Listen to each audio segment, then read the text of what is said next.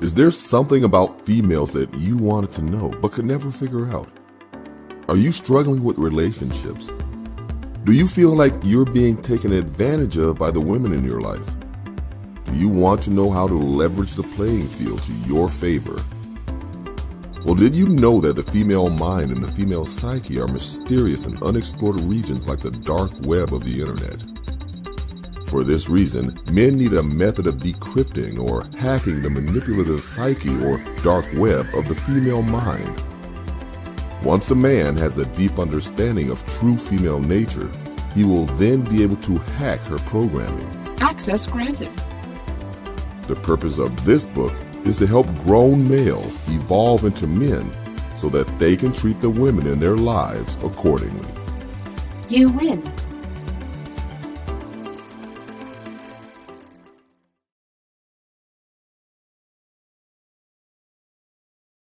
Now look, I want to speak on this about a little young player. I see a little young player, Ramil, up in here. I ain't got no problem with the pump and dump thing. I see where he coming, and I feel him. He in Atlanta.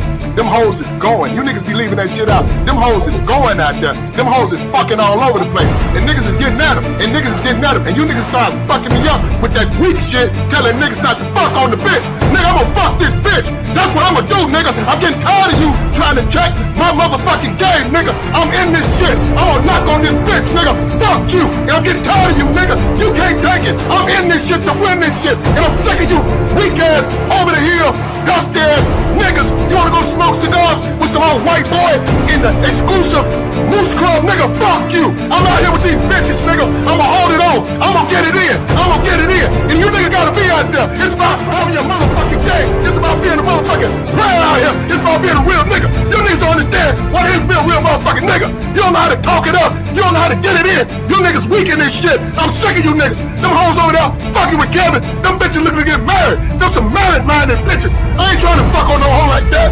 Go over there and fuck with Kevin. Let me fuck with the rest. I'ma do my best, nigga. Fuck y'all niggas. And you gotta put this out because you niggas don't put the whole side of the black man out here. You put one side out here. And I'm tired of that shit. And real niggas out here like me, we getting it in. We ain't got nothing to cry on. We let the bitch lie on us. The bitch lied on me, nigga. That's what she did. And I'm gonna do it again. And again, motherfucker. That's what I do. I'm sick of these motherfuckers crying. I'm gonna give you some tissue next time, motherfucker. That's how we do out here, though. Look, keep pumping and dumping. I don't blame him. Expect the Cardi bitch, wild bitch shit. All these hoes wanna do is fucking suck. And why get fucked up, they go fucking suck your partner. You know what? Just accept it. Be done with that shit. You niggas go to church, man. You know what I'm saying? Take that shit to church. I can't help it. The hoe fucks you over, nigga. That's your problem. That ain't my problem, nigga. I solve problems. I don't make them, nigga. That's what I do. You guys don't understand what it is to be a motherfucking back out here. It's just like playing football, nigga. We get prep. We get a motherfucking pep rally before we get at these bitches. Let's get it up. Let's get it in. You don't understand that, though. That's what's killing me with that. But look, I'm gonna pull up out of here, man. I'm gonna pull up out of here. Look, appreciate you pop in, man. We need, that's the whole black man.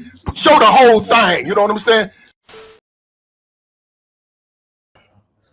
What's going on? Shout outs to everybody in the building. I am your gracious host, DJ Kuda, right back at the helm of today's show. What's going on, everybody? Shout outs to everybody in the building. We are in the building. It's Player Talk Radio. Shout outs to Aaron B in the building.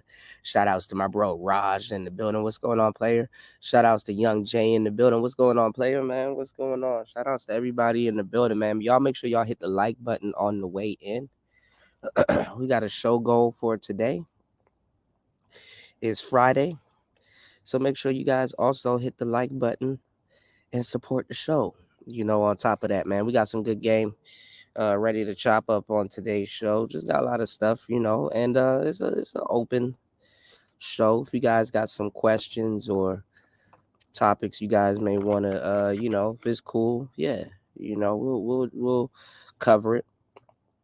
So we got some stuff to chop up on today's show and some other things that I've been getting into. And we're going to cover some topics that that I've been aiming to cover for the past couple of weeks. But I'm going to definitely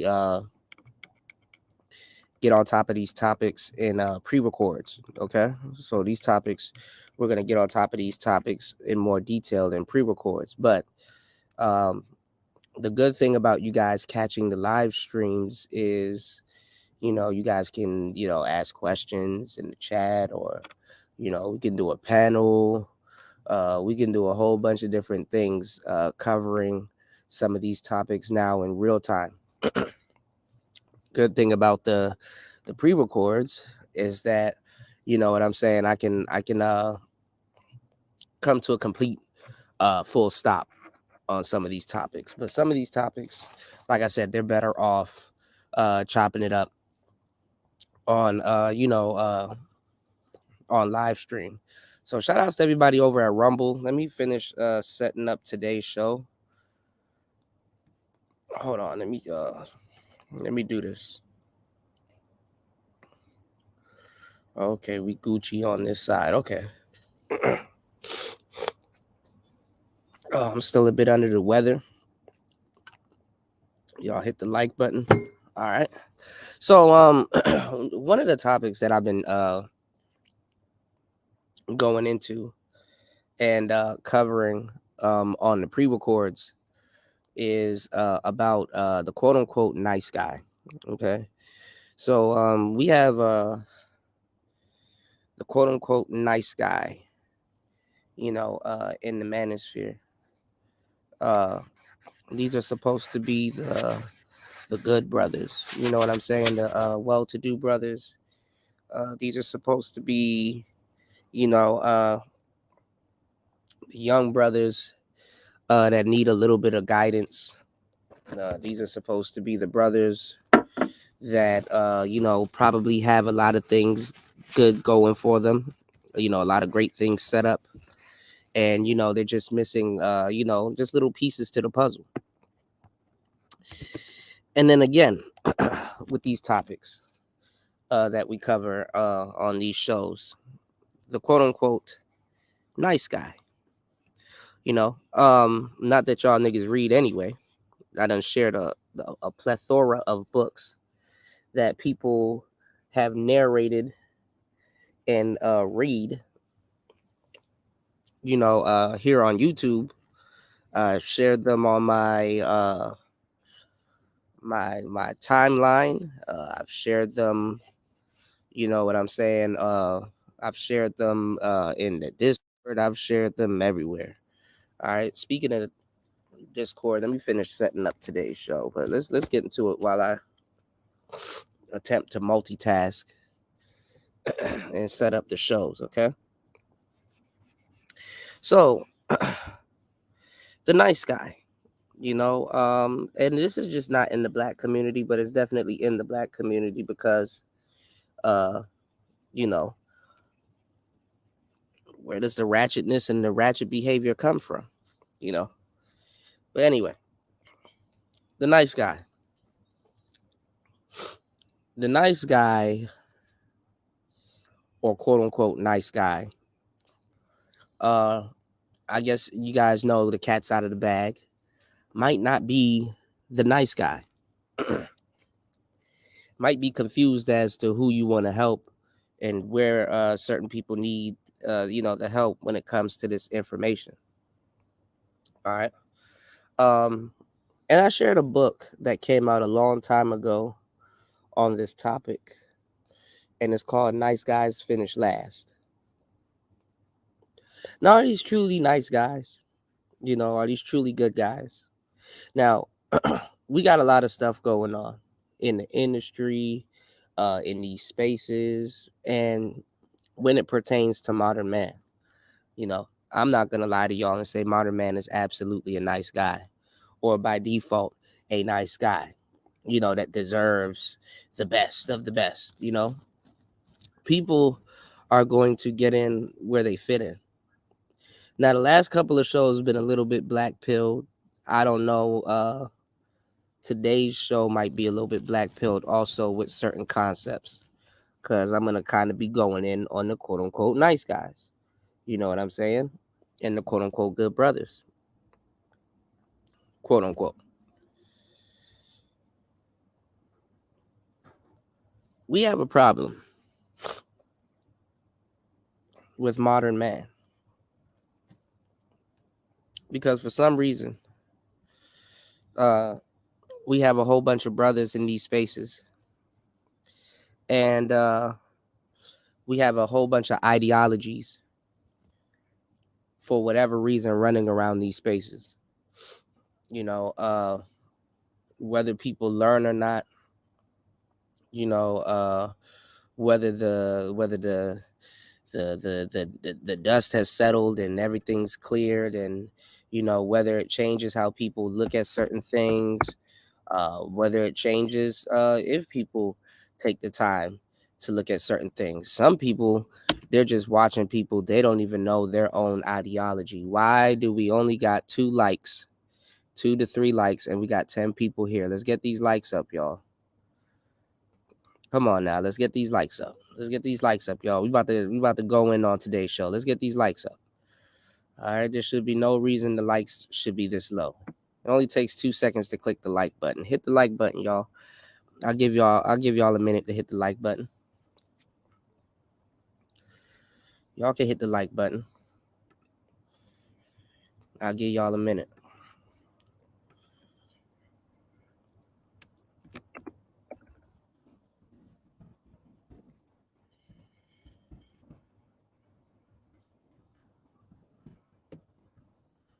We got a poll going on also. Give me 1 second. So while y'all hit the like button, I can do this poll.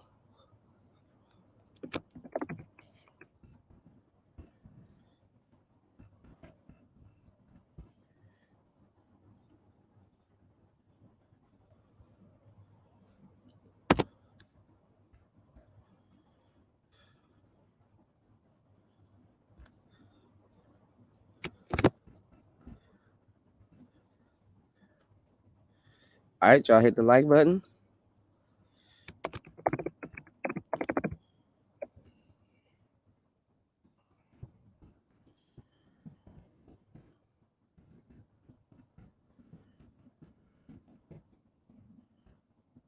Y'all know I can't type.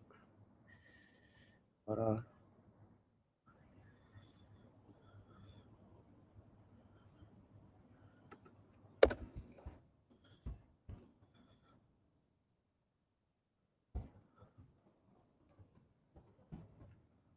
Hold on. I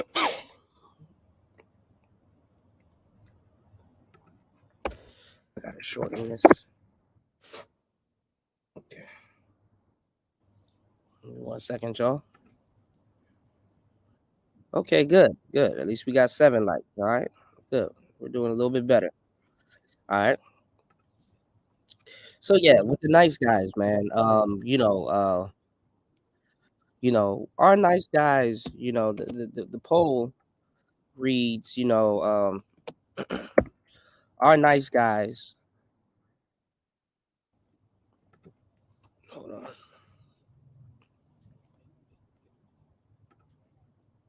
Y'all can support the show also. Uh-oh.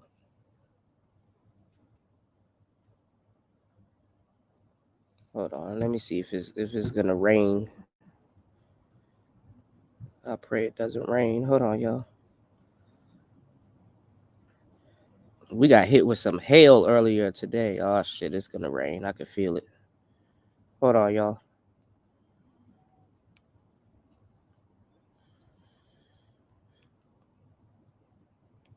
Damn, as soon as I start the show, it's gonna rain. Hold on, y'all. What the fuck?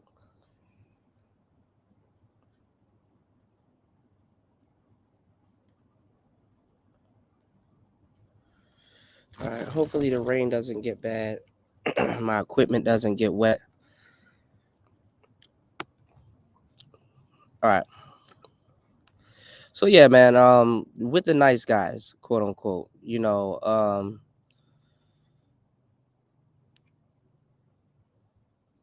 are they wrong for being attracted to promiscuous women? Because we have a new group of people coming in the space, and they're kind of running, another version of the quote unquote nice guy game. You know what I'm saying? We're dressed up like Kevin Samuels. We got the suits on.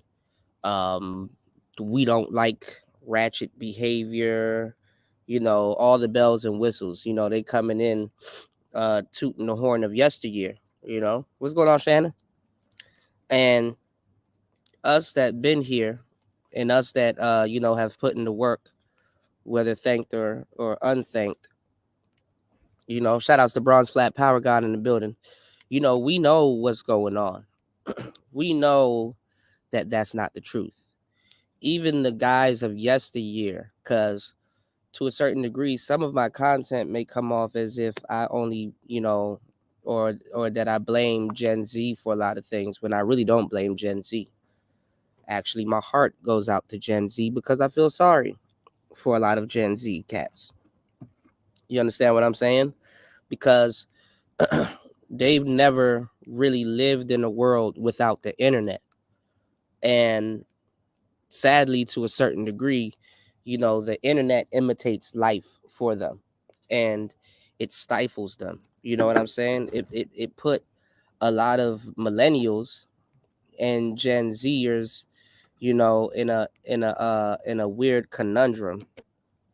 You dig what I'm saying? It put them in a weird conundrum because, you got to understand that on social media, whether you are who you say you are, or you're a liar, or whatever the hell your social media superhero handle is gonna be, you know what I'm saying? You got to keep it 100. Got to keep it 100. People are gonna perceive you a certain way. What's going on, JC? Y'all hit the like button on the way in. Support the show if you rocking with the message. What's going on, Maurice?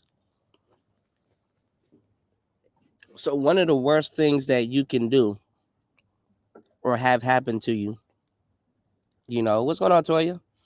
One of the worst things you can do or have happen to you, and is very unfortunate, is to have a social media before you have a social life.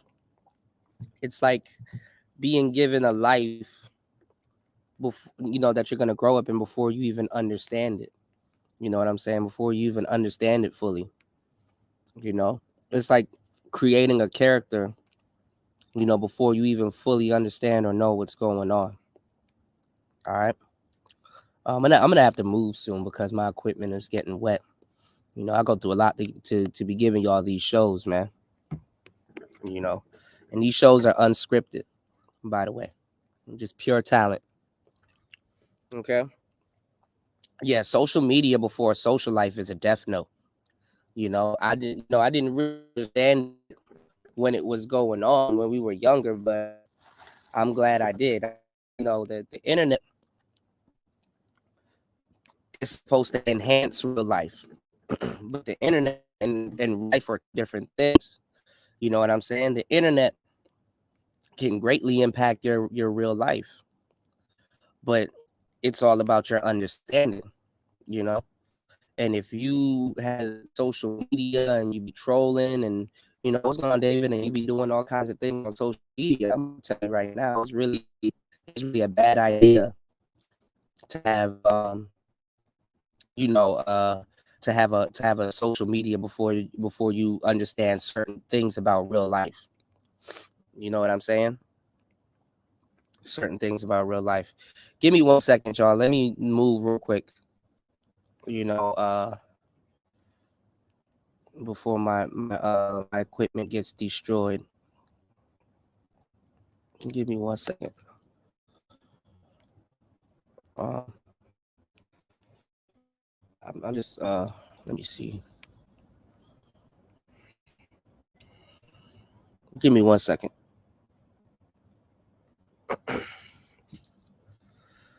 One second, y'all.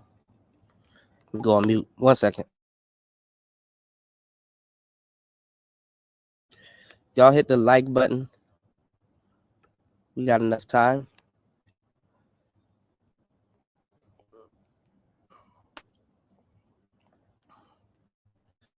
Give me 1 second.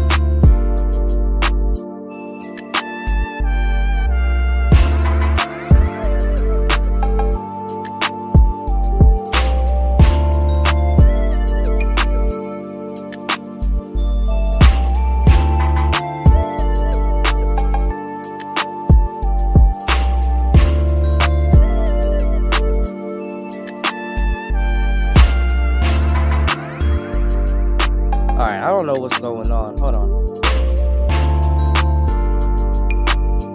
All right, hold on.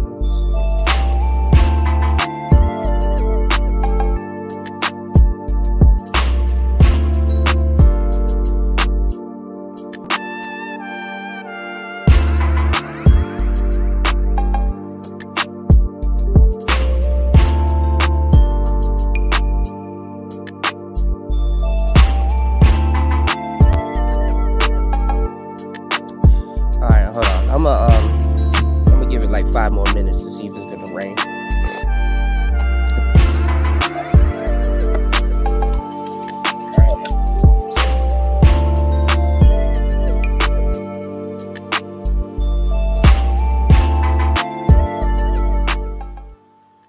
So yeah, like I said, my bad. I'm gonna give it some time to see if it's gonna rain. But yeah, you know, getting into it, you know what I'm saying? Like I said, it's you know, in hindsight, a lot of people don't tell you guys that it's not a good idea to have a social media before you have a social life. You know what I'm saying? It may seem like a good idea. You know, it may seem like you're getting your foot wet. Pause. You know, in life. But you're not. You're just on the internet. And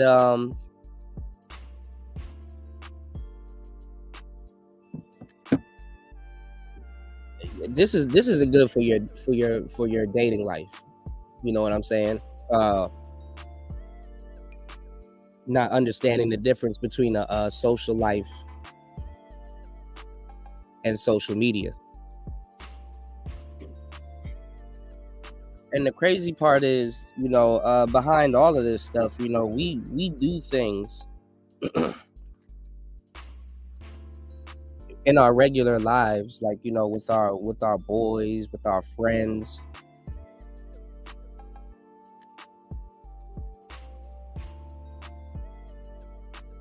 In the real world.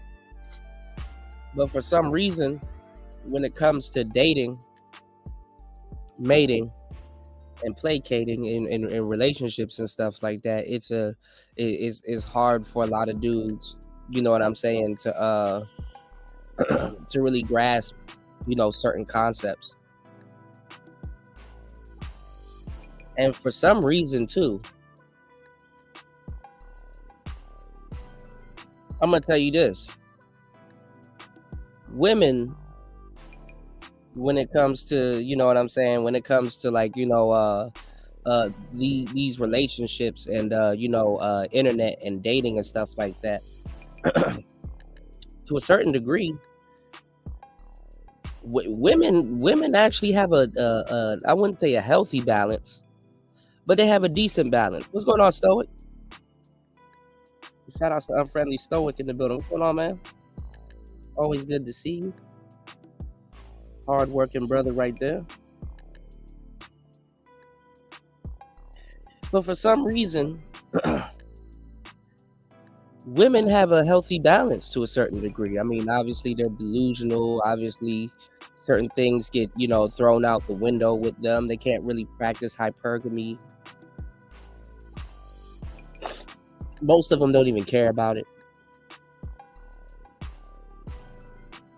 It's not really a thing anyway.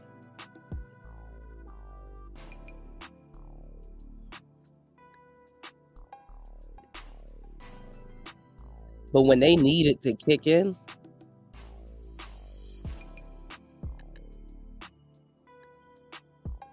that's when it becomes a huge problem. You know? And the thing about dating and the thing about apps and everything is that it's supposed to, what's going on, Bullets? Shout out to Bullets Gotti in the building. What's going on, player? Good to see you. Is that these things are supposed to make your life a lot better. Like, for example, Tinder is supposed to make your dating life better. Assuming you have a dating life. Hinge is supposed to make your dating life better.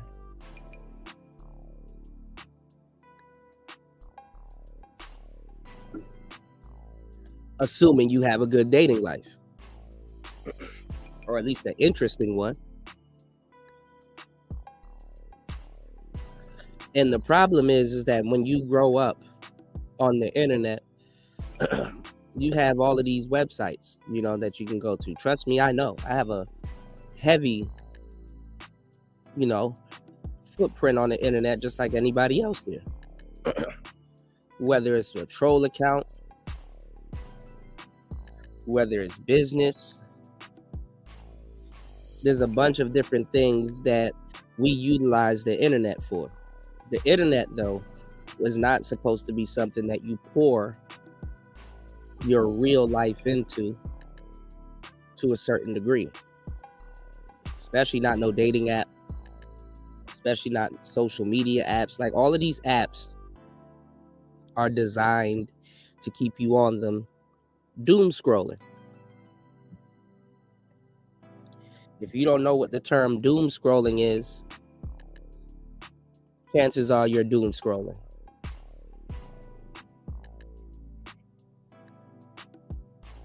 And the problem is, with the manosphere, the passport bro stuff, and all these different movements that you guys have right now, which damn near all comes from the manosphere anyway,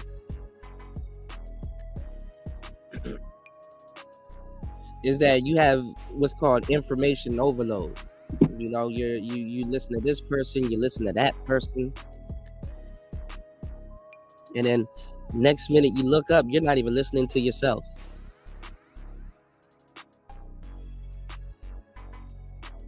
You're stifled by information. You're frozen by knowledge. What's the point of gathering all of this knowledge and knowing every single thing and not putting none of it into motion? Not making none of it not make none of it work for you.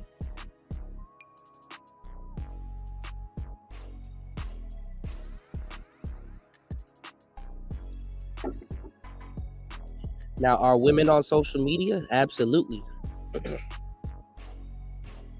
But they're outside too.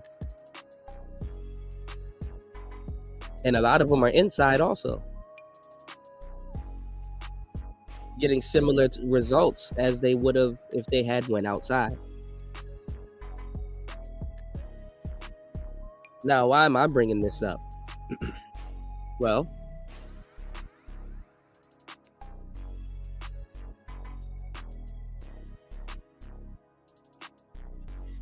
if you're a Gen Z,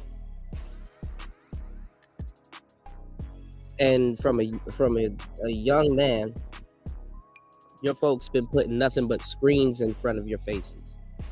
Computer screen, cell phone screen, touch screens, tablets, hand-me-downs, all kinds of, just technology, Wi-Fi. You're around all this technology. And the only depiction that you see of women that you can really go off of, because you don't really go outside, you're not really active, you don't really do too much. The majority of women that you're going to see is scantily clad. You're going to watch all the WAP videos. You're going to look at a bunch of women on, Instagram, Facebook, Snapchat, YouTube, Twitter, wherever.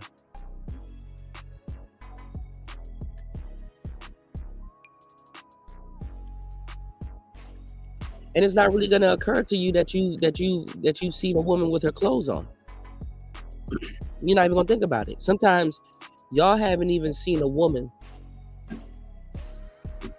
with clothes on in years, and it hasn't slipped your mind.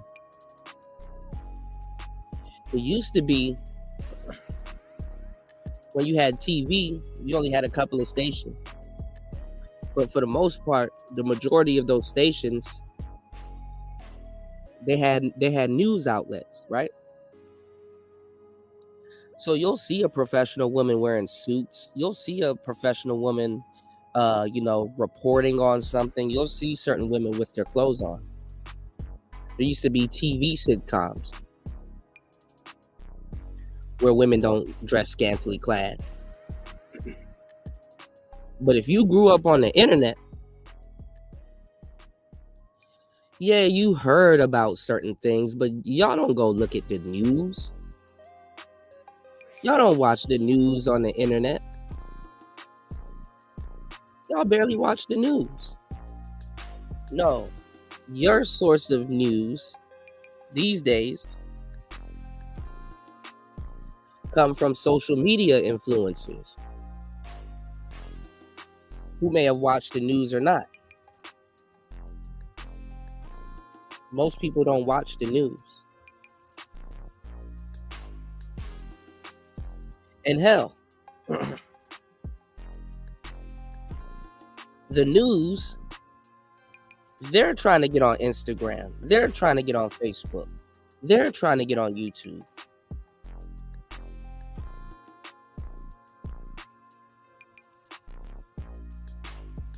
So what am I telling you?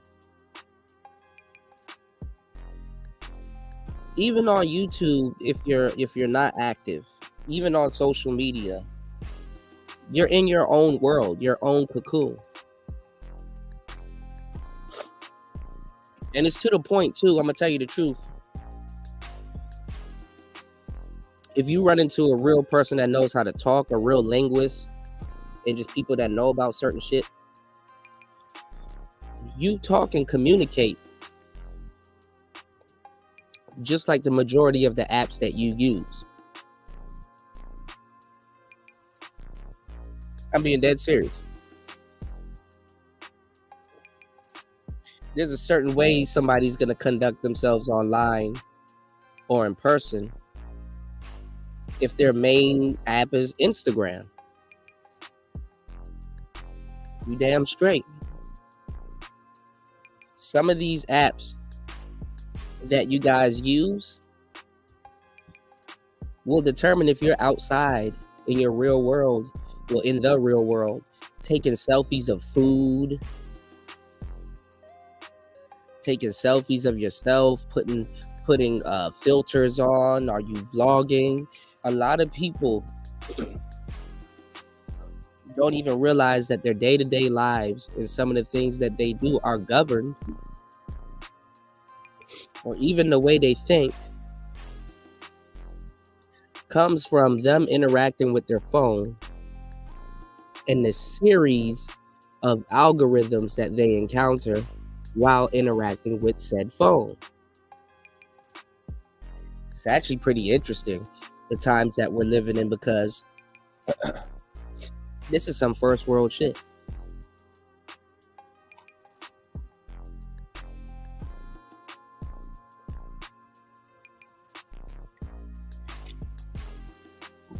And some people, their internet life is way more engaging, way more advanced than their regular lives. So this is what they pour themselves into. But guess what?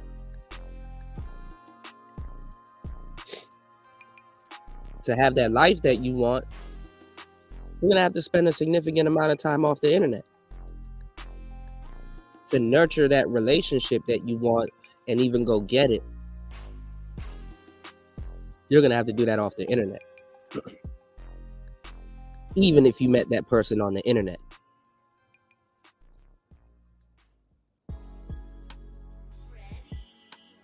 You have two people that communicate better with each other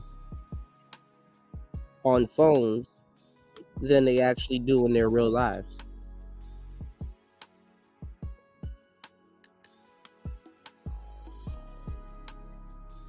And then one of the problems too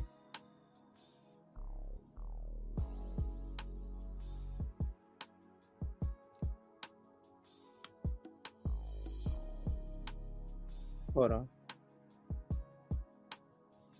What the fuck? Hold on, y'all. This didn't go right.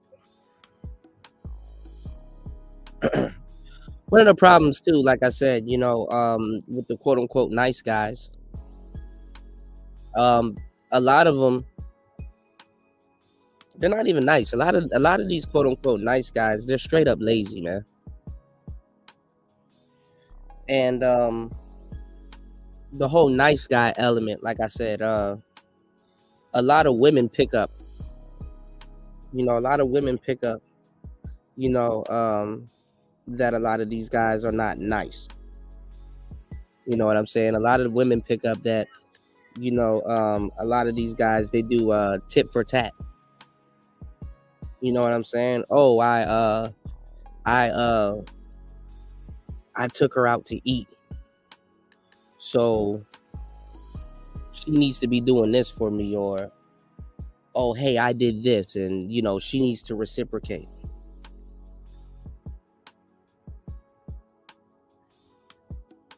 A lot of the guys that claim to be nice guys, they're really not nice guys. Oh, it's funny. I'm watching Kendra D go after Candace Owens. That's funny. You guys said on the show too that would be a good matchup. Let's see if it happens. But anyway, a lot of the nice guys of today's society are tainted if they are nice guys. Like I said, a lot of them are lazy. A lot of them claim they want something and they're not willing to do what it takes to get that certain something. We have a whole group of guys that claim, you know what I'm saying, to be passport bros, and they're running into basic problems that they don't understand. How much women do you have to meet before you realize you're the problem? What's going on, Vader? Shit get wicked, man.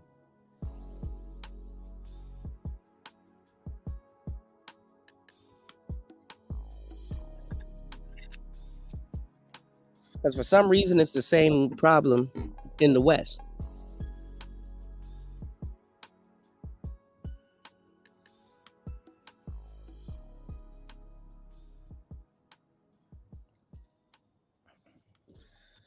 Hold on, give me 1 second, y'all.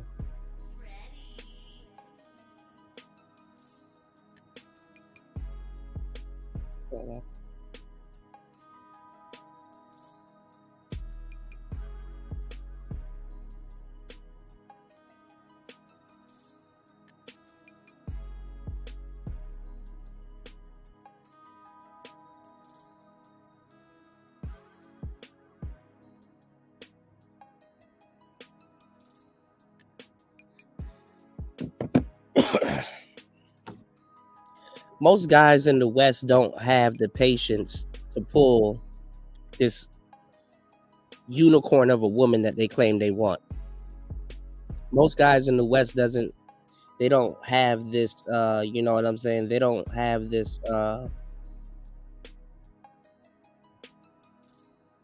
they don't have the patience to get what they want. A lot of these guys, like I said, they want same day lays. A lot of these guys, for some reason, they want to be players. A lot of these guys, for some reason, like I said, they're not 100 with themselves. So, like I've been telling you guys for the longest time, like there's nothing wrong with liking hoes. There's nothing wrong with liking promiscuous women. There's nothing wrong with liking hoes and liking promiscuous women. But for the most part, like I said, with the Gen Zs, they haven't been introduced to another type of woman, the quote unquote good women. They, aside from school and whatever else they do, they don't see these decent women, much less pay them mind or respect them. And one of the big problems that happens with men when they're around too many promiscuous women, whether they're dealing with them or not, they become desensitized. We have a problem right now where, like I said, men, everybody's talking about, we talked about this before the pandemic kicked off, that, the legalization of, women in their bodies. Women say, hey, I want to sell my body. I want to go right on ahead. You know what I'm saying? Do what you want to do. But one thing I said back in the day is that women are going to find out the harsh side of men. This is going to shoot whatever they did in the foot. You see, young men, if you weren't around, hold on, give me 1 second. Hold on.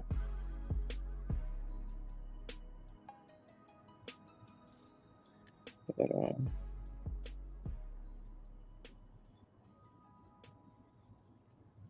Y'all hit the like button and support the show, y'all. If you weren't around back in the day, you might not have no clue about what's going on today. And you may need somebody like myself, that's the missing link, that can give y'all the game as to what's going on today. So why would I say that is shooting them in the foot? Why would women selling their bodies, why would that shoot them in the foot? Well, women did all of this work, so they quote unquote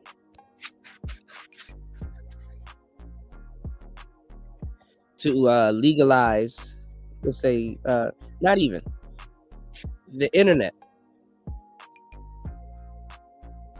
Back in the day, there used to be a thing called dime shaming. Now we just say you don't get no baddies, whatever that means. Baddies just another term. I wouldn't even say for dimes.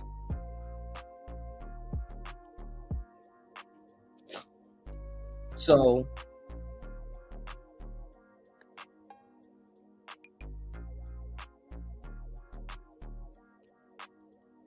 men used to have like a different perception of attractive women. You know what I'm saying? Especially mixed with the hero complex. What average women did and feminist women did, because they weren't necessarily the good looking women, they were more average women, which average women get way more men than dimes. What they did with the internet was made everything all inclusive.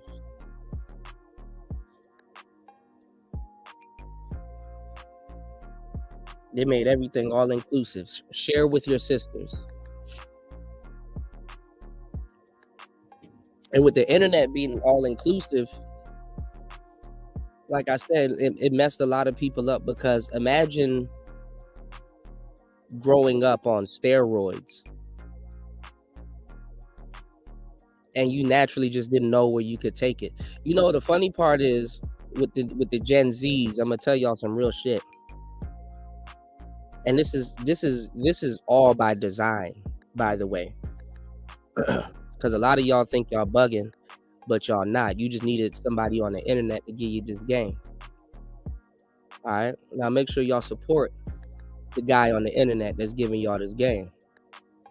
Because nobody ever gives y'all original or real content. I'm gonna tell y'all some stuff that you will hear here and you never heard anywhere else. If you hear it anywhere else, guaranteed somebody took it from here. Did you know that with the internet and growing up with the internet, it sabotaged a lot of guys and women that would have been naturals? Oh yeah, that would have been naturals. Imagine without all of this BS and you basically,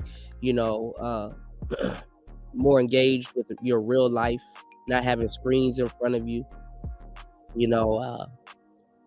not being molded mentally in certain, perceptions and things that you see on the internet. Imagine you could have been a natural and you could have been having success with a lot of women, or just anything, not just women. Have you noticed that there's a influx? Like things aren't even taboo anymore. I mean, obviously you got your guys that are having problems with women, but have you noticed there's a bunch of good-looking, decent, handsome dudes that's clogging up the space? That's like, oh, I'm having a horrible time with women, or oh, I'm not getting what I want, and oh, I'm not. And I'm like, bro, you look decent. Pause. No diddy. With just a few minor tweaks, you're gonna be all right. Like, what's the problem? The internet. When the internet made everything all inclusive, everybody's dating pool rose gradually. It's like a buffet to a certain degree. You have all this food around you. To a certain degree, in the back of your head, you feel like you're obligated to eat all this food. And the crazy part is, whole time you could be struggling to get a bite. Get my drift?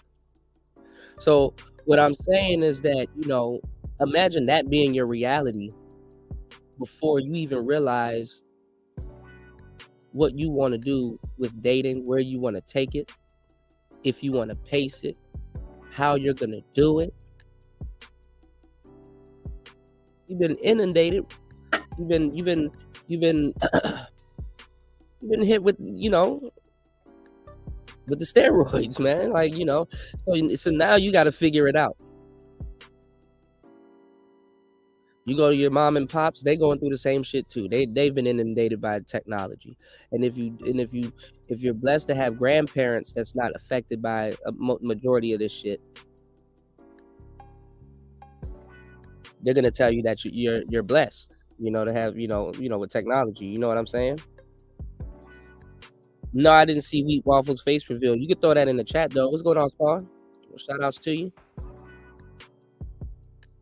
So like I said, it put everything on steroids before you were even able to understand exactly what you're doing. And to a certain degree, it killed a generation of naturals. See, the world wants men. The world operates better when men aren't naturals, because guess what? Now you buy into the whole economy. Women depend on you not to be a natural. Women depend on you not to know what you're doing to a certain degree. Women depend on that. That's their bread and butter. That's their bread and butter. You not knowing what the hell's going on. All right, let's see what Wheat Waffles. So Wheat Waffles, did he show his face or somebody doxed him? Hope nobody doxed him. Let's take a look at this. Okay, he looked like what I thought he would look like. The fuck? Let me give y'all a good example right here. Like, what the fuck? There you go. Hold on, give me 1 second, bro. You got niggas like this talking about some, I'll never find a wife. Boy, if you don't stop wasting everybody's fucking time, hold on, y'all.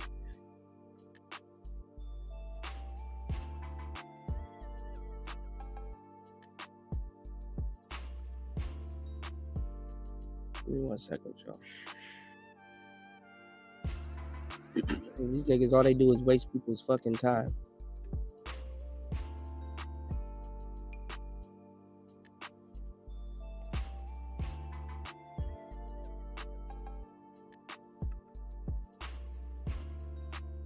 Hold on, yeah.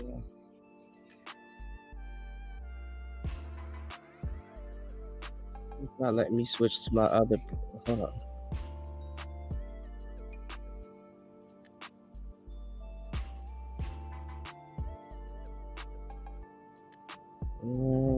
Where's my other account? What the fuck? Hold on, y'all.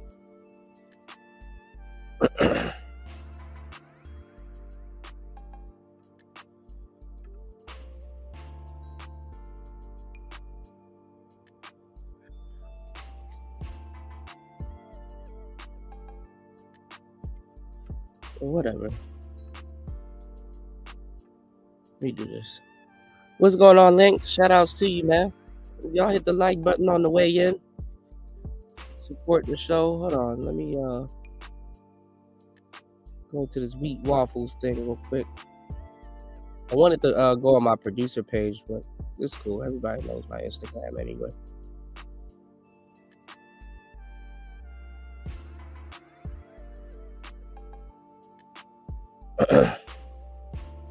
Shout outs to Link in the building. Y'all hit the like button, support the show. Look at this. Clear example right here. Broski does sports. He does all of these different ventures. Like, what's it like? Come on now.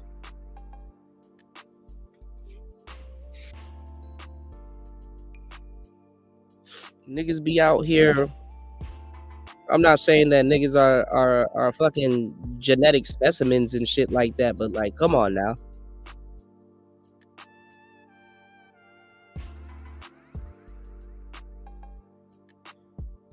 So what is the internet exposing in the new world that we're in, or that we've been in, that needs to be described to people that are observing it and living in it? Well,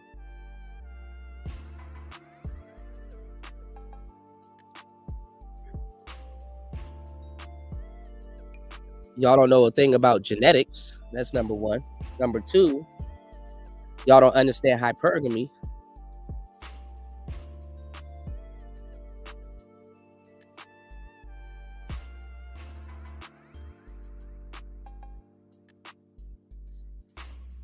But dude looks like the Chad Rones that you know that he quote unquote talks about.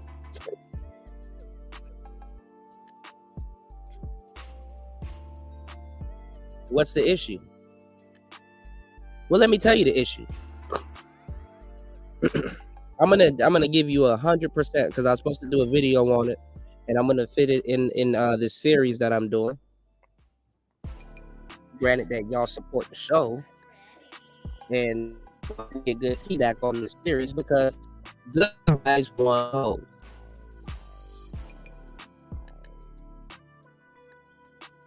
Good guys want hoes. I can for sure guarantee you the problem that he has is his choice in women. I can 100% guarantee you the problem that he has is his choice in women. Oh yes. Same thing with the passport bros. Same thing with you dudes in the manosphere. All of y'all have the same problem, which is your choice in women. Dudes like this like women that go out on the weekends. They're in the club dancing to Little Baby. They know all the words. They're twerking, having it up, having a ball with their girlfriends. That's what these dudes like. See, everybody be talking this whole, oh, we need to tell the women this and tell the women that. They need to get up out the club. Well, you need to get up out the club. Some of these dudes, you can't keep them up out the clubs. And a lot of them aren't even in the clubs doing anything. They're just in the clubs just hanging out and watching.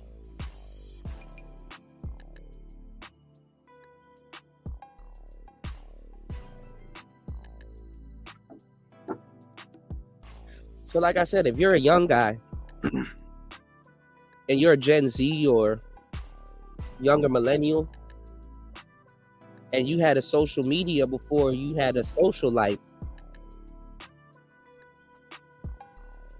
9 times out of the 10, the girls that you want, they're hoes. Even if she's the quote unquote good girl in your eye and stuff like that, they're hoes. A lot of them they have hoe tendencies. At least you are attracted to promiscuous women. And this used to be a trait that even square guys. What do I mean by square guys? Well, what I mean by square guys is guys that are quote unquote in the real world. Like I said, because people be like, oh, well, since you call them a square guy, they're not as cool as the red pill guys or the guys that know about this stuff that's in these spaces. That's not true. Shit, the square guy nowadays, he's inundated with the same shit. Square guys nowadays are attracted to hoes also. Big whoop, right?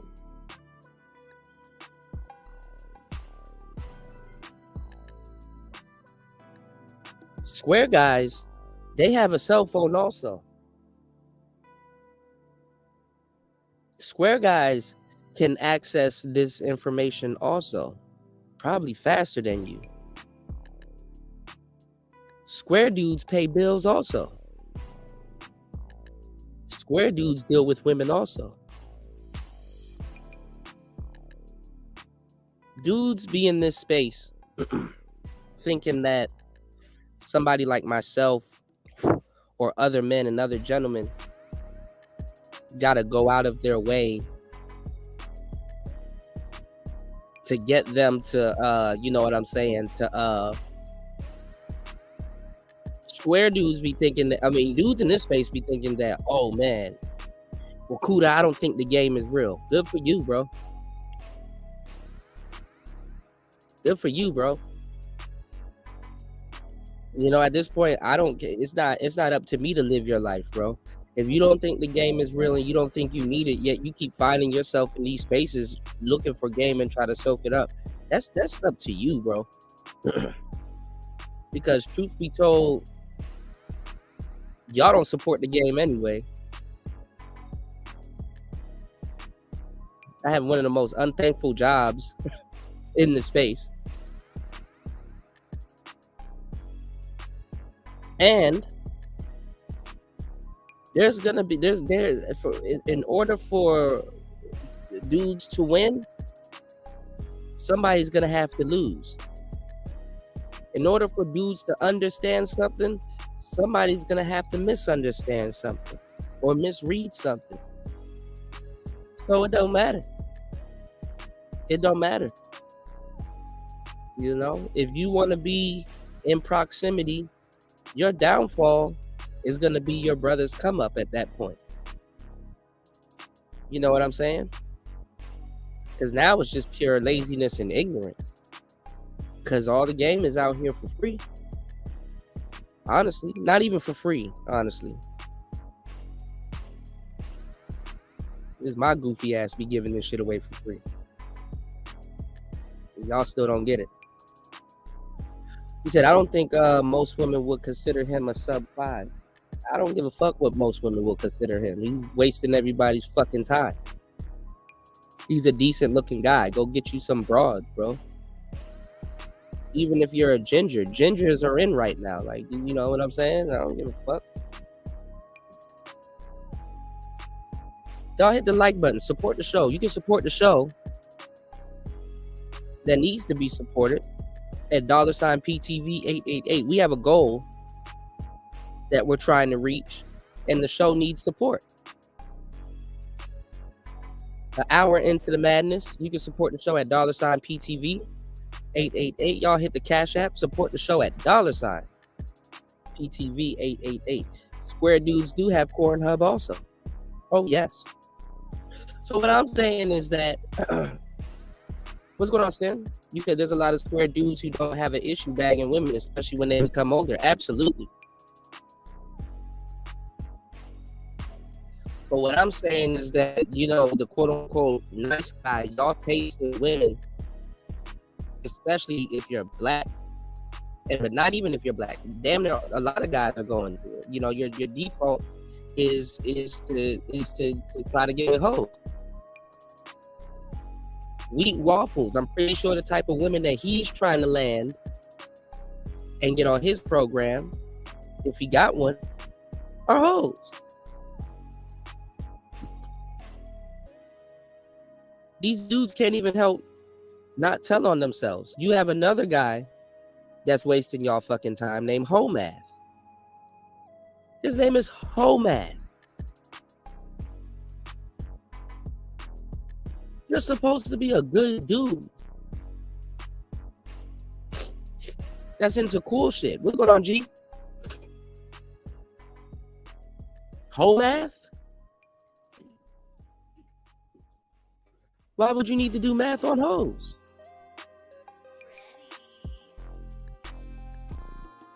You never see these guys break down the ideology or the psychology of good women, because a lot of people say, "Oh, good women are hoes too." There's some truth to that.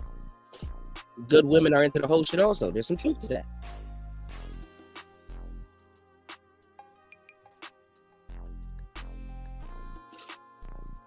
Now, although there may be some truth to that, y'all, then doesn't that make the perfect women? I can make an argument saying that makes the perfect women for the nice guy. Okay, you want a good girl with a wild side. Why aren't you getting that? But it's like, no, they want to go after hoes. They want to go after bona fide hoes. And then complain when it goes the way that it's supposed to go. You go after a bona fide hoe. Let's say you lead with your wallet and she ain't lead with your wallet just yet. You know? Like I said, and if y'all don't know what y'all doing and shit like that, you could be creating a tyrant. It's very easy to create a tyrant out of women. But let's say you get one. Do you have an edge? Do you have something that's going to keep her attracted to you? Do you have something that's going to keep her around other than your money? Are you funny? Are you entertaining? Whether she got whole friends or no friends, can she bring you around them? You know what I'm saying?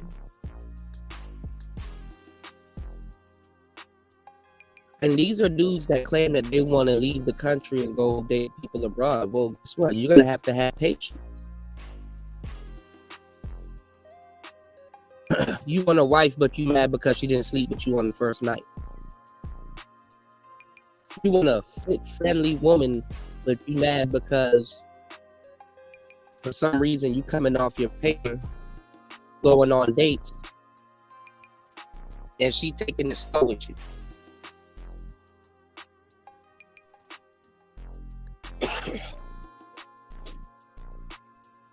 Most of these dudes don't want no fucking long-term relationship. And if they do, they're not willing to put in the work to get it. Even though, I'm going to tell you the truth, you can damn near marry and have a long-term relationship with somebody that you sleep with the same night. It's very much possible.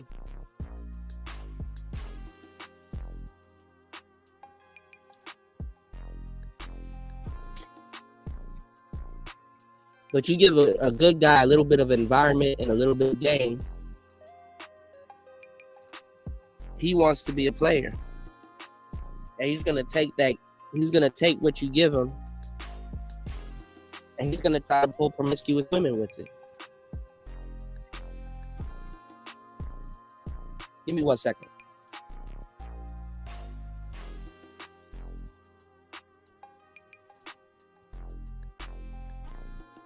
And then he's going to turn around and complain.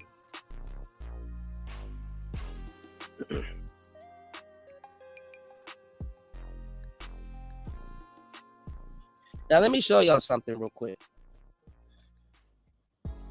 Hold on.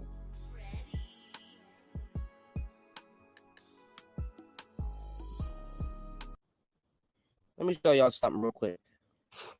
Because I wanted to play this on the last couple of shows. Y'all hit the like button. Support the show.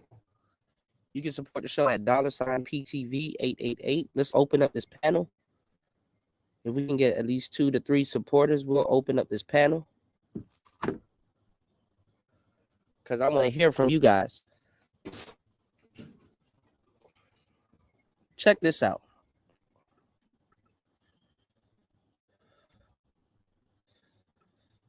We had let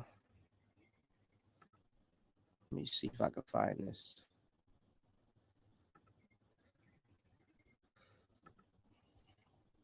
I gotta share this in this group.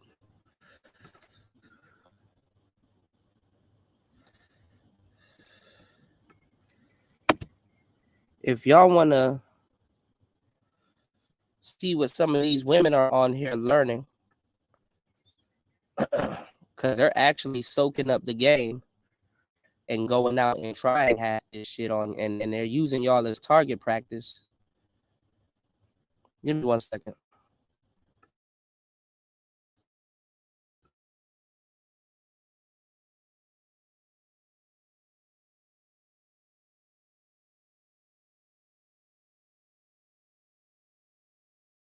Practice. Hold on.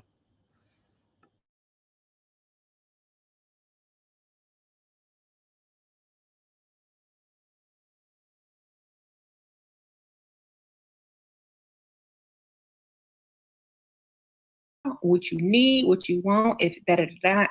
And I've been giving y'all the game on She-Ra 7. But this is diva game. You know, this most women, I've been giving y'all the game on this shit. Most women can't pull off what she's talking about. But the knowledge is there, right? And I'm gonna tell y'all the truth too. Because, you know, hold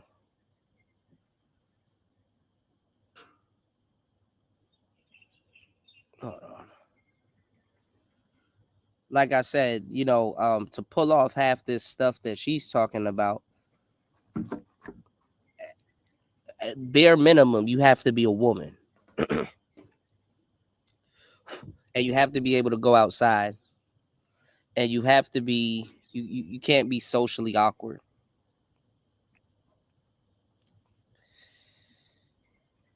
But the women that she's talking to, they can pull this off. Some of them. Most of them can't. But that's not going to stop them from doing it. And they get so much time to practice on y'all and whoever talks to them. Okay? So check this out. Give me 1 second, y'all. If you want a good life and a good marriage and a good relationship, he has to love you more. I don't care. That's just how it has to be. All right? Now, imagine using the internet to try to explain basic psychology to people that don't understand it or don't get it. Why does she say that he has to love you more? So at any point, you can guilt trip him, or you can guilt trip him, or you can manipulate him into giving more. This is why she tells you, see, her audience supports her and what she got going on. They support her to the moon. She gives them basic level rocket fuel and they support her. For some reason, y'all have a hard time supporting real brothers, giving y'all basic level rocket fuel. Why would she tell her audience that he has to love her more? Well, common sense will tell you the person that loves harder in a relationship is the weaker person. This is so that you're in control of the relationship. Problem is, women like to be the person that loves more. And to a certain degree, depending on how they go about it, they get very much irritated when they realize that this person is fawning over them and just for whatever reasons, they really can't look to him too much with respect.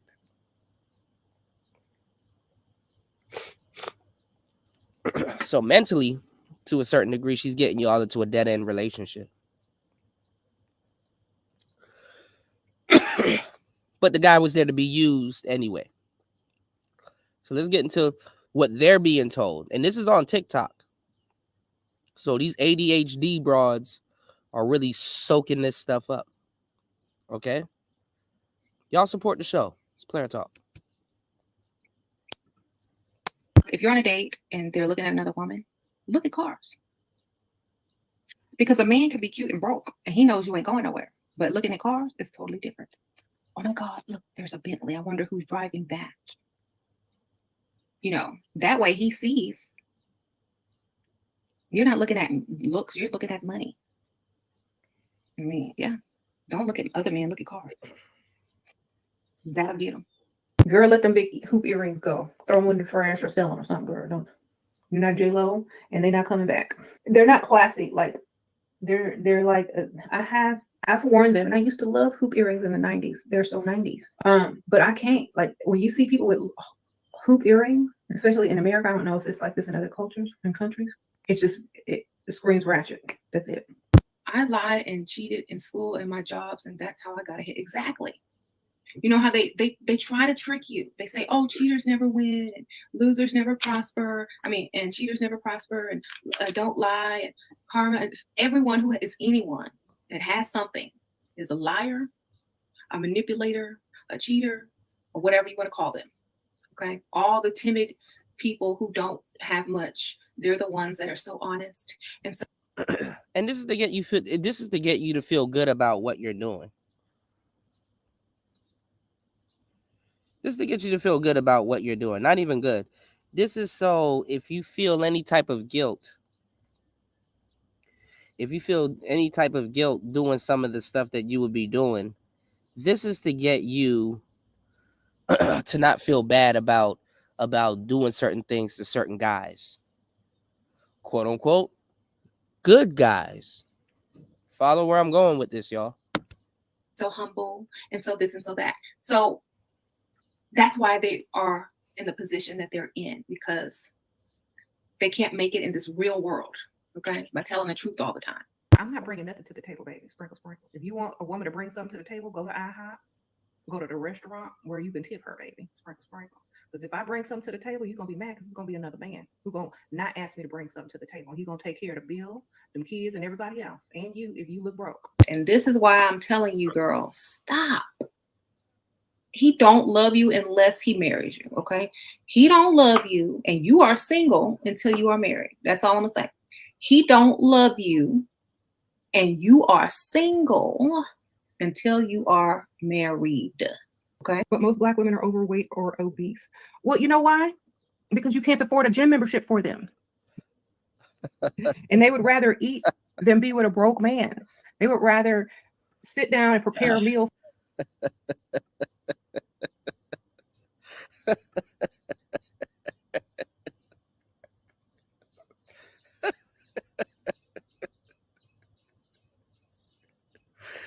Oh my God, you can't make this shit up, bro. God damn it! You can't make this shit up. You can't afford a gym membership for them. That's for their kids and their family and eat and get fat because y'all aren't worth big skinny for. What we gonna be looking good and snatched for to go get some coffee? Oh, I got to go to the gym. I might get invited out for some coffee tomorrow. Let me go get my brows waxed so I can get this coffee. Ooh, girl, I gotta go. I can't. I'm fasting, girl. I'm going to Applebee's tomorrow. What do we have to be skinny for? Y'all ain't taking us nowhere where we got to fit into something to look extra good. Y'all ain't taking us to no fundraiser. We ain't going to no gala. Y'all ain't getting no private jets to jet us off. Y'all ain't surprising us with plane tickets nowhere where we got to be snatched. Y'all trying to take us to Applebee's and to your mama house. How do you know if you're the ugly friend? Sprinkle, sprinkle. How do you know if you're the ugly friend? Ask a child that don't know you. Take a picture of you and your friend. Hold it up to some child. Who's prettier? Who's ugly in this picture? Okay. I've been with him 4 years and we still ain't moved out or have a ring, and currently he has no job. Then you a prisoner. You've been kidnapped by a broke man. Honestly, I don't even know why you're still there. How do you get out of a situationship? You're not, if it's a situationship, then you're not in anything. You know what I'm saying? You don't have to ask how to get out.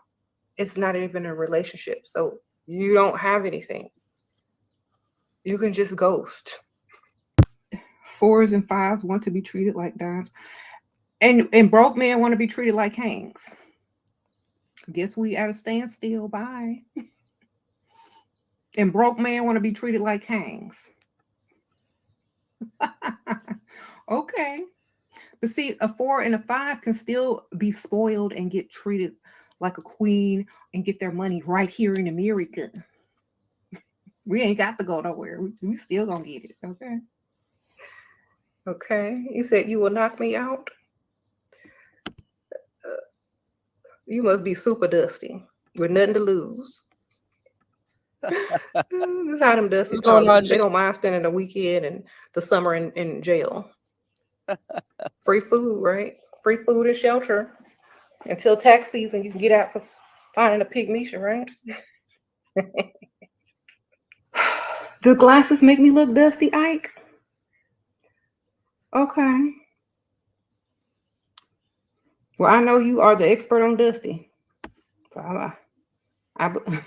So y'all are seeing where this will, where modern women are getting their lexicon from, which was taken from Tariq, by the way. That's all you hear. Dusty this, dusty that. Now, some people may be under the impression, right, that I don't like OnlyFans or I'm against women that do OnlyFans. Look, I don't care. Do what you got to do, right? I'm not saying because you do OnlyFans that you're wrong. I'm not saying because you do OnlyFans that you are a hoe for show. Just know what you're doing. And if you're going to do it right. But like I said,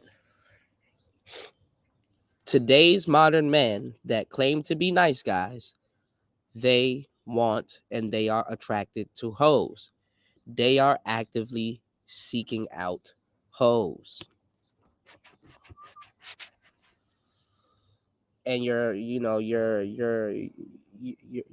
lifestyle does not accommodate what the hell you want. Now, I got a friend. Cool as hell. He was on the show a couple years ago. Right? And y'all hit the like button, support the show, y'all. Right?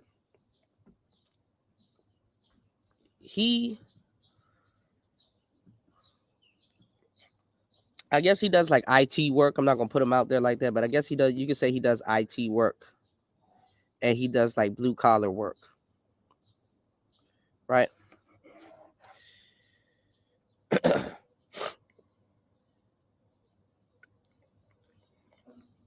he does little things or has little things around him that I guess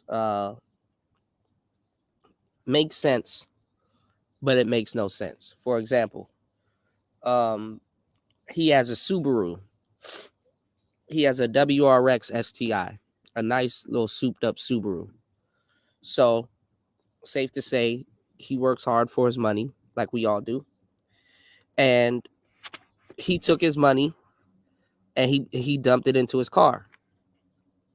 You know, that's normal, you know, for a guy. I'd rather guys do that, you know.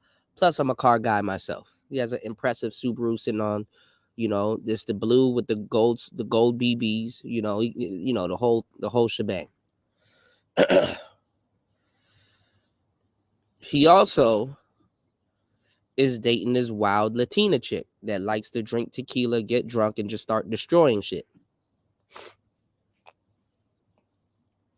And I guess she smashes him, and the sex is wild and all this other stuff. But when they're not in bed with each other, or they're not really, you know, outside of the bedroom, I'm gonna tell you the truth. That nigga is living in hell.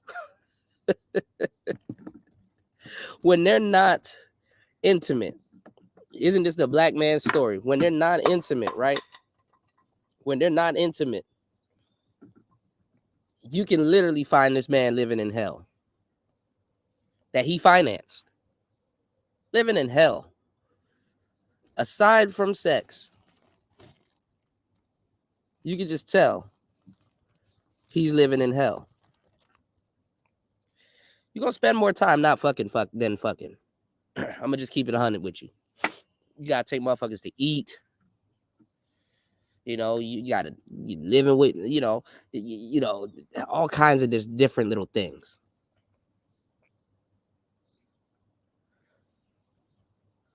And it doesn't match your life. It's not worth it, you know. You can find you a decent wife. You know, you're gonna, you know, she might be lacking in certain areas, but that's where you kick in. You know, I don't even blame. It's not even about de-policing. I'm just saying, two shoes doesn't match. If you're a nice guy, you're a good guy. You know, you deserve nice things. Why torture yourself like that? You know, even if it is what you want, but that's what he wants. You know what I'm saying?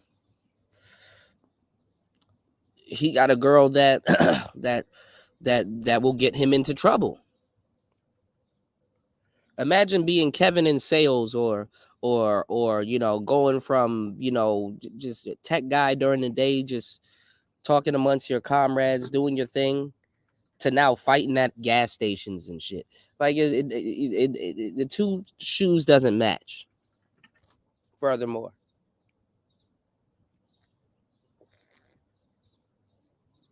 she curses him out, destroy a bunch of his stuff,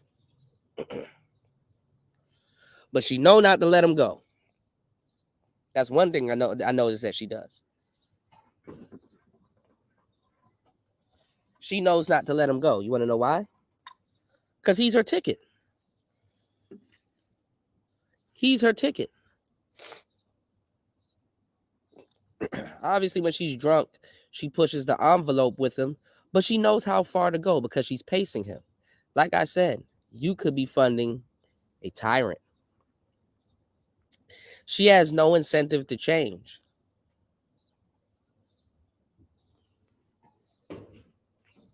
Now, some people would say, oh, well, Kuda, well, if she leaves for the next guy, isn't that hypergamy? No.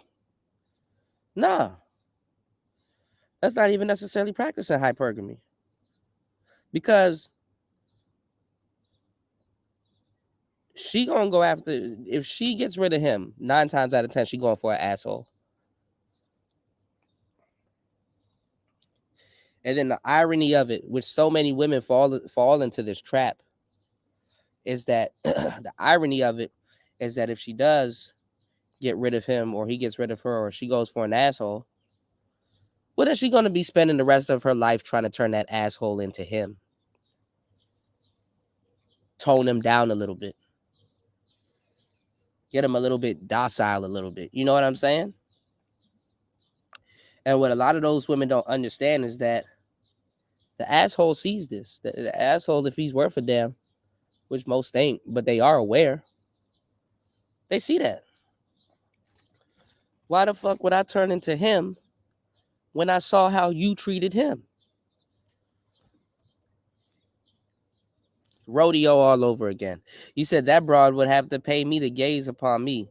Lower level used broads talking shit. Get the F out of here with that BS. I agree. But what I'm saying is, okay, so what are the type of women, in y'all opinion, because we're going to get to the poll, what type of women should nice guys be going after? Where can nice guys find these quote-unquote nice women? Because to a certain degree, these quote-unquote nice women are at the clubs. They know these songs. They're twerking. Where do you find them? I know where to find them. I know where they would be at. But are these guys that claim to want these type of women, are they willing to go to these places? Are they willing to put in the time? Most of these guys want short-term relationships. And you have people like She-Ra here that will ruin a woman's hypergamy by turning you into a target to get seduced and reduced. You see some more tactics.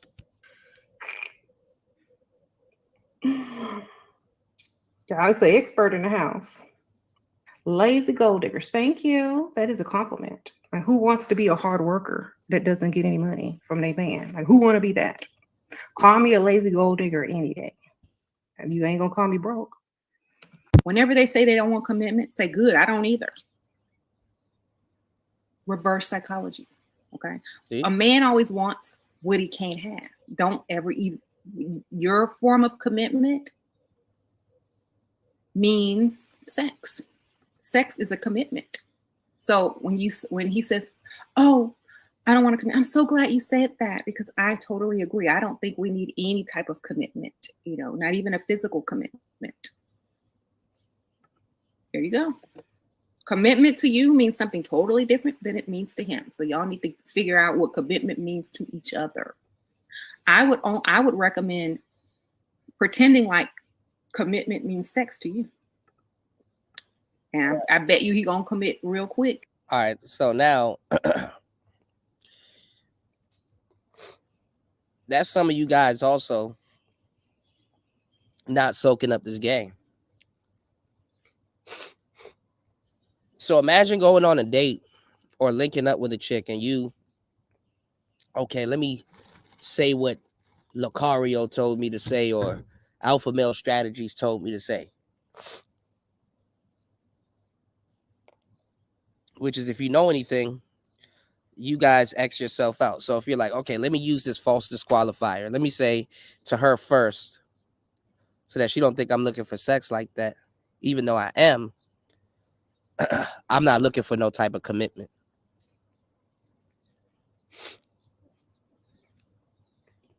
You use a false disqualifier, something that will disqualify you. And what you just essentially did is paint yourself in a corner. Because you're out on a date with somebody and you literally came out your top and said that I'm not looking for commitment.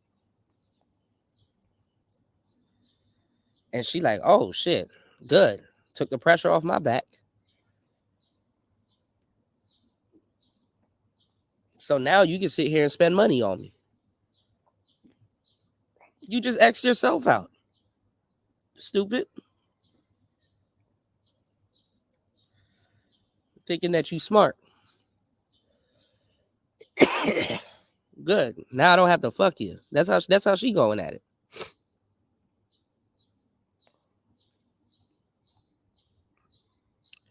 So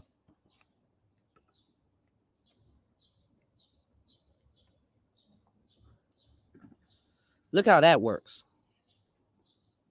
Good. Now there's no pressure on me to sleep with you tonight.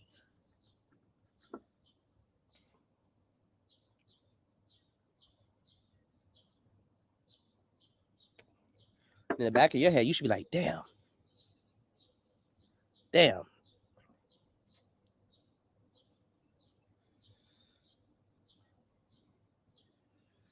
Now, it depends on how you say it. Because you can say I'm not looking for no commitment, meaning that, yeah, I'm trying to get a one-night stand. I'm trying to get an ons, right? Well, y'all need to soak up this damn game. You don't falsely qualify yourself like that, not early, at least. Because you damn near, you got to even understand if you're talking to somebody that's attracted to you or not. What's going on, Ism? Yeah, yeah, she waxing and taxing, man. She waxing and taxing, and dudes don't see it, but they so quick to say, "Oh, the game doesn't exist." Okay, yeah, and that's one of the dumbest things that men in the manosphere did. Even if you don't play games, you don't make a declaration like that, because a woman's like, "Okay, I know you just made yourself a target." You know, look at how quick. Look at how much times in days and decades, not even decades, but look how much years I've been sitting here giving y'all this game, right? Look how much years I've been sitting here giving y'all this game. And she just sitting here right off the bat. Yeah, use reverse psychology. Yeah, guilt trip them. Yeah, dude. Like she's literally running down to women how to easily manipulate you.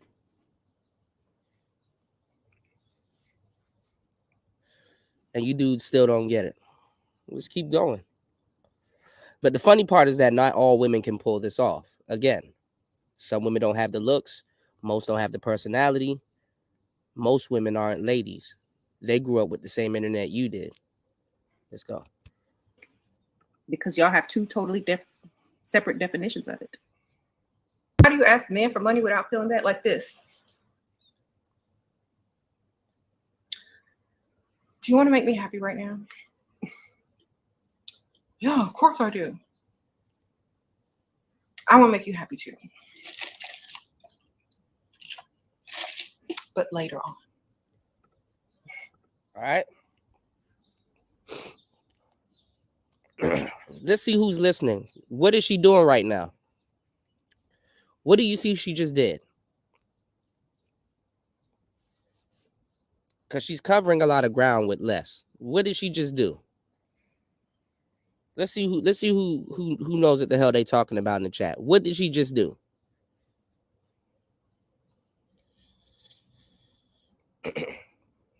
I'll wait. Y'all can support the show too while I wait. 3 hours and 36 minutes into the madness. What did she just do? She did two things that y'all haven't picked up on.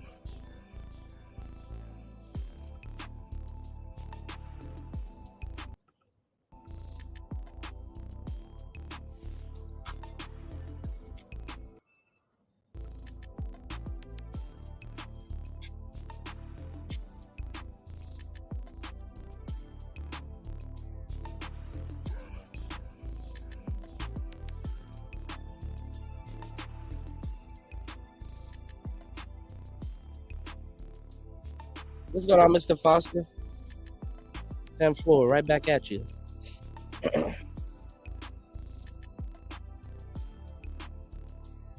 So since we don't have people participating and y'all just want the game for the free, I'm going to tell you what she just did.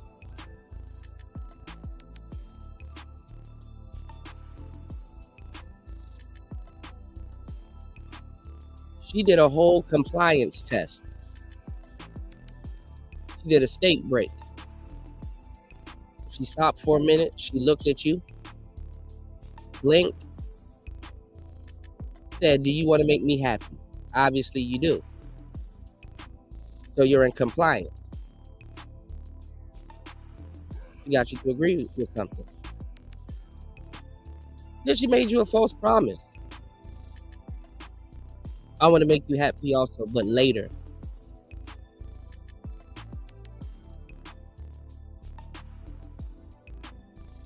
Mr. Foster, keep spitting the words of wisdom for the warriors.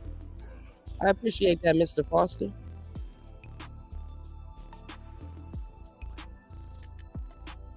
Our problem is that the warriors are not supporting this game. And I got to repeat myself 50 times, but Shira only got to say it one time. We did.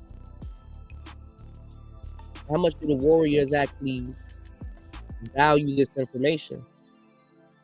I'm literally breaking down what happened, you know. She literally got y'all to take a compliance test after a state break. And it made y'all a false promise. I can run that back. It happened right here in real time.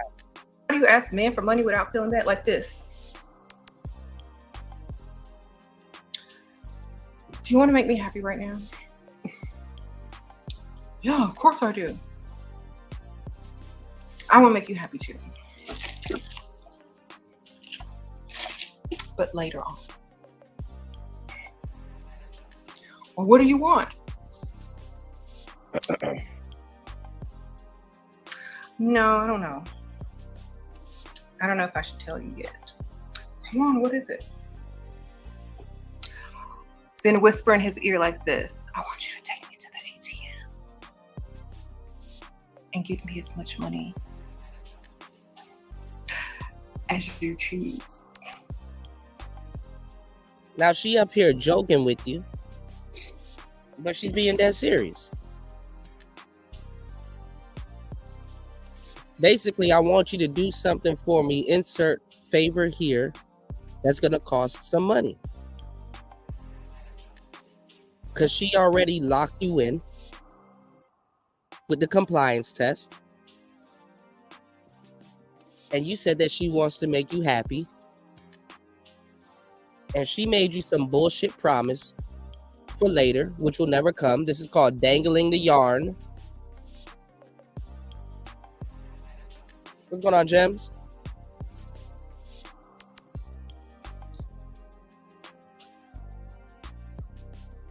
And there you go. You locked in. It's kind of a kink. I just want to see what you're going to give. It's going to like, okay, let's go. Then you're going to say, no, never mind. You're going to tease them a little bit. You're going to say, never mind. Right.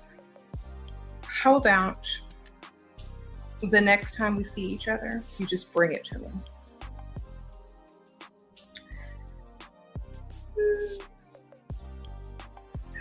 There you go. And this is to get the anticipation up. Now, where would be the problem in this situation? Well, stuff like this happens when you guys are getting to know each other and courting each other. Women can play these games.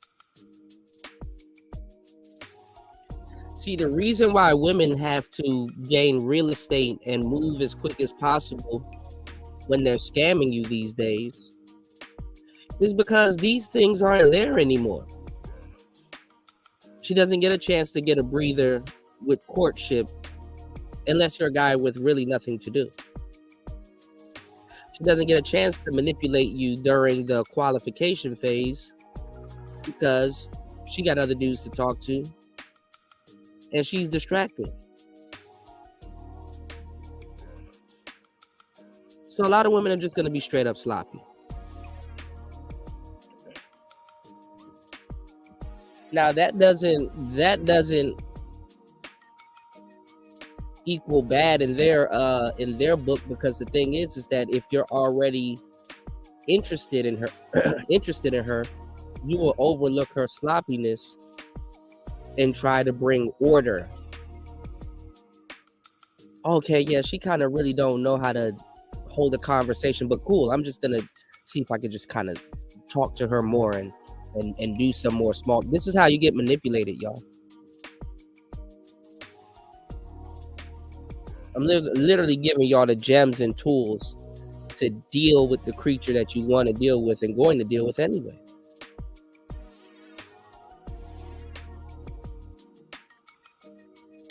But you need to be able to understand this. You need to be able to not work your way into this BS.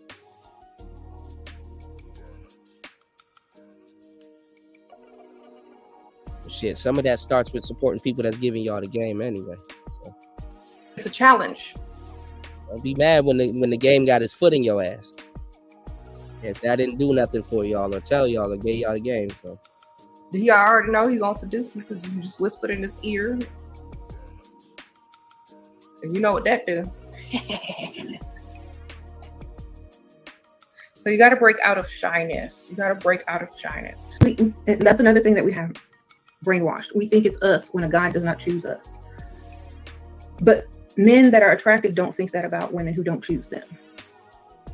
that's not true. An attractive man does not go around thinking, why are women so picky? Why don't they choose me? They don't do that. That's not true. Why? Because they're not programmed to. So that's how you need to think. I don't think anything is wrong with me if someone doesn't choose me. They can't afford me. Obviously, when you go to the store, do you choose stuff you can't afford? Probably not. Okay. The people that are the saleswomen that are sitting at the counter, they don't get upset with you because you didn't buy nothing from them. They obviously, well, she obviously can't afford, you know, or he can't afford. So they don't get upset about that. I'm not worried about no sex, baby. Is the money good? You know what I mean? Is that, you know, is the money good? Is the money good? That's what I'm asking. I don't care about the sex. So the point is, stop focusing on that which is not important and focus on the money. All right. Come clean my boyfriend's apartment with me, part 2. Last time I made this video, a lot of people were upset. So I just wanted to preface a few things. First off, All right, I don't know what the hell this is. But it's dubbed the best advice from Shira. Which is cap. So y'all see what they training the women to be. They're training the women to seduce and reduce you. Tap them pockets. Y'all really think y'all need another guru in the manosphere telling y'all to lead with your wallet?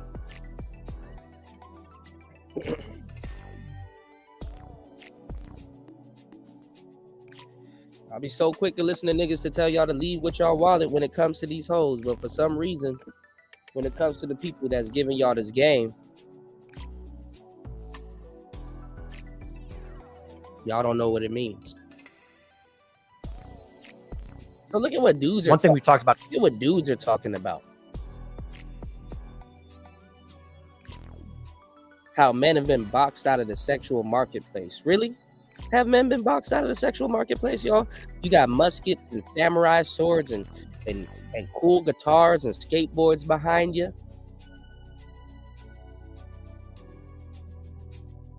I remember this guy. You got all this cool shit, but you'll throw it away for a hoe. Yes, modern men, good guys, want hoes. When you go on the Fresh and Fit, you go look at Fresh and Fit. The majority of the women that's on Fresh and Fit that you guys are so interested in their opinion, what are they doing? You don't hear a bunch of dudes in the chat like, okay, can we have like a different caliber women on here? Like, can we have like all bank tellers on here? That bank teller ain't going on Fresh and Fit. Guess what? She got to go to sleep to get up to work tomorrow. Can we have corporate women on here? No.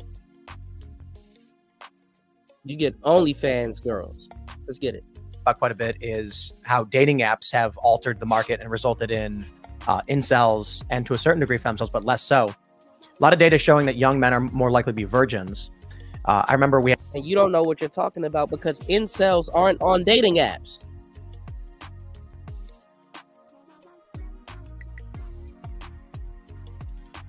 And if they are, they're not successful. Incels aren't on dating apps like that. You need to diversify your bonds, nigga. Oh, here we go. we had Seamus Coughlin on IRL, and he said based. And I said, no. Young men should be married and having families. They shouldn't be virgins. So not based, on the surface, perhaps. But here's what I see happening. And I talked about this quite a long time ago. It used to be that, at least when I was growing up, you didn't have, 18, I think we had some social media apps in MySpace or something. We didn't really use it. It wasn't, we didn't really have dating apps. OkCupid, I think, was starting to come around. But for the most part, let me find out if you've been listening to my show, because I've been vehemently talking about this in detail. It's a new show, y'all. 18-year-old guy, you start college. Now you're in this community of, a few thousand young people, and you form social circles. And so people are texting each other. If you have cell phones, maybe some of you don't, because I think 18 was before the ubiquity of the iPhone. Some people had phones. Some people didn't have texting plans. So you're hanging out on campus. You meet a girl. You hit it off. Now you're dating. Her dating options are 18 to 22 within my college campus. And so sometimes a freshman girl's dating, a sophomore, junior guy in college or something like that. But for the most part, it's constrained to the geography. Dating apps come out. And what happens? Now, this 20-year-old woman in college is hanging out, in a dorm. She meets a bunch of people. The next weekend, this 20-year-old guy texts her saying, hey, you had really fun hanging out with you last weekend. We should totally go and hang out. Are you around? And she thinks, oh, this guy's kind of cute. I liked him. She says, yeah, let me see what the plans are. Then I'll be right back, y'all. She goes on Tinder and she gets a message from a guy who's 35. This guy's got a convertible. He makes $85,000 a year. He lives in a studio apartment facing the lake in Chicago. And he texts her and says, why don't you come hang out with me? We'll drive down Lakeshore Drive in my convertible, grab a bite to eat, and I'll take you to the lake. And she goes, whoa. Then she texts back the other guy, what are you up to? And he goes, we're hanging out in the dorm. And she goes, that's cool. Hey, I think I'm busy tonight. How is a 20-year-old guy going to compete with a 30-year-old, 35-year-old, or 30-year-old guy who's got all of this access he can give? And it's not, I'm not putting any shame or anything on the woman. She's being presented with two options: a young man with limited resources, choice paradox, and an older guy who can give her a wild and fun night and more resources. So what we ended up seeing in some of this data was that guys who were in their 30s were actually having more sex, and guys in their 20s were having less sex. I think that is indicative of the social media. Because you've opened it up to a global marketplace, like I was saying before. And I also want to point out that, like, a lot of people, I've fielded this question before. A lot of people will take you to task on that, saying, well, not all, like, think about how many women there are in college campuses. Like, just say between the ages of 18 and, like, I don't know, 28, somewhere in there. And are they all going off to fly, getting flued out to Miami to go be on yacht parties? That's not the point. The point isn't if they're actually doing that. The point is that the perception is that they could be doing. But it's not even that. It's a pressure system. Oh yeah. If the operation of these apps increases the rate by which women are going to older men by 5%, it's skewing in that direction, creating pressure where it becomes increasingly harder. Then what happens when a 20-year-old woman who's in college posts a video? Maybe it's 1 out of 10,000. Yep. But she posts a video on Instagram where she's like, yacht party, look at it, what I got. I'm with Drake. Yeah, or there's some dude and he's wearing, like, he works out, he's fit, he's got a ton of money, and he rented a yacht. You can rent these yachts if you're doing like a 4-hour tour, a couple grand. So a guy could save up and do it one time, or he and his buddies all pool in $400, $500, and then they pitch together to get the yacht. Then Now, here's the problem with all of this. There's multiple women on that same campus doing the same shit. There's multiple women on that campus doing the same shit. So this doesn't make the woman that he's describing, it doesn't make her special.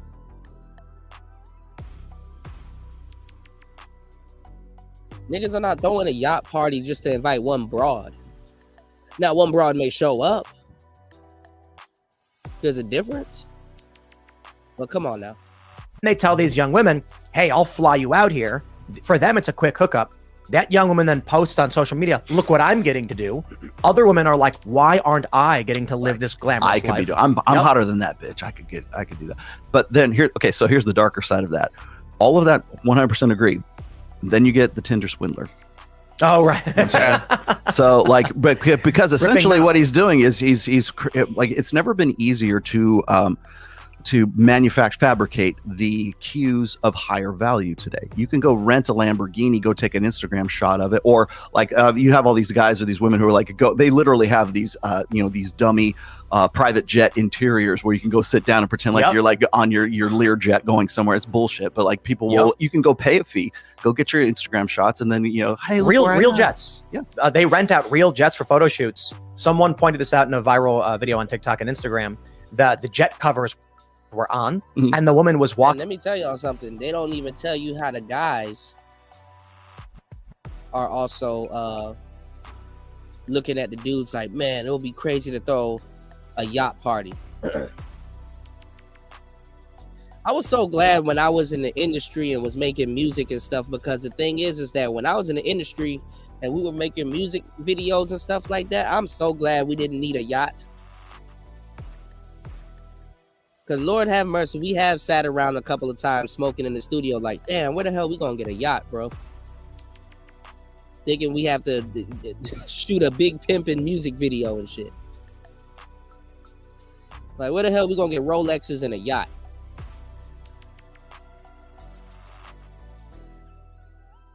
Times have changed. Shout outs to Ghostman Kang in the building. What's going on, man? Ghostman, you wanted to come up on the last show. Let me know if you still want to come up. I'll drop the link for you. But we got to get enough support so we can run this panel, man. You know what I'm saying? I'm telling y'all, I'm gonna stop doing free shows because the amount of game I be giving, it gotta make sense, y'all. You did? He said renting a yacht just to impress some ran through pussy. That's another dude that another dude got for free. That's absolutely what's going on. That's absolutely what's going on. Shout outs to everybody in the building. It's Friday night. It's Player Talk Radio, man. We in the building, kicking it. Y'all hit the like button on the way in. We should have 15 likes at least. I'll give y'all a chance to hit that like.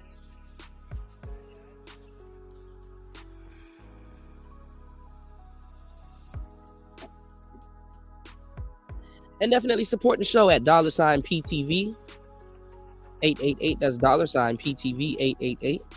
Welcome aboard. Shout outs to Mr. Foster. He said he be listening to you, Kuda. Trust me, you be sleeping on yourself. You just don't know. I appreciate that, man. Now everybody all of a sudden wants to talk about the internet and how dating apps ain't working. But if you were to go back a couple of months, Rolo Tomasi, this guy, and a whole bunch of other people are admiring and all of them, they're telling you guys to go on Tinder. They're telling you guys to go on Seeking Arrangements and all these little cracks and crevices and stuff like that. And they're telling y'all to get, they're telling y'all to go after and go get clearance rack women, you know? Now, ladies, don't be offended if you guys use Seeking Arrangements or if you guys use Tinder and stuff like that. But honestly, again, your real life is better and way more lit than social media. Social media can enhance your real life, but social media shouldn't be your real life. Social media is used to parlay litty activity for your real life that should already be lit. So you have to have this skill of how to hit certain women up, because social media, what it can do is the same thing what clubs used to do back in the day, which is put you around women that you normally wouldn't brush shoulders with. Is to put you around women that, you know what I'm saying, that you know, they may be interested in the representative that you have online, and you want to give them an opportunity to get to know you. because a lot of guys don't know how to articulate themselves, and maybe the person that they are on social media may come off as more as more, you know, as with, you know, whoever's type, you know, instead of in person. So to a certain degree, if that's what you're doing, if you're dating online, you know, I mean, obviously I understand, like, we chill and we do certain things, like, you know, we don't always shave our 5 o'clock shadow. We don't always, you know, have on proper attire and everything while we're on these social media apps. But if you're on here seriously trying to date, you have to know how to parlay social media into your personal life, and at least you have to be somewhat congruent with how you present yourself on social media. Dudes will get mad at you when you tell them to go take professional pictures. Dudes are lazy. And furthermore, let's get back into the topics that we're going to be covering this week. Nice guys want hoes.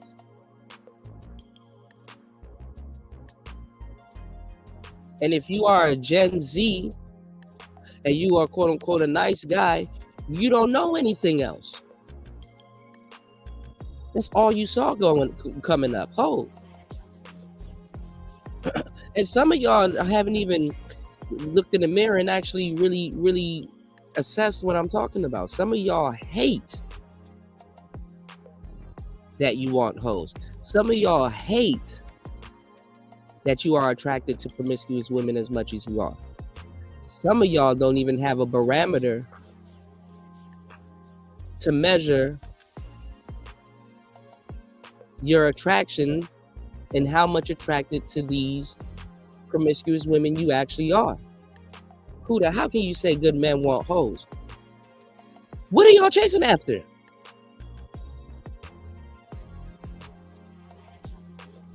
You niggas are supposedly good dudes, but you want bitches with tattoos on their face. You want the girl that works at the strip club that got a whole sleeve.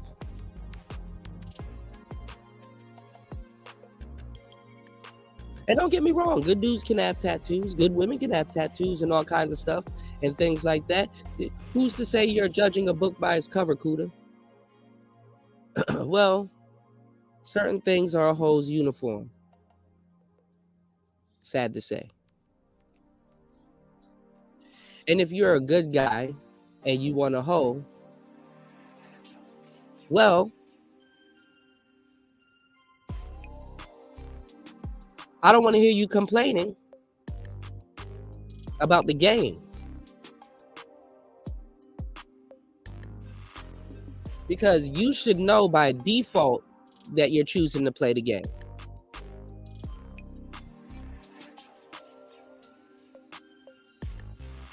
Now, all of you dudes that's quote unquote feel that you're locked out of the dating market, do you truly understand the market?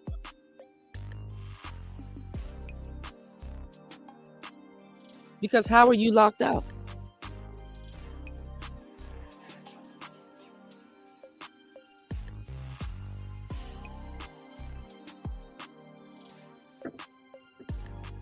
I know if I sat a good girl in front of you and I sat a bona fide hoe in front of you,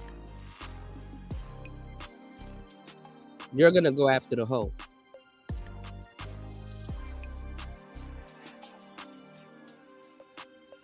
Expeditiously.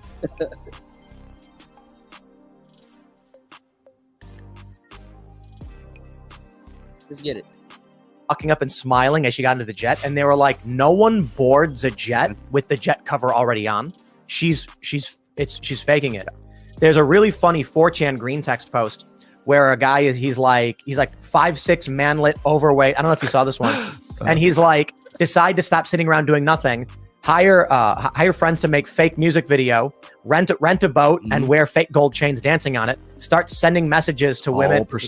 He's like, buy fake followers. Send messages to women on Instagram saying that I'm a famous rapper and they should come party with me. Getting laid. Why aren't you guys fraud maxing yet? Fraud maxing. Yeah, I like that. This shit clearly, at least we're capturing the essence. Now,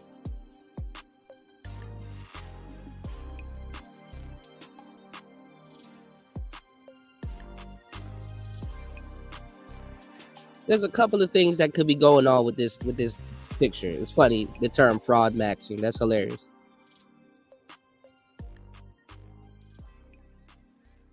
But that could be a guy that says, okay, I know how stuff works. Let me set this up. So notice what you just heard there. Even with the fraud maxing, right? You had a good guy that's faking like he got all of this clout and all this other stuff, right? You got a good guy that's faking like he got all this clout. They called him a manlet because I guess he's 5'6", which is dumb as hell. And you have a quote unquote good guy that is setting a trap.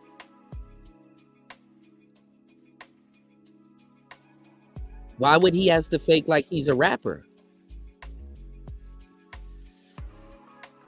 What have I got?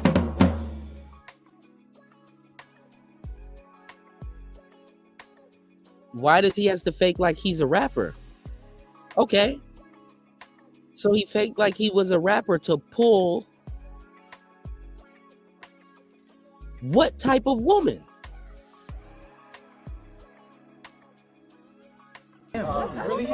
You're a victim. There we go, CSI. What type of woman do you have to fake like you're a rapper to pull? If Jesus can't save these hoes, why are you trying? What make you think you greater than Jesus?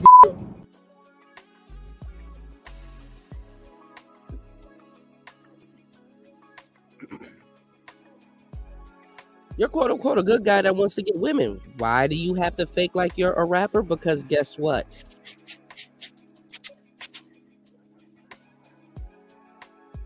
I think you guys already know where I'm going with this. What's going on, Vincent? I think you guys already know where I'm going with this. Because good guys want hoes.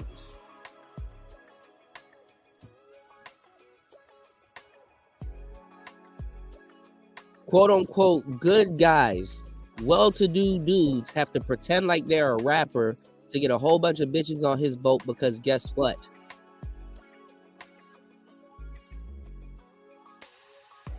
Good guys want hoes.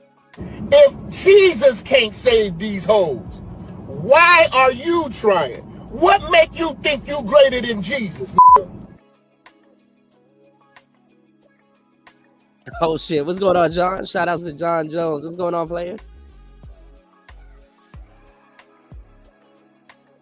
Good guys want hoes.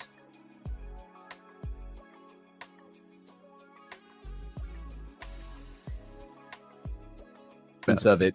This shit is bread and circuses. It's degeneracy, seriously. And the people that want something more, which is a resurgence, can find something more. They're like, we started a matchmaking site, which it functions on a biological principle called assortative pairing, where basically a 4 out of 10 should match with a 4 out of 10 or a 5 out of 10, and people with similar body counts will find each other. This is a again, this person does not know what he's talking about. Y'all hit the Cash App, hit the Rice Fund, y'all. I'm dropping flames, all right? John Jones said, I got braids now. Uh-oh, he ready for the summer. He cold.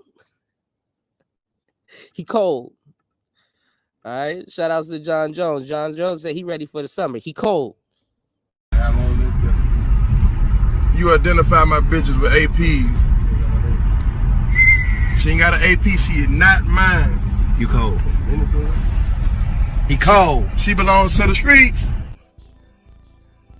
All right. Giving y'all some good game, good entertainment.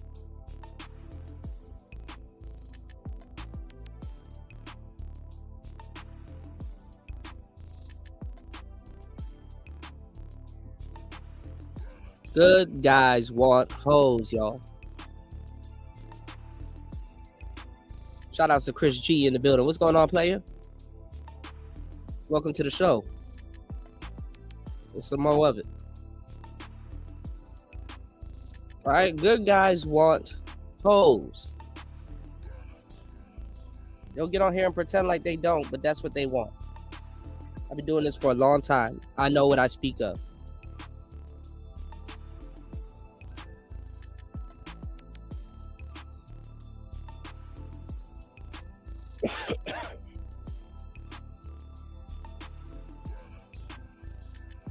And dudes just want somebody to complain about also. Let's just keep it 100.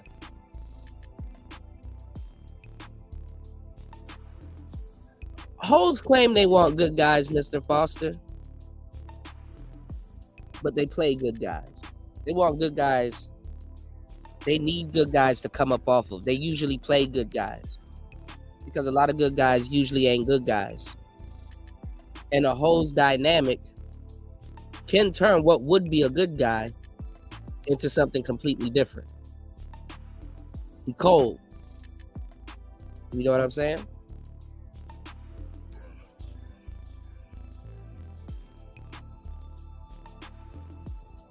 But good guys want hoes. You better believe it. And they will go through great lengths. They will go through great lengths to get hoes.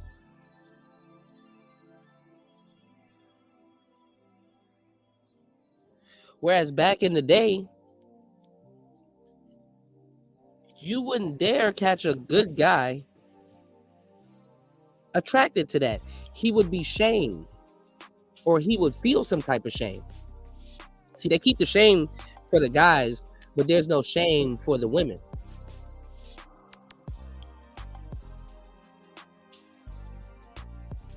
You dig what I'm saying? There's no shame for the women. It's to the point where good guys had to go get hoes in secrecy.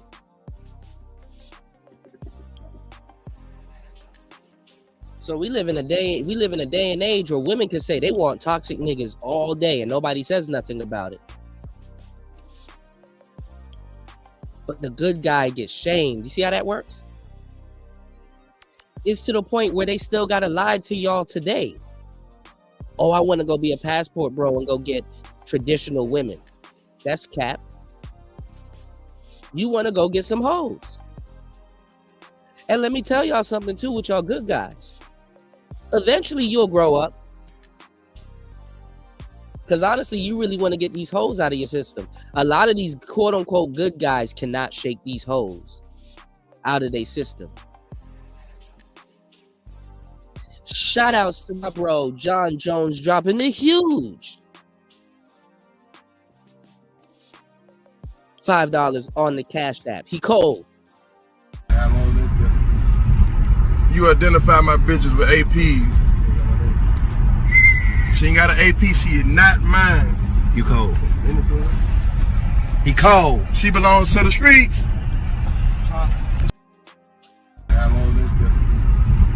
You identify my bitches with APs. Ooh, ooh, yeah, big bag.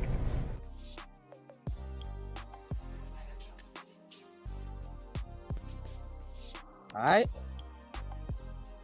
Shout outs to Tampa Supreme in the building. Shout outs to my bro UFO Kamikaze in the building. Put your pussy lips on live, I'll give you $1,000.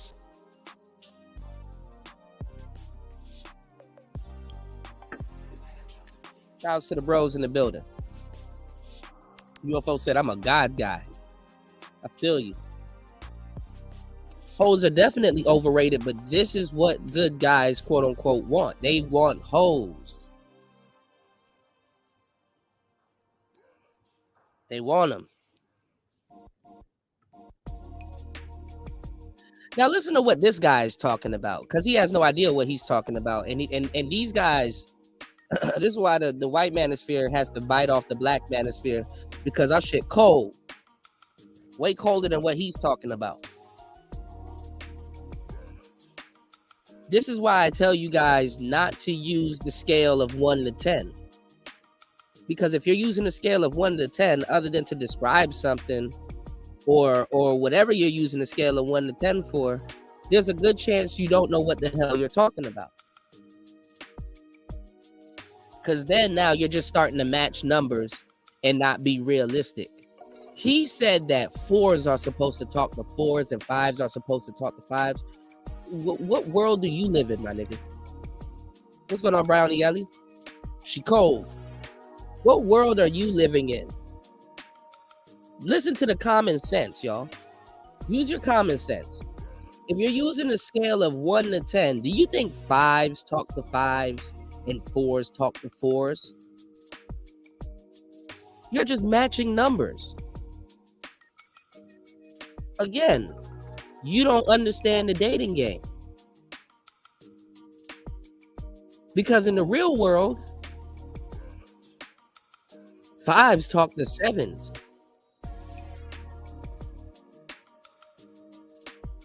7s deal with 6s. Hell, you got 10s that deal with 4s and 5s. You got 6s walking around with 10s.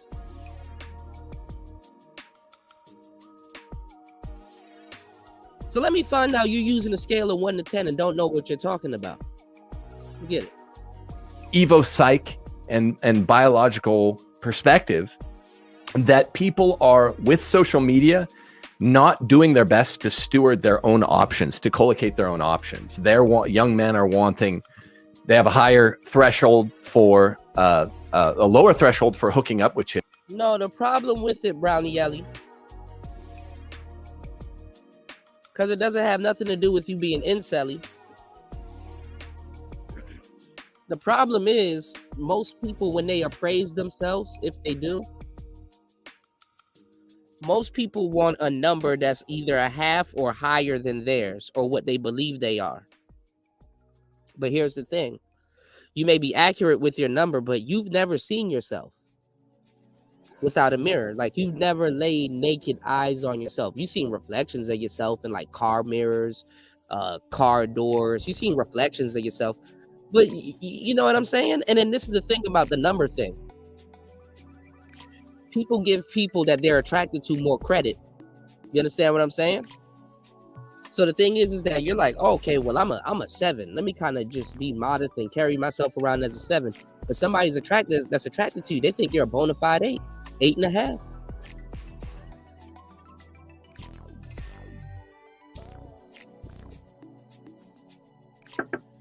And then the messed up part about using a scale of 1 to 10 is that it stifles your game if you have any.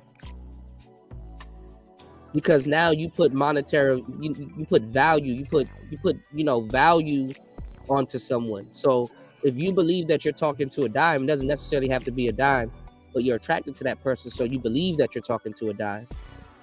You're gonna operate as if you're talking to somebody that's a dime. You're gonna kind of put them on a pedestal and kind of treat them better than what they should be treated.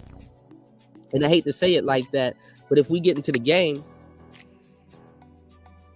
some of you guys will get further with attractive women by treating a dime like a 7. Because she'll be intrigued. Why are these other guys bending over backwards for me? But this one particular guy, he's just unfazed. You know what I'm saying? He's unfazed. He treats me like a normal human being. So let me go out of my way to do things to try to attract him, because I might actually like him. This is how women operate, y'all. And the funny part, when it comes to logic and emotions, women actually play this little scale of 1 to 10. They play these games better than y'all dudes. Because y'all logically work your way into emotions due to the number. Whereas women fill out the number emotionally. What do you mean by that, Kuda? Women play these games all the time. Women that are okay and decent looking, let's say you have an average chick, right? And let's say she's like a 6.5. She's like a 6.5. And when she gets dolled up, she's like a bona fide 7. Right? She will hang out with like lower tier 5s and 4s and stuff like that to boost her number. Let's say if she has a best friend that's a 5 or a big girl or noticeably different, but they're always together. When she's in a pair, now she looks like a 7. Or at least comes off as sneaky fine. You know what I'm saying? Shout outs to Rayology. We gotta get into the sneaky fine game. You know, like she's sneaky fine. Like she low key fine. But she don't know it yet. And it's the same thing when they choose their men. Women choose horrible niggas to look like good women. They do this all the fucking time.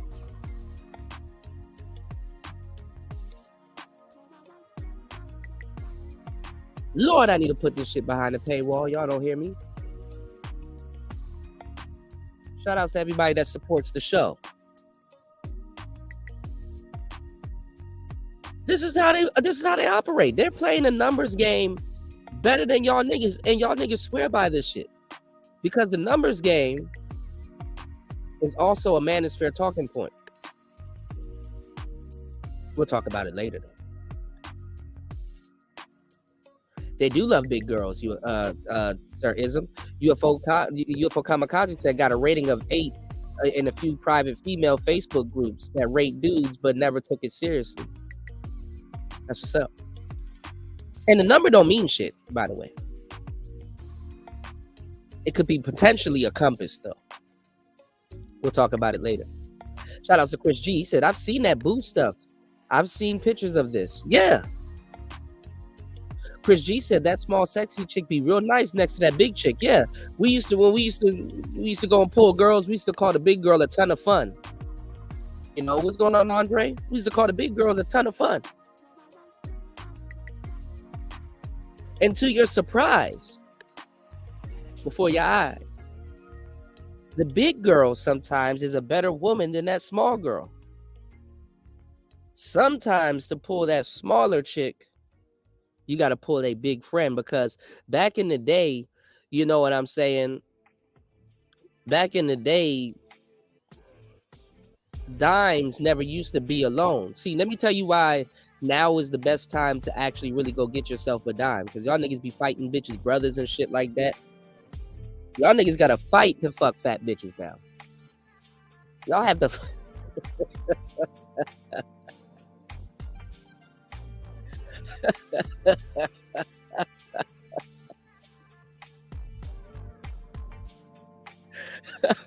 Journey, what are you?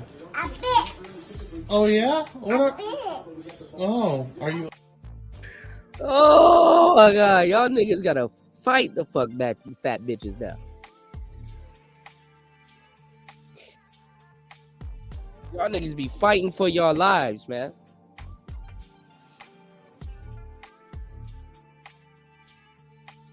I'm telling y'all, man, y'all wouldn't last a day back in the day, man.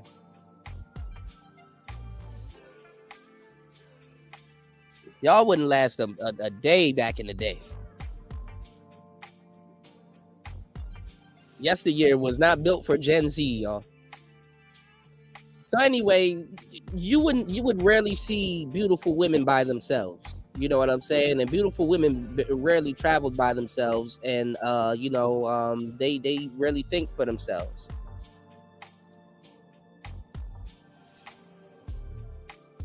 So, you know what I'm saying? They're a little bit harder to attain. God bless. They're a little bit harder to attain. You know, your tactic had to be a little bit different. She had to, you know, you damn near got to get the big girls' approval. You got to, you know what I'm saying? But the big girls, the reason why they had more dudes than a lot of the dimes that they hang out with, because she would get the residual dudes. And sometimes those big girls in the dime relationships didn't last that long because the dime will end up fucking the big girl's man anyway. Or, to y'all's surprise, vice versa. There's been plenty of times I rock, paper, scissors with a wingman, and I ended up having to talk to the big girl. And initially I was mad because I had to play goalie and shit. And low key, the women knew what was going on. A lot of them. But the big girl ended up being cooler than the other girl. I'm seeing my friend having a hard time talk to the other chick. She giving him hell. I'm looking at the mistakes that he's making. Like, bro, you kind of handled that situation a little bit bad. You kind of shouldn't have complimented her right there. Or here was an opportunity where you could have flipped the conversation, but she kind of, you know what I'm saying? I'm noticing that too. You got to choose scissor all the time. I ain't gonna lie, I be killing niggas with the rock though. You know, rock, paper, scissors, shoot. Shout outs to Andre in the building. He said nice guys are definitely wrong. Nice guys are definitely. You said they're wrong for liking hoes. I'd like to get your opinion on that. That should be interesting. He said, yes, he is right, bro. I thought I was the only one. Then the 10 nigga,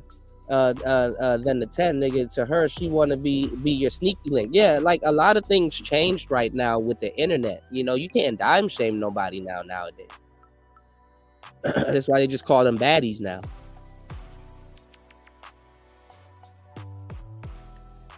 And shit, back in the days, you didn't see 10s.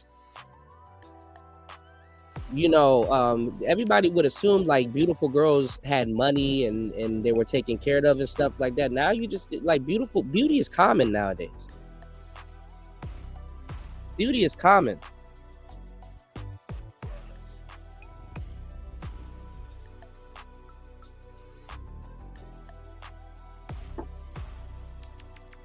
But now is the best time to go get you a dime.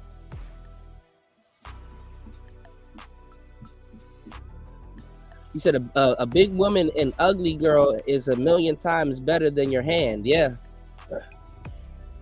Hannah Hand and Linda Loshan.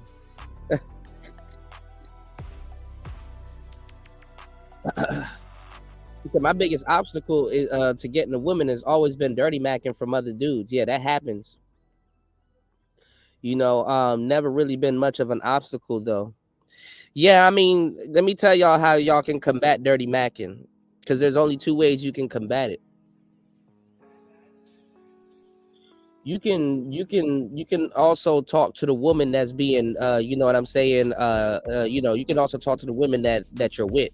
You know what I'm saying? To combat some of that dirty macking. You know what I'm saying? Like, what you think about such and such? You know, kind of cross reference and stuff like that. It's like, yeah, they're like, yeah, he cool and shit like that, but he just like be like.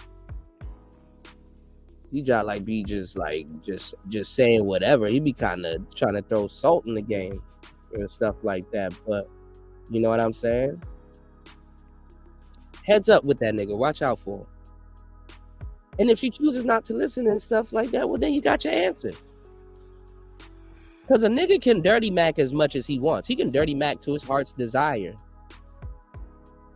But if your girl out of pocket and she reciprocating, then you already know what you're dealing with. Pop goes the weasel. You know? And it could be a relief too, because I've been with girls, and like as soon as I got with certain women that were quote unquote prestigious for whatever reason to a social circle or a group of dudes that I've been around,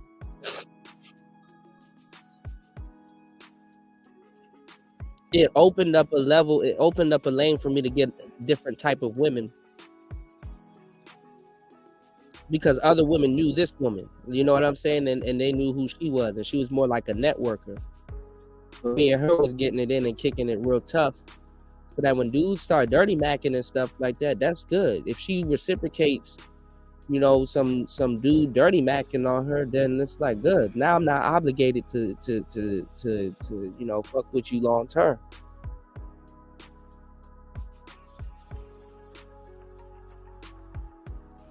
Cause women be dirty macking.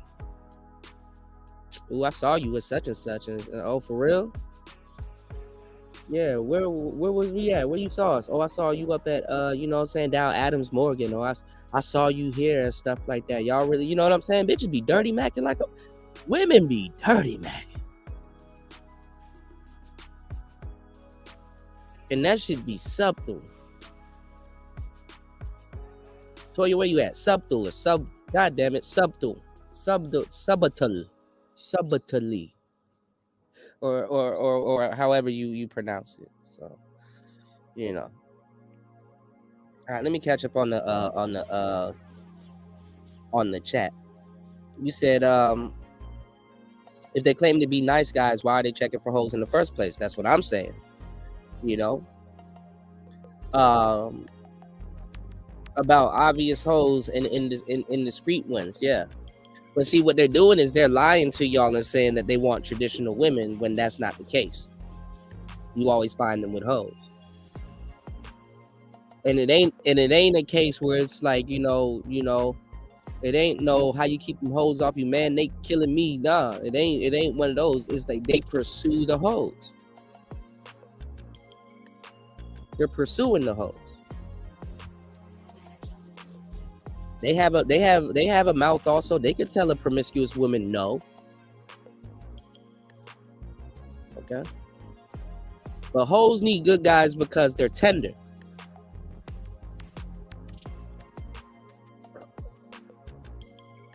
He'll get played thinking that he's being courteous.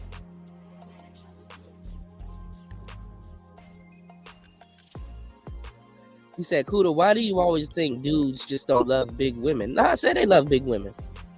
You know, everybody don't like little batches like you, homie. You said just because they not little don't mean they better playing. No, I understand that. I told y'all, I know dudes like the bigger women. I am at no point trying to pass my preferences off to y'all. Most of the dudes couldn't even handle my preference anyway. You know what I'm saying? I be having a hard time sometimes with my preference. You know what I'm saying?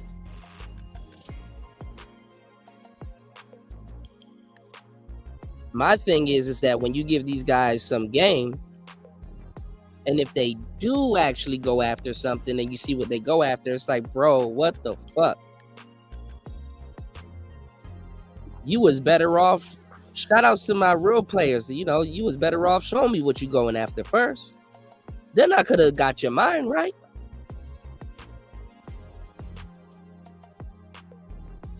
Oh yeah, you only need to be operating at 70% with this chick.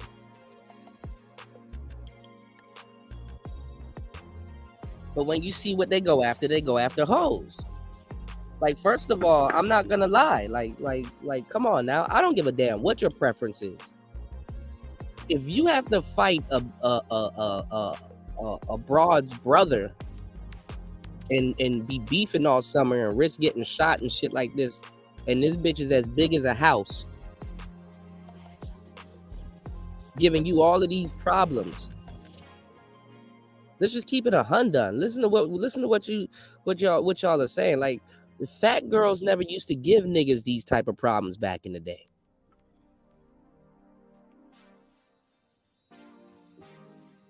That bitch would fight her brothers before.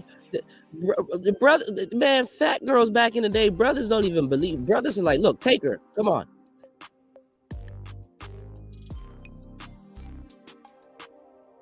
She getting on their nerves. The niggas wasn't protecting no big girl back in the day. Not like that. I mean, obviously, it's your sister you want to protect. You know what I'm saying? But nah, y'all niggas be getting shot at and shit like that. It's fucking funny. I'm not saying that you wrong for liking no big girl, but nigga, I'm just saying, for all of that, you could have got you something nice, bro.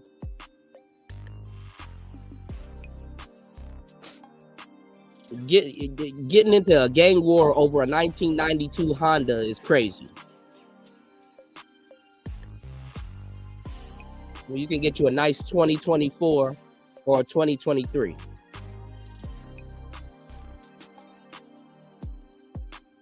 I'm just pointing that out, you know. And they all do look the same, you know. Niggas' fitness standards is on a downtrend because them big girls have always been able to pull fit dudes.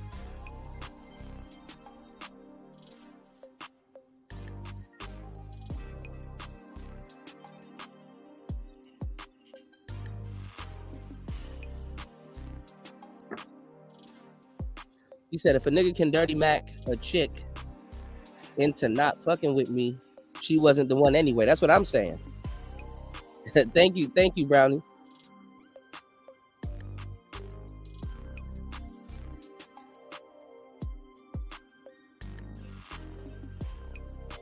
Yeah, I get that, Ism. I feel you.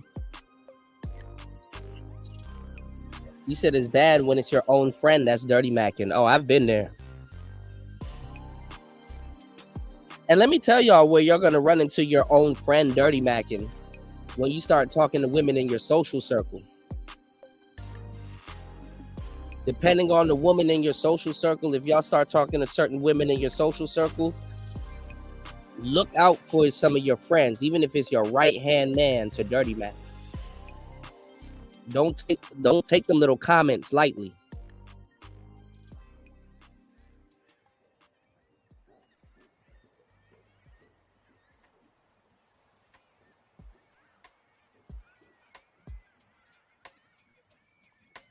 Well, some dudes do dirty Mac. Some dudes do dirty Mac.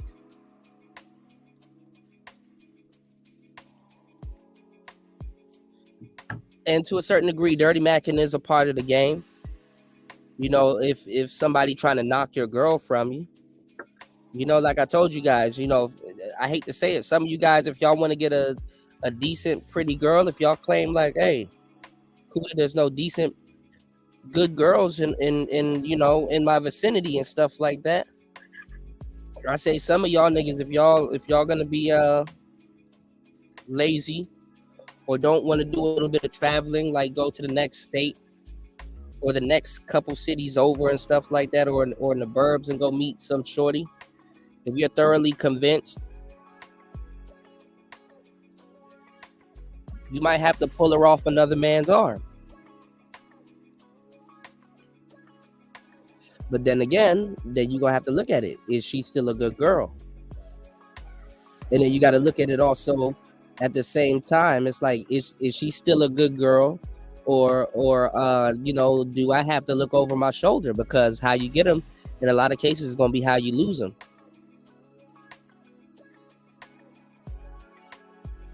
Maybe you know what to say to her. You know, maybe her eye has been wandering for a certain amount of time now.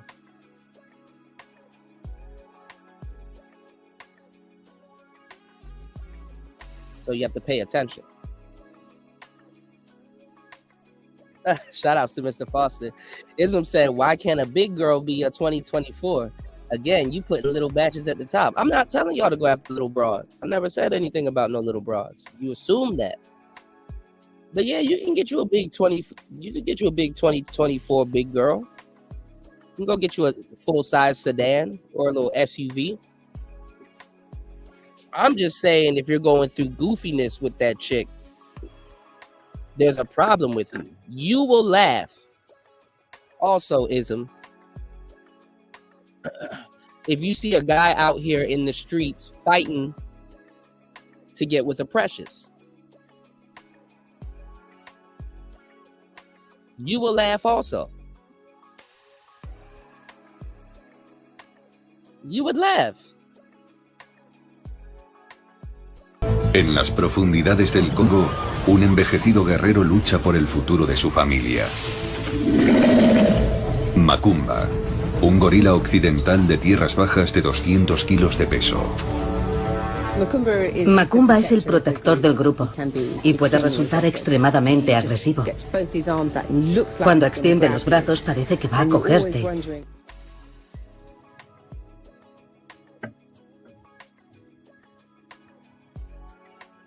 Y'all would laugh. Even the big girl gonna look at you like, damn, you know, he kind of did, you know. He kind of did fade a couple of niggas for me. I could act right. They don't make the big girls like they used to make them.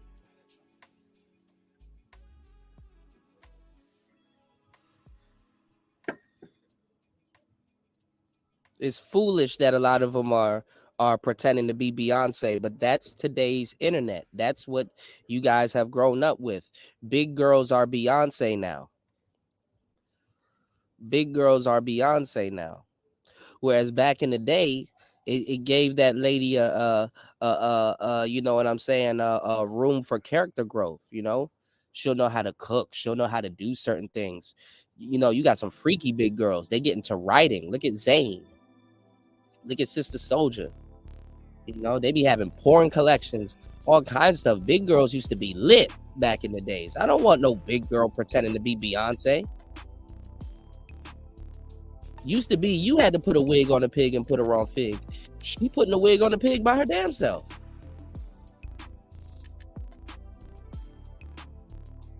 And there's nothing wrong with that if that's what you like. I'm just saying, in today's day and age, if you grew up in yesteryear, you look crazy going to war over Macumba. En las profundidades del Congo, un envejecido guerrero lucha por el futuro de su familia. Macumba, un gorila occidental de tierras bajas de 200 kilos de peso. Macumba es el protector del grupo y puede resultar extremadamente agresivo. Cuando extiende los brazos parece que va a cogerte. And furthermore, go listen to some of these podcasts. These big girls got no remorse. They'll cheat on you.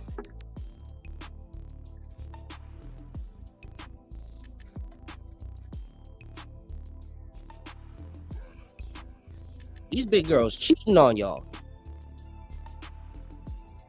They got endless options.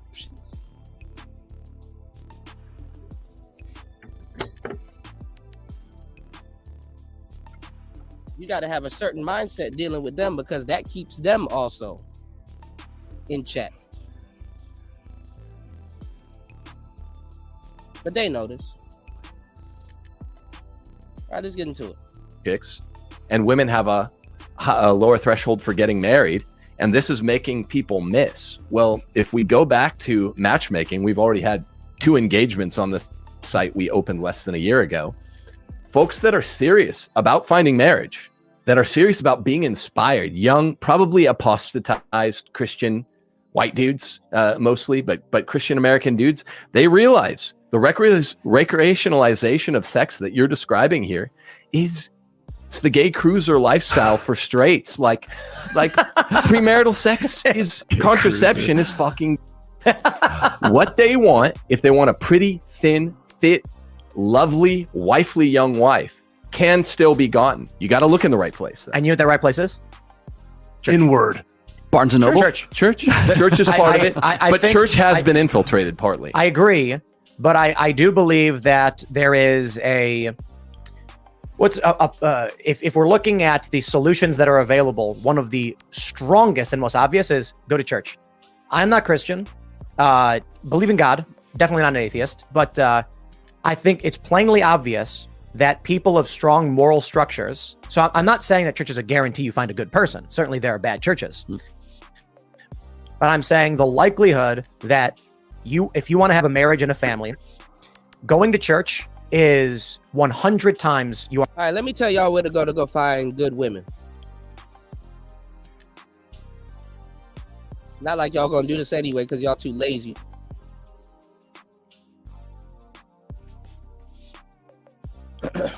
Take up an interesting hobby. take up an interesting hobby. Y'all get y'all notes and y'all paper. Hit the like button and support the show. I'm about to give y'all 5 places y'all can find a decent woman off the top of my head. Number 1, I don't know how much times I got to keep saying this. You can go to different branches or wherever the hell you want to go. Number 1, the bank.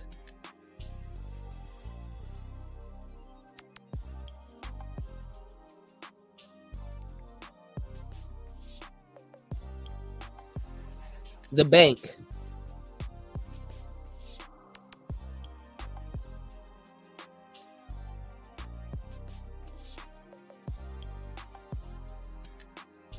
Number 2, when I say take up a hobby, I'm talking about run a marathon.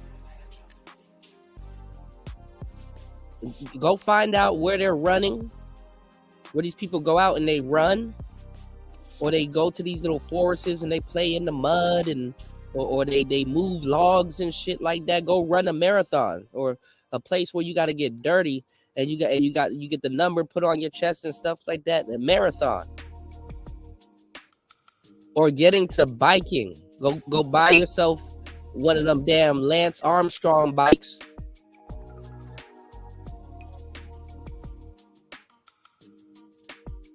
What's going on, Art New Style?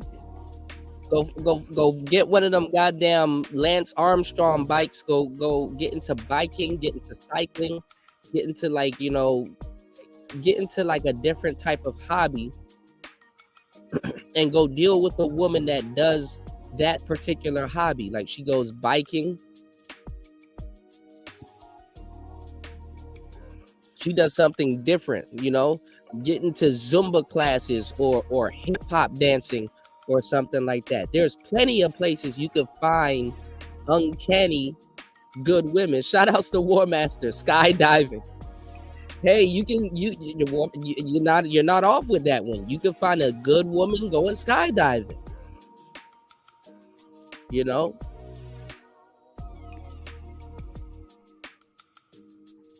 Get into something different where you can find a different type of woman. Shout out to Art New Style in the building. Always good to see my brother Art New Style in the building. You did? And if you aren't subscribed to Art New Style, you tripping, man. Art New Style be doing the what's the series that you do now, Art New Style, with the I get your notifications, every so often. I'm on the way to sleep when you come on, but will you be driving? I forgot, you call it something else now. Like, yeah, go do yoga classes. You dig? What's going on, AB Media? All the good brothers in the building today, man. Is it the red pill, like driving, morning thoughts, red pill? I forgot what Art New Style calls it. Art New Style has a really good series going that y'all should check out, man. You dig? Shout outs to everybody in the building. Let's get the likes up. We should have 24 likes. Y'all hit the support the Cash App. Yeah, the Road Pill Podcast. Yeah, I know you was tweaking it. Yeah, the Road Pill Podcast. Yeah. All right. Yeah, y'all be careful driving and doing content, man. I be trying to tell Ed, man, just pull over. But nobody want to hear it. So, but hey. But yeah, there's a bunch of places where you can meet decent women that are into the same thing that you're into. Now, like I've been saying this whole show, good guys want hoes. Are you gonna find hoes that go bicycling? Of course. Are you gonna find hoes that work at the bank? You damn straight. Are you gonna find? But these are a different level of women. These are a different caliber. Challenge yourself. Go after women in higher places and stuff like that. That you can deal with. That's like she's not even fully feminine. I'm gonna tell y'all something too. A lot of y'all guys in these spaces. Let me tell y'all something that a lot of these manosphere cats ain't gonna tell y'all. When y'all actually really get out here and start dating. you're going to be attracted to, and you're going to run into a bunch of feminists. Oh yeah. You dating a low-key feminist is not going to be a coincidence. It's actually going to be normal. You're going to run into a bunch of undercover feminists. And the crazy part about this whole thing too is that she might not be a feminist towards you, but how she interacts and some of the things that she say and stuff like that, you're gonna start to see a little bit of that feminism bubbling up. A lot of y'all manosphere cats, when y'all start dating, feminist women are gonna be, it's gonna be like white on rice. Ism still stuck on the little broads. I'm not telling nobody to go after no little broads, Ism. I'm just saying you look goofy fighting over some big chick. You look goofy fighting over some big chick. That's all I'm saying. You know, you got some really good big girls. I get it. You did, but like I said, War Master said, Kuda thinks everybody has bad luck like he does driving. I don't have bad luck driving. People just be running into me. They run into me all the time. And it's fucked up. Because I got to explain that to my insurance. And it looks bad on my behalf. Shout outs to War Master in the building. Shout outs to my truckers. You look goofy fighting over a big bitch. Because there's just certain things you shouldn't have to do. Big women used to be accommodating back in the day. They weren't like Beyonce. Like, y'all sleeping on the big girls. The big girls got the best personality. You know what I'm saying? If we had a restaurant and shit like that and they ain't got no sauces and this motherfucker pulls out some Tabasco sauce and some shit out of her purse, I'm like, oh my girl. You damn straight.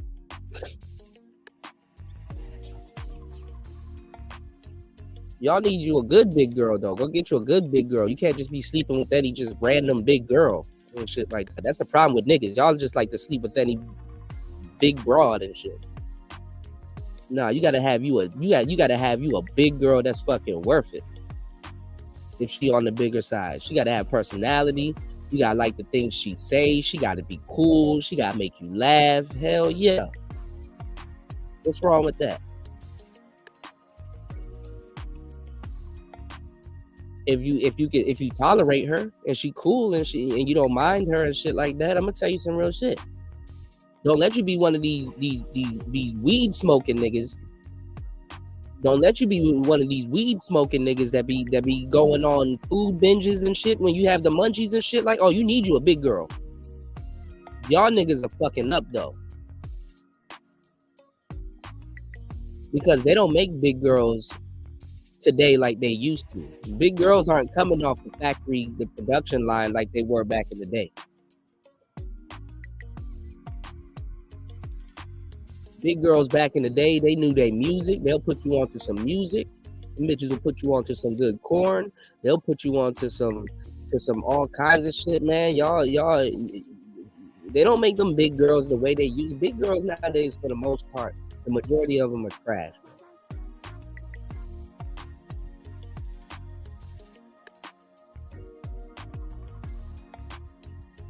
I don't need no big girl trying to be Beyonce. Be what you are, big girl, and you cool as fuck.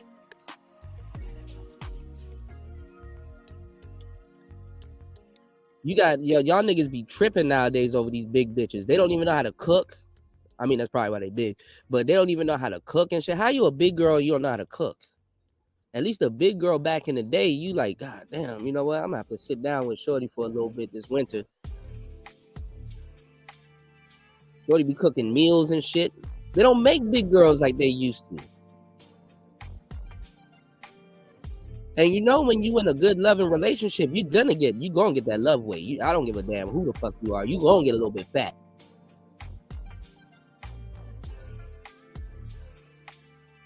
So they can fool you with today's big girls, but the big girls on the assembly line today, they're not the same way, bro.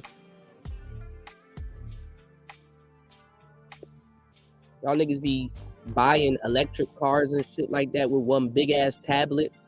Your electric car start having electric problems and you can't even electric slide your ass down the street. Because your tablet, that big ass tablet in the car, you got left in the sun and it's not working no more. They don't make big girls like they used to. I'll take the Buick Park app. I don't need all these drive modes, just forward and back and maybe overdrive, and that's it. Y'all be doing too much. All these sensors and bullshit going out on y'all. They don't make the big girls like they used to. Want no big girl acting like Beyonce? Who wants that? Bitch, them ain't your lines. Them her lines. Those ain't your lines. Oh yeah, and they expect y'all to treat them like Beyonce also.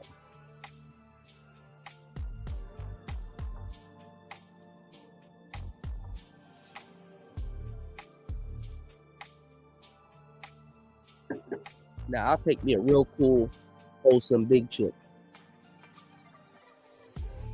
That's not annoying. Lord knows these big girls nowadays is annoying. So. But anyway, I'm not here to slander no big girls. Shout out to my big girls. So. Don't get me wrong, but yeah, you know, we gotta make a distinction, man.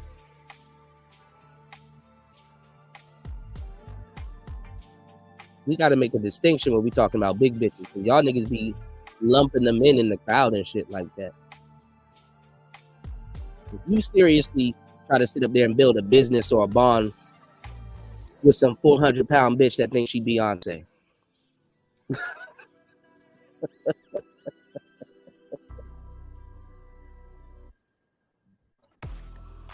Cocaine is a hell of a drug.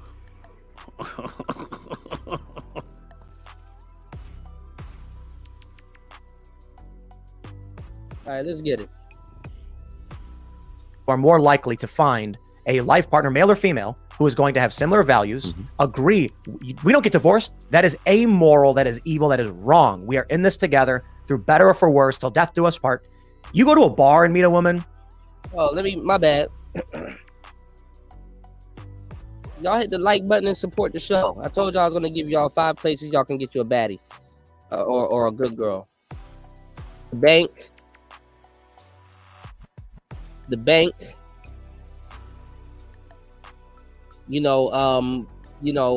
marathons, Zumba classes. Some of y'all, instead of going to the gym, go take a martial art for a month. When girls are coming into martial arts classes and stuff like that, go take capoeira for a month.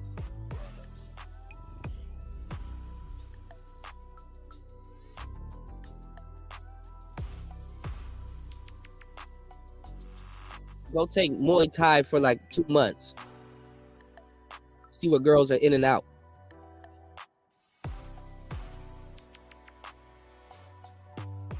Join a chess club, or a lot of y'all niggas like comics and shit like that. Y'all don't go to the Comic-Cons and stuff like that. Start going to Comic-Con. Go to the car shows. Get out your comfort zone. Yeah, the church is the worst. Don't go to church. I mean, go to church for yourself if there's a good message and stuff like that. But come on. Don't go to church. Because the church also serves the public. You understand what I'm saying? So anybody could be at church. And let me tell y'all something. The devil be at church. The devil damn near the one opening the doors.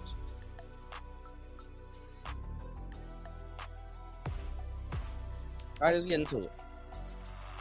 Yeah, you're going to get divorced. You meet a woman in church, like you said, with praying, substantially less likely. That's what Vinny Oshana was saying, that I did his Unusual Suspects down at... Shout outs to War Master in the building. He said Kuda chose violence today. He cold. Shout outs to War Master. You identify my bitches with APs. She ain't got an AP. She is not mine. You cold. He cold. She belongs to the streets. He cold. But that's what you can do. Start hiking. Y'all niggas be scared to hike and shit. I know y'all. Some of y'all niggas be scared of bears and shit.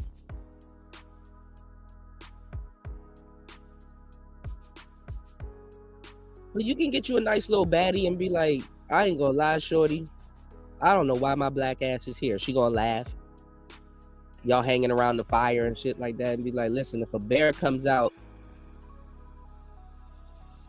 I might grab you and run somewhere, but honestly, I'm gonna run. And she gonna laugh. Y'all niggas need to start humor testing some of the women that y'all like. What do you mean by humor testing, Kuda? Tell her a joke that you would laugh at or something that you find relatively funny and see if she laughs. Some women might not laugh because they're like, okay, who's this guy? That joke is kind of funny, but who's this guy? Some women might laugh.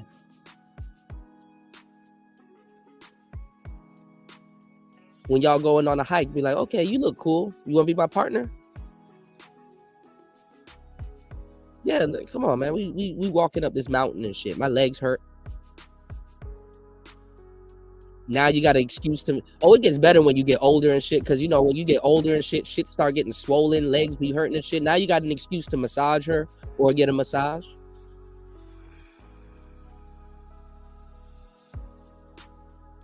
You met some random baddie in the woods. And she helping you set up your tent and shit like that. Y'all niggas do something. Cool, I don't know how to do that. Go on Facebook. Go find a Facebook group and get out there with them. Niggas are lazy, bro.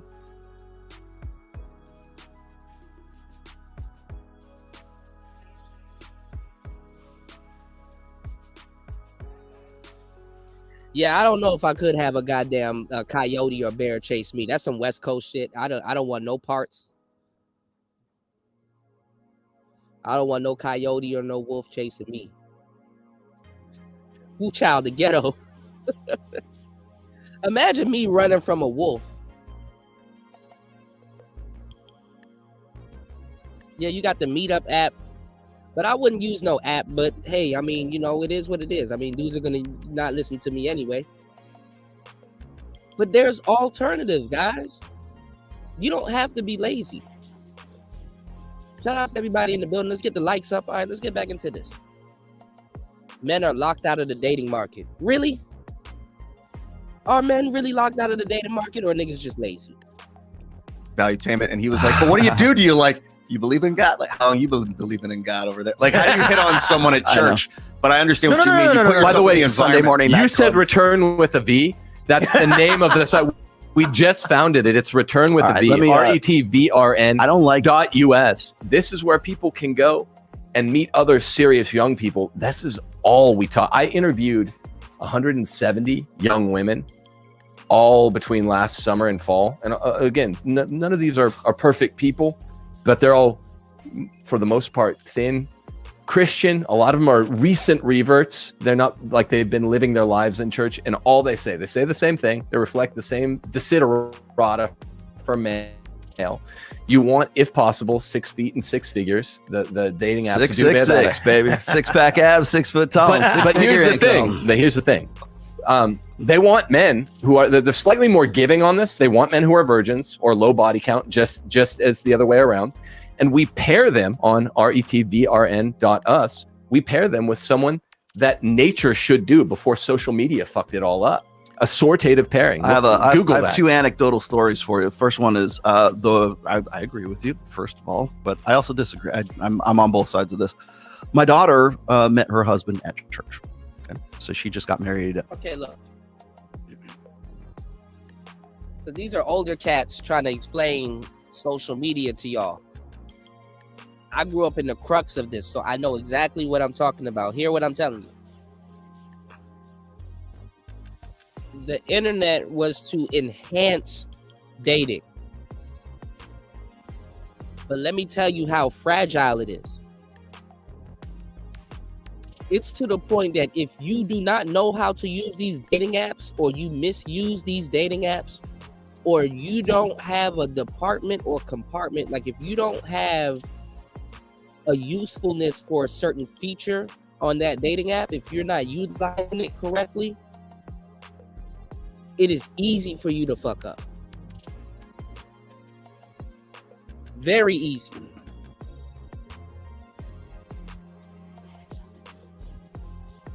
It's very easy for you to fuck up.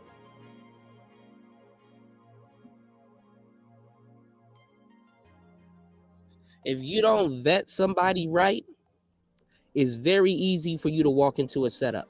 If you don't do certain things, if you're not utilizing said dating app correctly, it's very easy for you to fuck up. That's what I'm saying, Andre. I grew up with Black Planet. I grew up with AOL. I grew up with MySpace. Grew up with all of that stuff. So we know firsthand.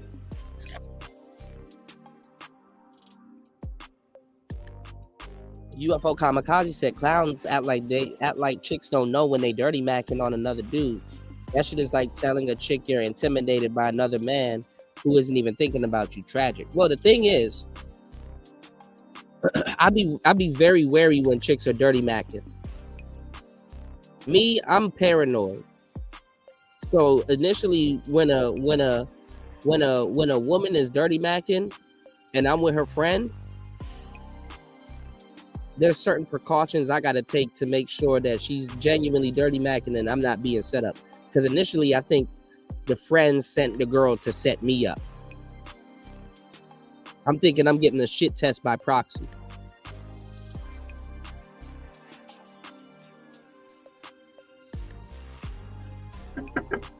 Until I realized women really don't have no friends.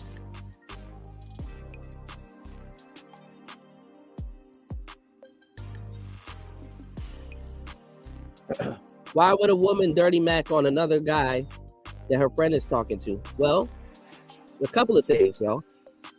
Women are players. Some women know exactly what they're doing because they know the girl's interested in you. Other women don't think it's a thing because it's like, well, she get a lot of niggas anyway.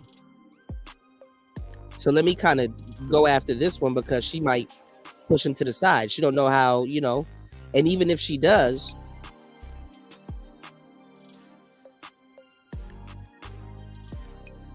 you're pre-selected. Another woman did all the work, the footwork. You're right for the picking. Y'all tend to forget that women are lazy also.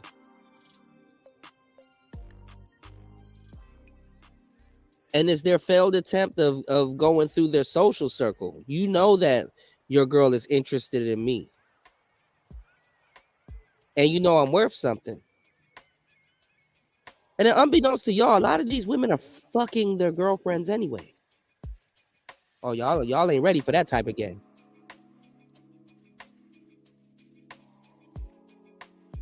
Oh, y'all ain't ready for that type of game.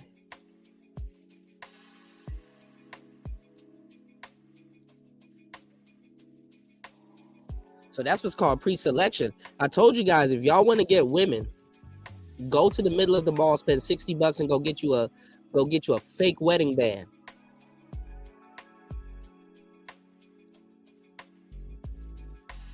Oh yeah, you having problems with getting women? Go to the middle of the mall and go get you a fake wedding band and go wear that shit on your ring finger.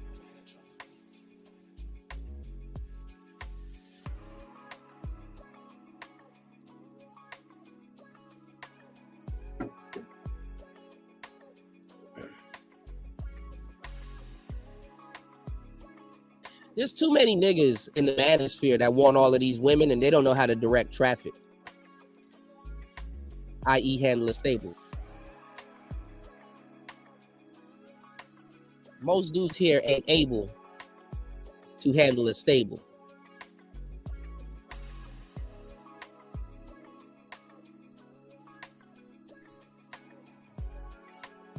Yeah, they're not ready, Mr. Foster.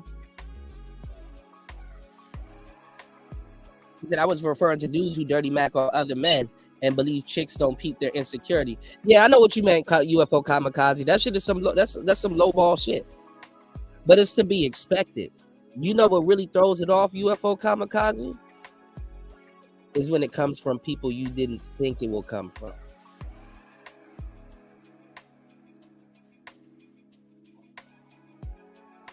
Not too many times in your life as a man, you can have the excuse to look at a friend and say, damn, dog, I didn't know that's how you really felt, that you would go to those levels. Because a lot of them, they lie and pretend like they don't feel that type of way about shorty. But in reality, dirty macking to a certain degree is a knee-jerk reaction.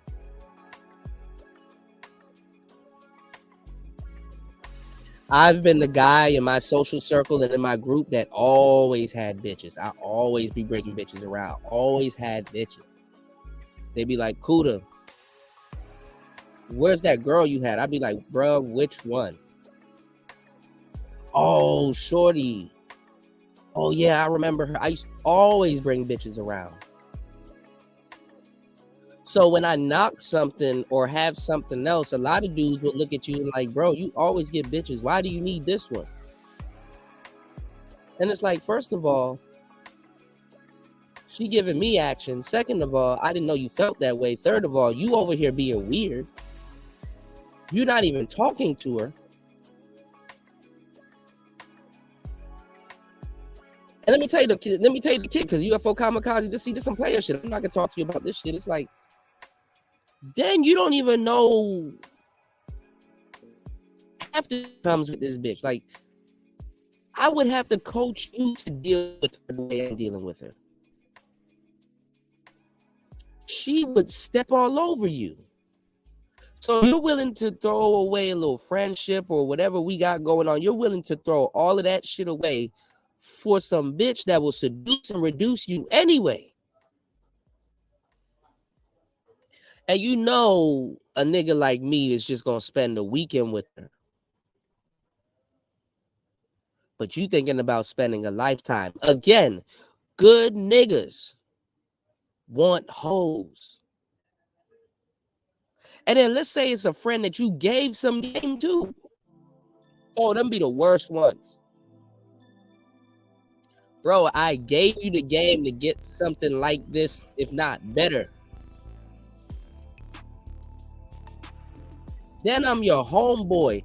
Instead of focusing on the broad, you could have focused on me and soaked up some game. Yo, hey, look, why'd you do that? Like, why'd you say that? Like, why'd you, I'm watching how you maneuver and shit. You watching me and hating, but you could soak up the game and get something better. Oh, no, let it be a girl that got friends and shit like that. It's like, bro, her friend actually, because it be like this sometimes too. It's like, bro, I know I'm talking to shorty and I brought shorty around, but I got her to bring her little friends around too, bro. You need to talk to a friend over there with the green, bro, because she's actually better. She's actually soft-spoken. And I'm talking to old girl over here, and old girl already done told me a lot about her little friend and shit like that. I brought her around the guys. Bro, her friend, she got a lot of shit going on. She into art. She can sing. I just can't get at her because I'm talking to old girl right now. Be impolite.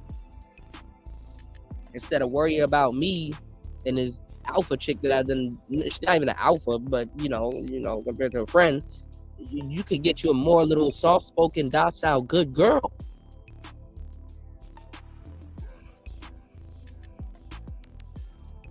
And it's like the friend is better. It's like, damn, dog, for real. I know you ain't on no player shit, so we ain't gonna swap. Because you can always set up a swap out. But you ain't on no player shit. You're not ready for that yet, because you up here worried about me and this broad. That's how clowns get y'all. Y'all focus more on the trick than what the clown's actually doing. That's how clowns can use sleight of hand and shit.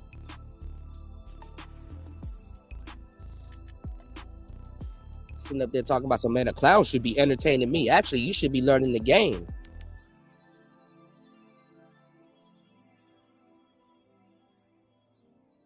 Yeah, all chicks got friends. Yeah. Good, bad, right or wrong, man. He said, I almost had a foursome, but got ruined due to some thinking I was dirty macking. Anything can come off as dirty macking nowadays, man. Some Some niggas fumble bitches, let's be real. Yeah. And dudes will hate on you because you didn't give them the opportunity to fumble a obvious bitch you knew they were gonna fumble.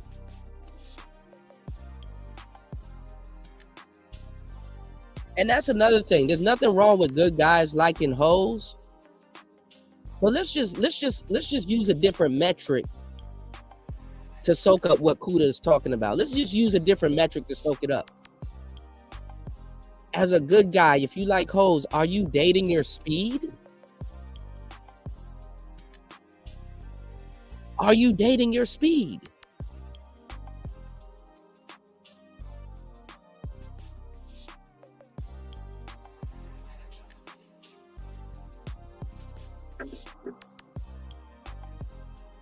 Yeah, see, your cousin, that used to happen to me every so often, Andre. Your cousin, what he has to get good at is building comfort. You know, he could probably small talk. He could probably get a woman to give him his number. He could probably get her to laugh and stuff like that and qualify herself. But then when she really takes out the time to be around him, it's kind of like smoke.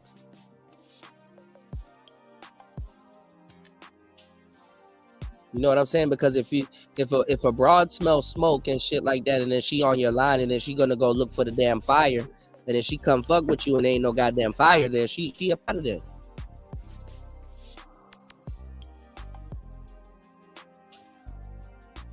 So when I was learning how to attract women, the way I was attracting them using speed seduction, I had to relearn how to build comfort with them. But I've always been good at building comfort with them. It's really the engaging.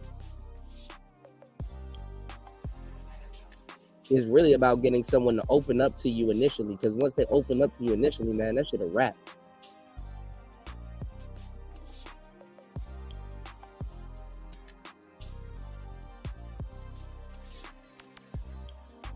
Yeah. And then that's the thing. You don't do no swap outs unless these new bras. And then that's the thing too, because usually when you guys are engaging, if you're getting hate from like best friends and stuff like that, other than new bitches and shit like that, it's usually some broad that's in y'all social circle. So we haven't even gotten to that game yet. You said, Kuda, I should have met you like 10, 15 years ago. I would have been solid with the game by now. You're solid with it right now. It's just that you just got to go back to the drawing board. That's all, Chris G. But as men, that's what we're good at, bro. You know, I have faith in you. You go back to the drawing board, make a couple of little corrections and stuff like that, because it gets better with us when we get older, bro. So don't think that you're out of the game. It gets better, bro. Especially when you get a little bit of gray hair. Now, if I get some gray hair, I'm gonna freak the fuck out. So I'm gonna need y'all to help me out if I get some gray hair. I don't know what the hell I'm gonna have. I don't know. I'm gonna need one of y'all to talk me off a ledge. You said, I've had chicks come back and tell me some foul shit dudes made up about. Oh yeah, I've had that too. Women that wasn't even worth it and shit like that. I ain't gonna lie. If you really want to know who your friends are, start getting with like 6s and 7s around them and shit like that. It's really average women that are getting the most traffic. I'm telling you, bro. Some of these niggas don't have the balls to pillow talk with dimes, because they've never been in that position.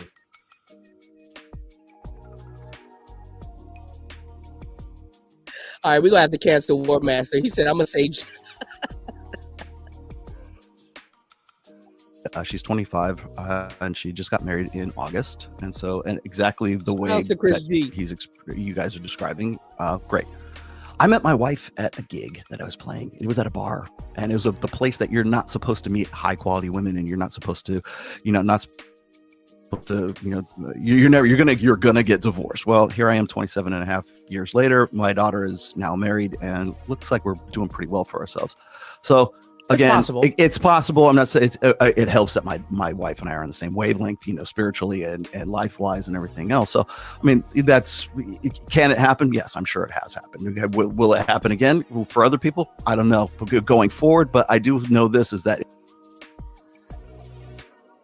Well, see, this is the thing, Andre. This is the thing. Let's say you don't have much success with the in-person game. if you're good at you know what I'm saying, pulling women off the internet because you're not good at approaching and using icebreakers, you use that to your advantage. There's nothing wrong with using the internet as an icebreaker to your advantage, but as long as you can get her on the phone, get an in-person meetup, and then start building, and then talk to her on the phone and start building comfort from there, then you're Gucci.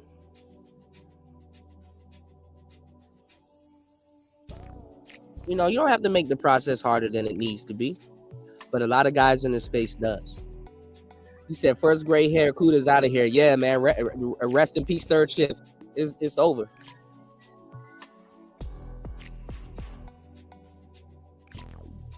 Somebody gonna have to convince me it's a birthmark.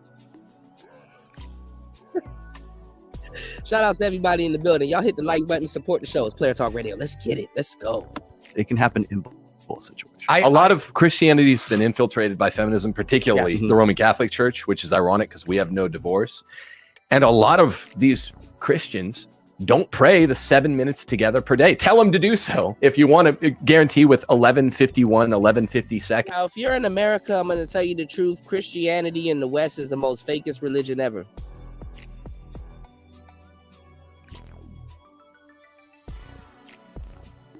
You're better off getting inducted into the Nation of Islam. Christianity in the West is the fakest shit ever. They're working on Islam right now, but Christianity in the West is the fakest shit ever. Don't do it. That they won't. I want to say this as a matter of fact, not opinion. There is a strong likelihood, a strong correlation between church attendance and higher rates of happiness, just based on all of the ancillary factors around what it is. I don't go to church. A lot of people who work here do go to church, and that's you know, and it's a big deal. But it's not so much about faith for their. Shout outs to Toya. Toya said Kuda got highlights. Nah, man.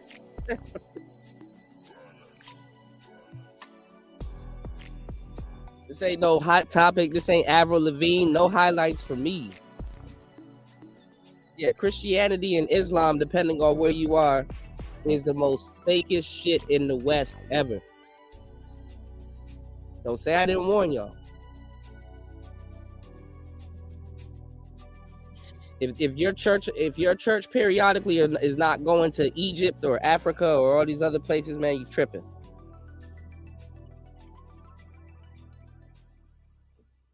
I got some game to get into, y'all. Y'all hit the like button, support the show. I got some other stuff I want to run by y'all. We about to have some fun. Give me a second. It's Player Talk. There is a component of having faith and having higher rates of happiness. It is quite literally just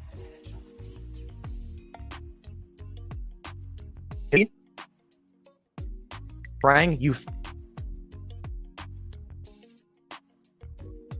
When you're around people who can help you with moving, you're happier. When you have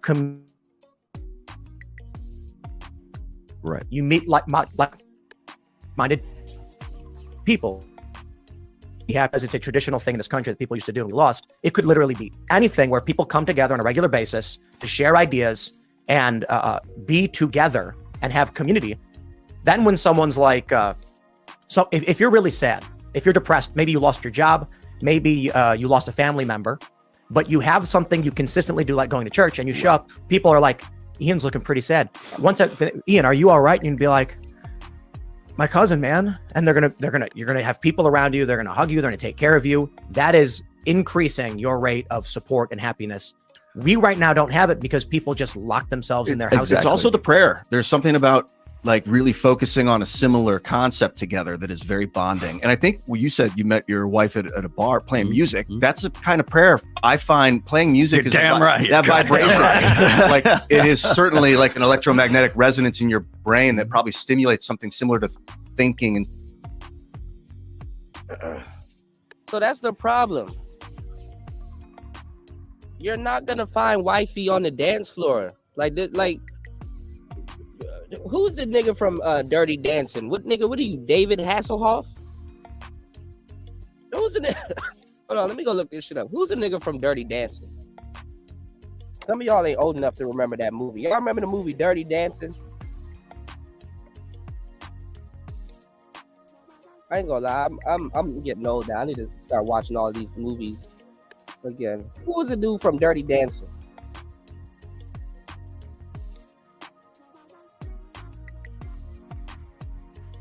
Patrick Swayze. There we go.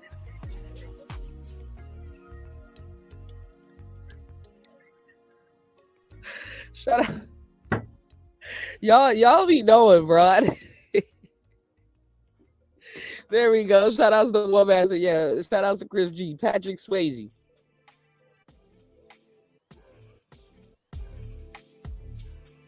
Because they lie. They tell y'all, oh, I'm looking for wifey, but they're in the club. Half these dudes got to get up out the club. Good guys be in the club too.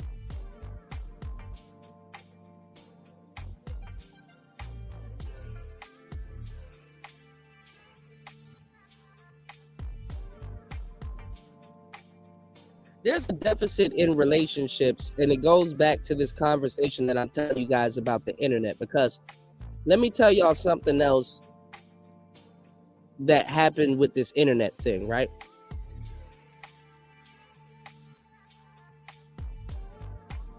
Let me tell y'all something else that happened with this whole internet. The internet also whether you're having dating problems or not,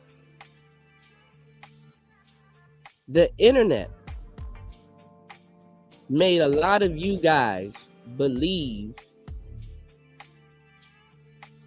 that women are replaceable. Now, let me give y'all a caveat. Let me give y'all a disclaimer, actually.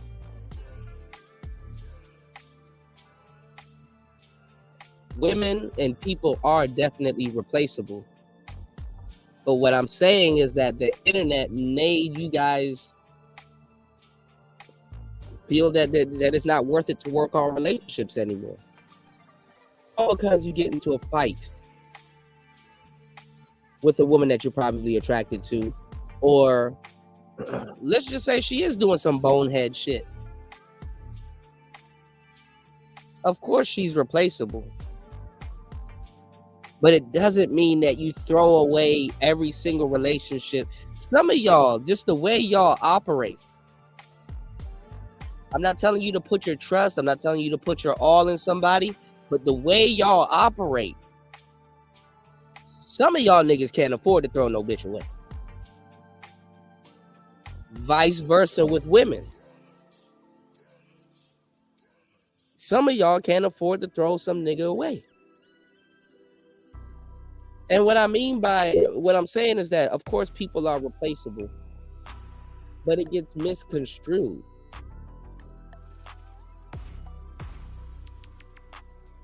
You're throwing everybody away and then running back to being single and complaining, bro.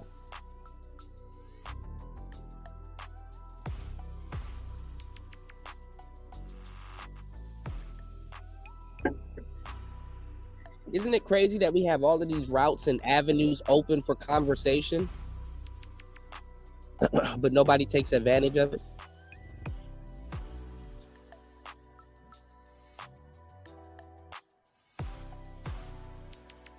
Right, War Master, women that you want to smash are replaceable, absolutely. But I'm talking about like relationship-wise, you know? UFO said, I can't imagine what it must be like to have to censor your thoughts about shit you've actually seen in fear of women not understanding it or finding it interesting to them. That gotta suck. Oh, absolutely. Andre said, shit, I've tried to fix shit with my daughter's mom multiple times, but she let her friends and feminism lead her astray. That's very common. Very common. Especially nowadays, because most women don't think for themselves.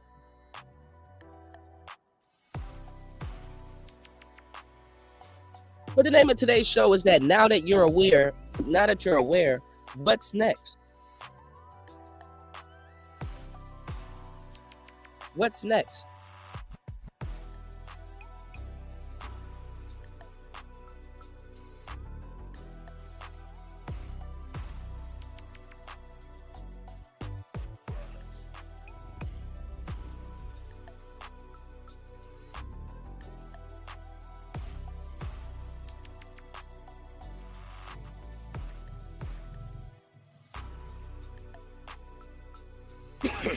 What's next?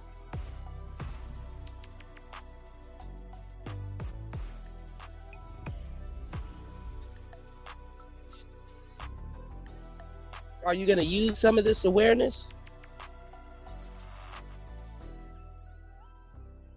Let's get into the game. Hold on, y'all.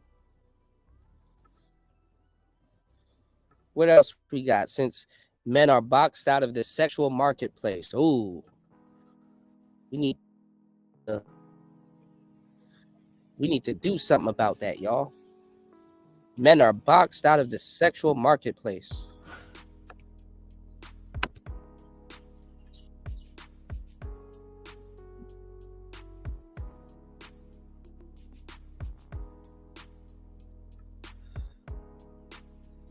Let's see what Gen Zs are talking about on Al Gore's internet. Quarter life crisis, y'all. Of older Gen Z, our youth is fleeting. Hey guys, what's up? It's Emergency and welcome back to my channel. Today we're back. We're talking about something spooky, something real spooky actually, and that is the Gen Z quarter life crisis epidemic that we are currently going through.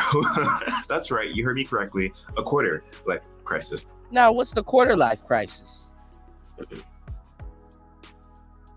Put a 1 in the chat if you think that Gen Z is doing all that they can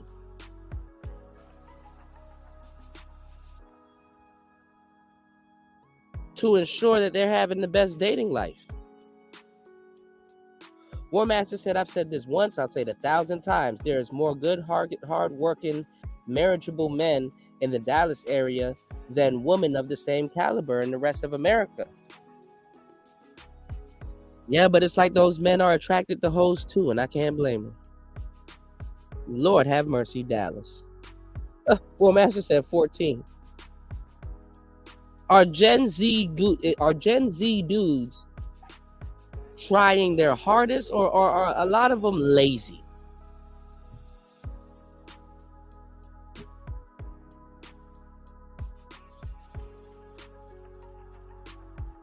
Or a lot of them lazy?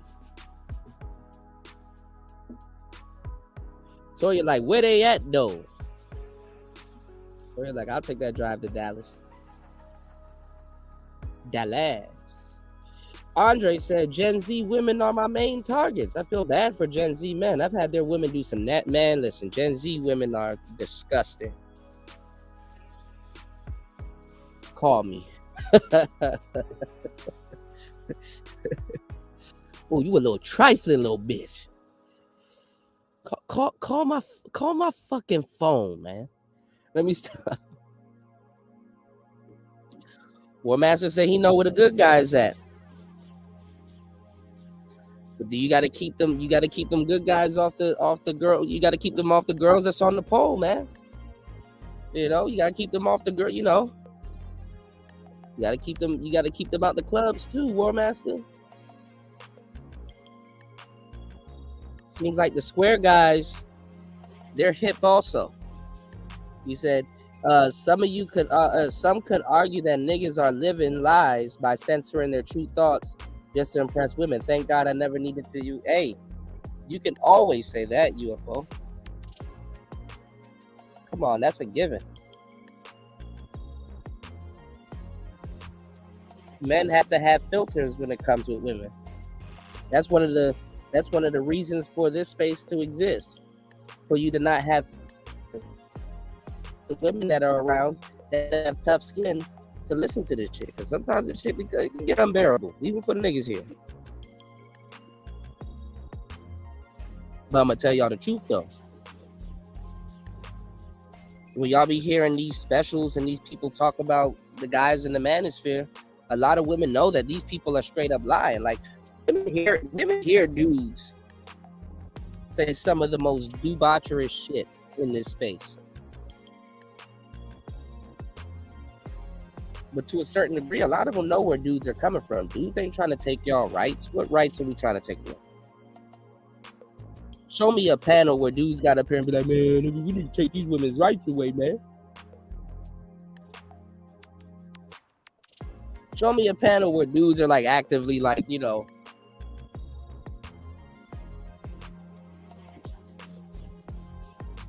trying to abolish shit.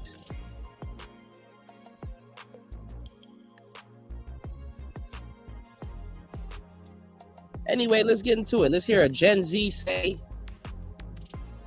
in a weird way, some shit that I already told y'all for so many days. Let's get it. Player talk.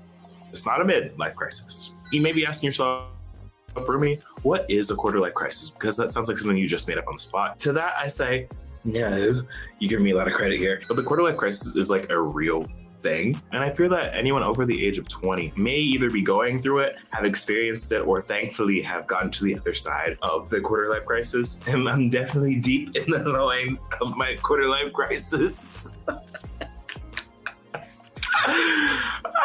And as most things are for Gen Z, it's getting very unserious. So in this video, we're me talking about the quarter life crisis, what it is, why it happens, and how we as Gen Z can get over it without becoming what we fear most. Now, Toya, be careful now. Texas got a lot of potholes now. And I mean that respectfully.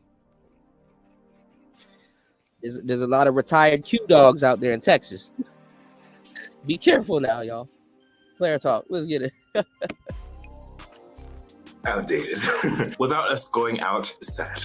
But before we get into any of that, hi, I'm Rumi, and you are watching Gen Z, a special little series on the channel. We talk about anything and everything to do with Gen Z, whether it be in pop culture, media, or just in day-to-day life. Consider subscribing. I post twice a week and multiple other times a week on my other social medias at Emergency on TikTok, Instagram, and Twitter, which go check out if you haven't already. And while you're at it, leave a like on this video because it helps out a ton. Also, if you want to go the extra mile and show support to the channel, you can click the join button either down here or down here to become a channel member today. Channel members get access to early videos and exclusive content. I have a show review up now for the show Everything Now that is exclusively for channel members, and they're getting another one later this week. So if that sounds interesting to you and you want to support the channel even further, then consider doing that. But let's get into this video's topic. So the quarter life crisis. What is it? Well, let me tell you.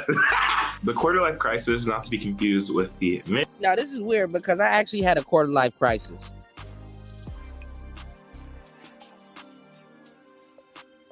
But it was for a completely different reason. I talked about it a couple shows ago. But let's get into it. Midlife crisis, which I feel like we're all kind of familiar with. If you're not, it's basically when older people, the middle-aged likely, go through like this emotional crisis, really trying to find themselves because they're like, oh my God, I'm like halfway through my life or whatever, and I just don't know what I'm doing with myself. So like, called a midlife crisis.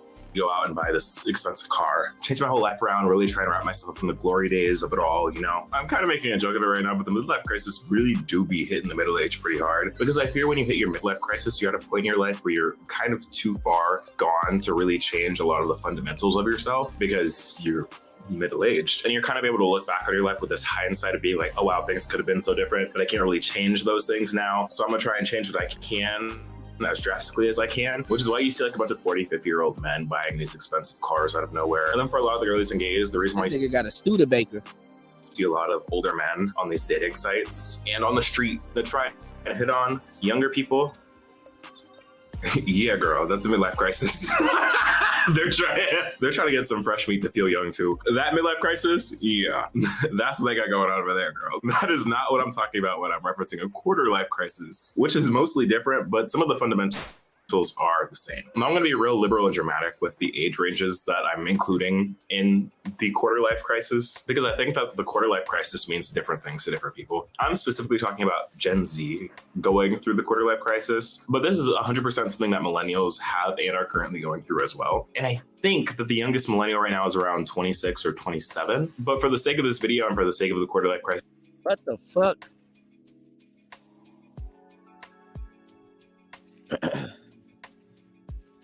He don't even know his generation's range. Like the youngest millennial is probably like 31. The young millennial is probably like 31, bro.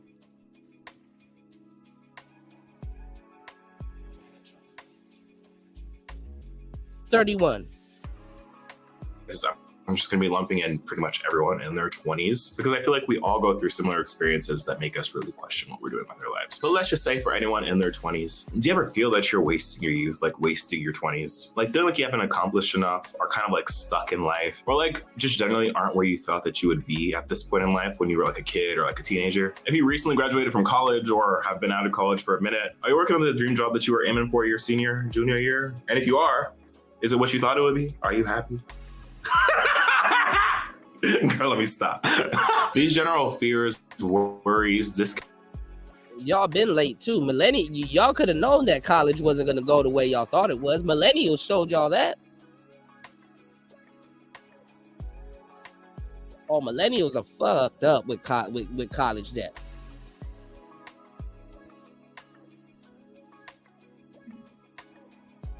Gen X and millennials got lied the most with college. We got lied to the most. Y'all didn't really have parents on your ass talking about some get your ass in college.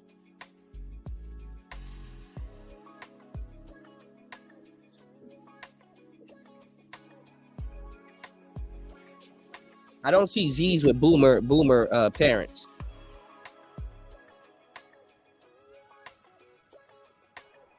What's going on, Degenerate? You said it's confusing, but millennials are still in their 20s. It's confusing, but millennials are still in their 20s in 2024. Millennials are not in their 20s in 2024.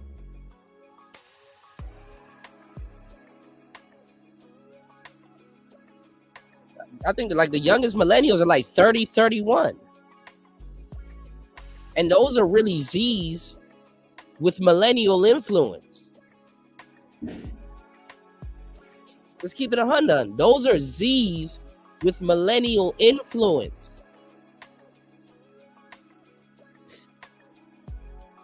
Millennials are like 30 right now.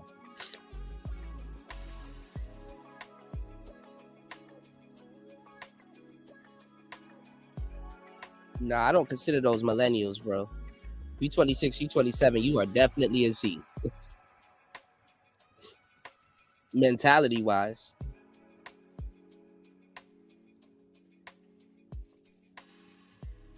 Everybody calling him Zesty.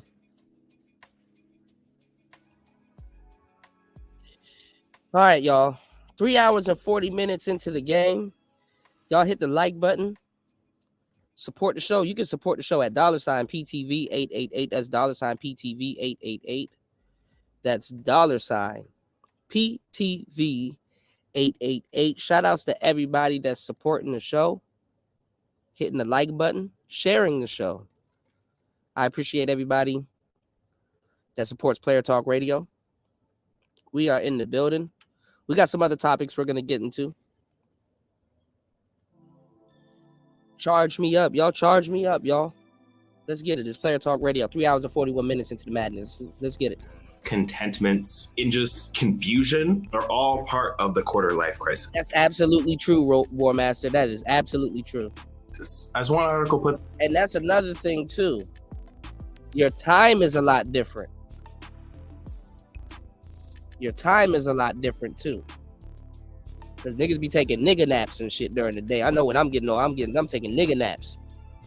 That's it. The quarter life crisis is described as a crisis involving anxiety over the direction and quality of one's life, particularly someone in their 20s. Because in your 20s, you're kind of forced to be an adult for the first time in a lot of people's lives. It's a time of a lot of transition, having to take care of yourself, being post-high school or post-college. Like, this is where the training wheels really do come off. Like, this is what SZA was singing about when she was singing about the 20-somethings. And the quarter life crisis seems to be a pretty big issue for a lot of Gen Z and millennials, considering while I was doing research for this video, I found out that the quarter life crisis has its own section on TikTok. Like, not just a searchable topic, like it has its own heading, girl. With over 12.3 million views, which is insane to me, and just shows we are all collectively going through it. So how does the quarter life crisis exactly differ from a midlife crisis? And why is Gen Z experiencing it in the first place? Well, similar to a midlife crisis, a quarter life crisis stems from you taking stock of your life, as well as the lives around you. But what's different is, for one, the age groups. But two, it's different from past generations, with the exception of millennials, because the 20-somethings nowadays are filled filled with a much different pressure and expectation than the 20-somethings did back during the age of like Gen X or boomers. And that's in large part due to just the American dream as a whole being dead, as well as the hypervisibility of other people's better. So what it is that y'all Z's are inundated with hoes, and y'all are taking them seriously because y'all, you know, you fresh out of high school. A lot of stuff is going on. 20s are just discovering shit.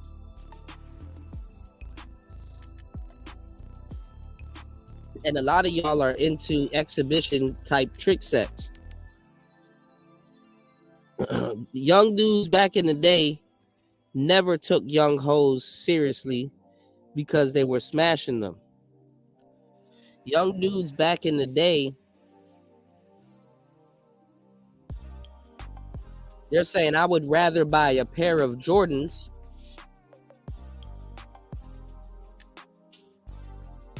for about $120. Keep them bitches clean, swag,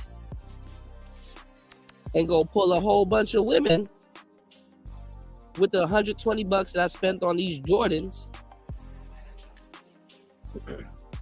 instead of taking that money and go paying some broad for one time for a little bit of sex. Niggas back in the day was like, I would rather take my little McDonald's paycheck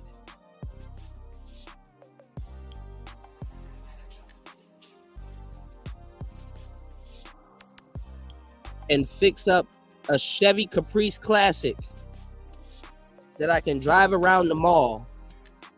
I don't give a damn if it smells like gasoline. I'm gonna fix up this Chevy Caprice Classic and drive it around the mall and go pull some bitches. Niggas would take that fucking money and go buy them a Gucci belt. Dudes back then was smart enough. They weren't inundated by the internet. They say, I'm gonna take this Gucci belt or this Ferragamo belt, and I'm about to wear this Gucci belt and this Ferragamo belt and take a bunch of pictures in it and go pull a truckload of women.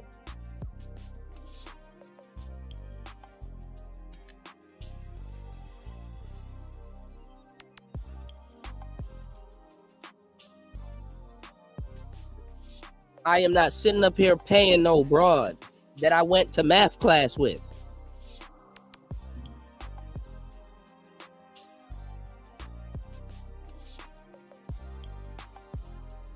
Talking about some $100.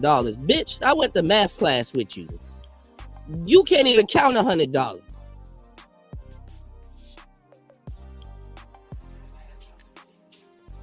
Put your pussy lips on live, I'll give you $1,000. Shout outs to War Master dropping the huge. War Master easily is always sponsoring the show. He said, I can't listen to bad audio. And I know that's right. And my bad if my audio has been lacking, y'all. We fixing that. I know my audio been lacking. What's going on, Vinny? It's like, shorty, I went to math class with you. The fuck I look like handing $100 to you? Put your pussy lips on live, I'll give you $1,000.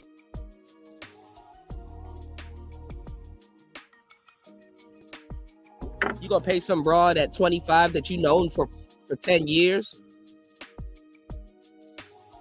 Plus, you already know she done slept with other people. He cold. You identify my bitches with APs. She ain't got an AP, she is not mine. You cold. He cold. She belongs to the streets. Young dudes never fell for that shit.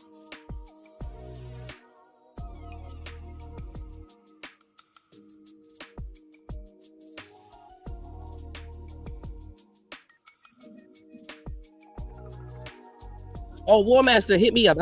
Man, look, I gotta put you on to something. You are gonna be like, yo, this is amazing.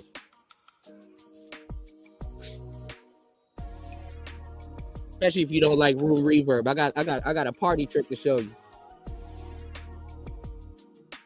All right, y'all, give me 1 second. I'll be right back. I'm gonna let this play. Be cold. Let's get it.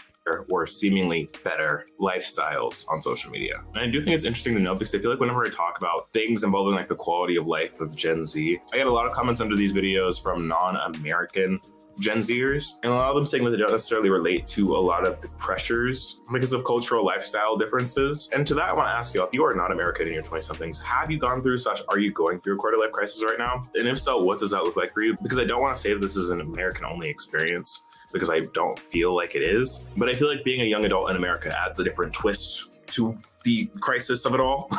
So let me know that in the comments. And I feel like one of the main pressures of the quarter-life crisis is this need to have your life together and to be incredibly successful, incredibly young. And I feel like this is a pressure that a lot of Gen Z experiences even as early as high school, and especially after college for those who go. Of feeling this need to know exactly how your life is going to go, or the stresses of not having that feeling or that knowledge of knowing where you want your life to go. But I feel like ultimately a lot of us just wanted to come into this era, being able to make a certain amount of money, live a certain lifestyle, be in certain relationships, whether that be romantic or platonic, and to have a certain job with job security. And when your reality doesn't necessarily align with the reality of other people you're seeing in your life, in your immediate circles or online, you feel bad about that. Like you feel so bad about that. And it's kind of crazy to think about, like, why am I comparing myself to someone I don't even know and that doesn't know me? Like I can speak for me growing up, even as soon as like directly out of high school, I have always felt behind in life and always felt this need to be grinding or to have like some sort of side hustle or to be trying hard on social media to get my life how I wanted it. And that's why I don't necessarily understand why older generations say that Gen Z is like lazy. I'd go as far to say that we're a very hardworking generation, if not one of the more hardworking generations. Like, of course, that work looks different than it did, say, like 50 years ago. Like, we're not, like, the majority of us aren't working blood, sweat, and tears in a machine factory during like the Industrial Revolution, but that doesn't mean that we aren't working hard. A lot of us work multiple jobs, have very long hours, have full-time jobs and a side hustle, and can't afford shit.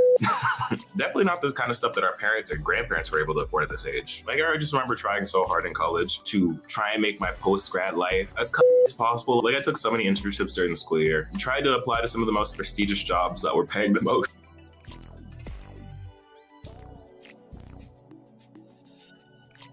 Oh, God. I'm not trying to go in on the Z's, but y'all need to really have a compass, bro. You don't know what your grandma and your grandpa has been doing.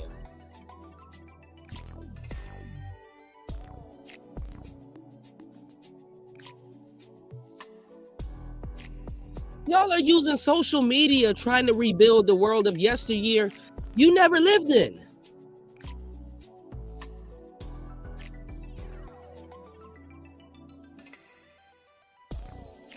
There's nothing wrong with that, but you were kids, man.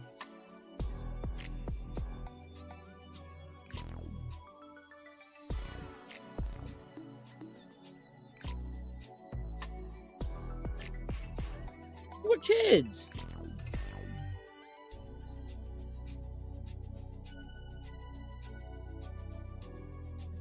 The world that y'all lived in, the world that y'all are trying to create, I lived in that world. I was actually active. I didn't know what the hell. I mean, I did know what the hell I was doing. I just didn't know the significance of it, y'all. A lot of y'all were not active in moving around and dating and doing certain things in 2007. I'm talking about on the cusp. I'm talking about right before phones really took over. I'm talking about 2007. I'm talking about before the teens, bro. Some of y'all weren't even active around 2011.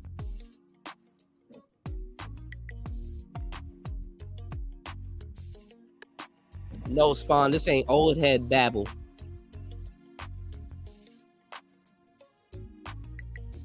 Y'all have no compass. Y'all have no idea where y'all going. This is why y'all are the lost generation for real, for real. The grenade that was it dropped on the millennials but it really dropped on y'all. This is why America needs to get immigrants and shit coming in and stuff like that. Y'all are like the generation that America's really trying to get rid of. They're trying to get rid of millennials too, but millennials are dumb. So to pick a number, welcome to the club.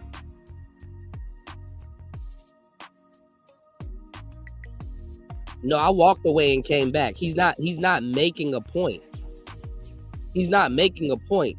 The only quarter life crisis that y'all are going through is inflation and bitches. Welcome to the club. Y'all not going through nothing special. The only quarter life crisis that y'all are going through is inflation and bitches. Oh, I'm not gonna own a house in my 20s. Yeah, a lot of people ain't. Y'all not going through nothing special. But that's every generation. Every generation, oh man, we're so special and stuff like that. Like, stop it. Stop it. The only thing you're going through as a Gen Zer, I'm giving y'all the game. I'm not trying to be facetious. I don't care about ragging on y'all generation. I'm not trying to one up y'all or no shit like that. The only thing y'all are going through is inflation and bitches.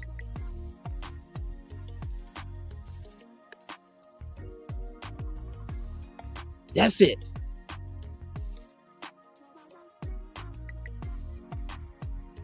By the time y'all got to the age of where y'all really want to start doing shit, there wasn't shit for y'all to do. It's the same thing that happened with our generation, but it's different. Y'all grew up with technology. We had to adapt the technology halfway, meaning that half my life was really centered around going out and doing shit and having fun and stuff like that. And then when we kind of just started chilling and settling down a little bit, that's when technology really kicked in. And then this new bullshit start happening. That's what y'all grew up in. I didn't have Instagram growing up as a kid. Instagram came later. I didn't have all of that shit growing up as I'd be fucked up in the head if I had Instagram growing up as a kid. What's going on, Diari? I know what y'all going through. I got the keys to really really give y'all some type of insight.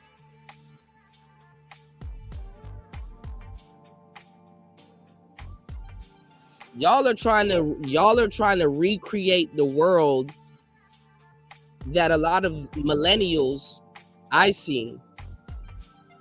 I don't blame y'all, by the way. I'm just telling y'all what y'all trying to do. Y'all are trying to recreate the world that a lot of millennials took for granted before and because of social media.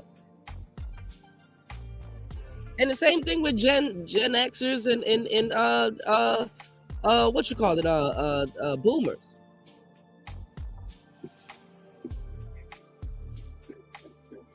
The way we talking about y'all women and smashing y'all women and y'all girls and stuff like that, and how y'all girls are, what do you think the boomers were talking about? When rest in peace. When Alan Roger Curry said he got himself a young wife, I said she got to be a millennial.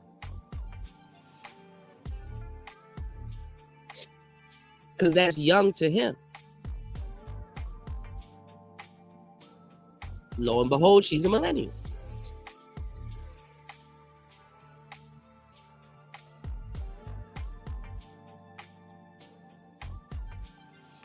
So y'all problem is inflation and hoes. That's a crazy combination. Because a lot of y'all generation is sold that you got to have money to fuck with hoes. And I've never seen so many young dudes listening to some of the most violent music on the planet. I know everybody says this. And still trying to save up their money to deal with it. Imagine saving up your money to fuck with a broad for 10 minutes.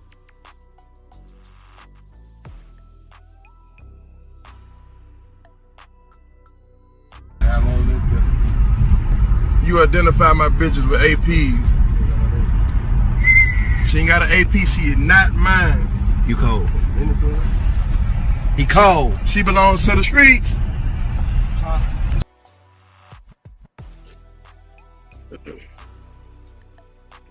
You know, my generation, we had some hoes. Oh, for sure we had some hoes. But we was on some other shit.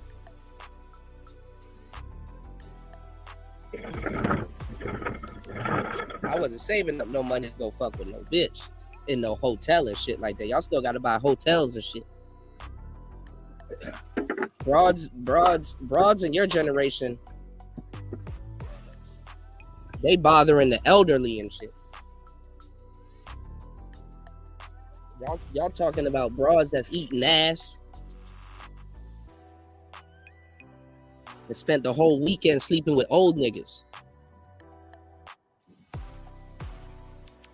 But when I come to y'all and tell y'all what y'all should do, hell no.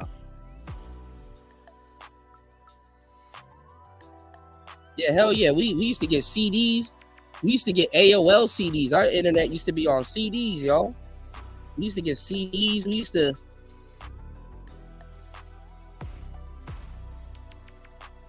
Yeah, they think a quick visit is a date.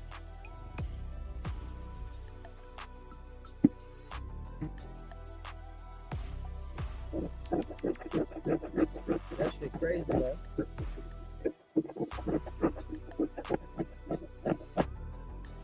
Our women wasn't charging us to be with them. And if you had a little bit of money, our women was a little bit generous on your wallet. You hoes nowadays, they want to eat tomahawk steaks and all kinds of shit. They ordering some shit you didn't even order.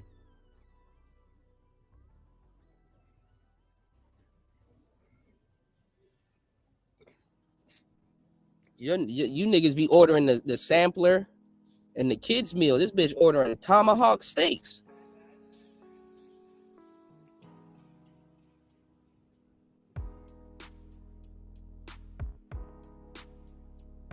And then how generous of your generation, like how generous of disease. Y'all are trying to romance these women because I feel bad. Y'all got locked out of romance. I'm from a generation where I can still get a little bit of simping in before it's really labeled simping. For what it's worth. You know what I'm saying?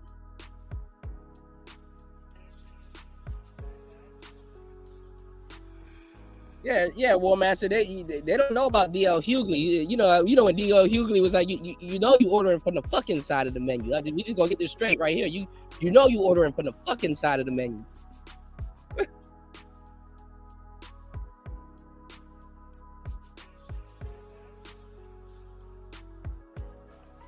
Like shit. I'm from a generation where women would be like, look, if we have sex, you're my boyfriend now. And you just say, okay, just cuz.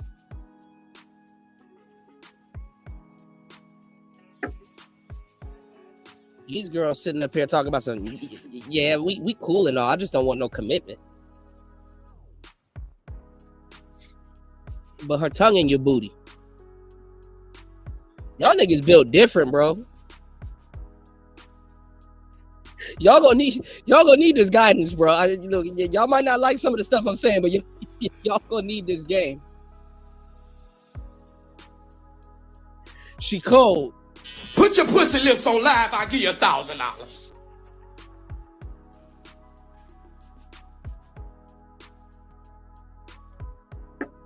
What generation of broads you think Boosie saying that to? Put your pussy lips on live, I'll give you $1,000.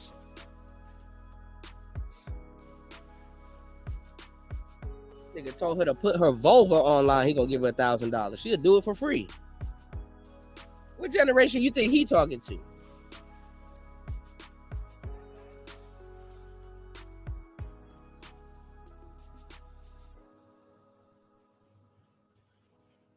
This is a fucked up little world we live in, don't it? Ain't it a little fucked up?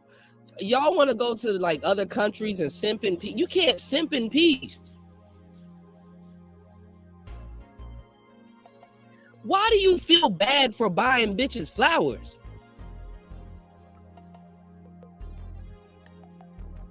That you can't light and smoke. Put your pussy lips on live, I'll give you $1,000. Romance to this bitch is her tongue in your booty. Pause. Right, well, I'm asking.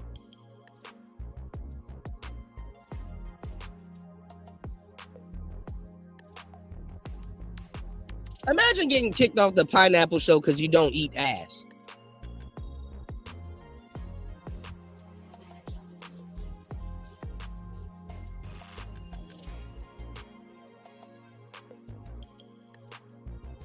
You actively don't want feces in your mouth. You don't want fecal matter in your mouth.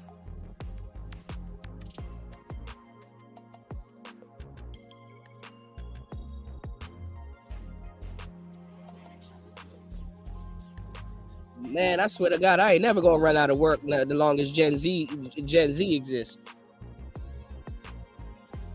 Y'all gonna need this game, bro. I feel for y'all, the real ones. You know, we got a bunch of knuckleheads. I get that. We got a bunch of dumb knucklehead millennials. Trust me. Millennials are some of the dumbest people you'll meet. You'll only meet two types of millennials. One is dumb as hell.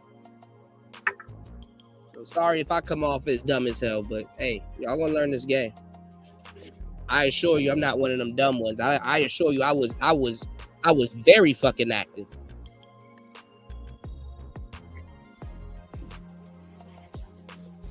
I got video proof, if that's what it is.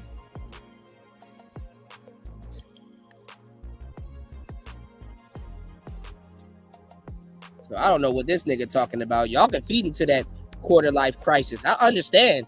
You'll look up from 15 and then you'll be 25 if you haven't got gunned down with a Draco yet.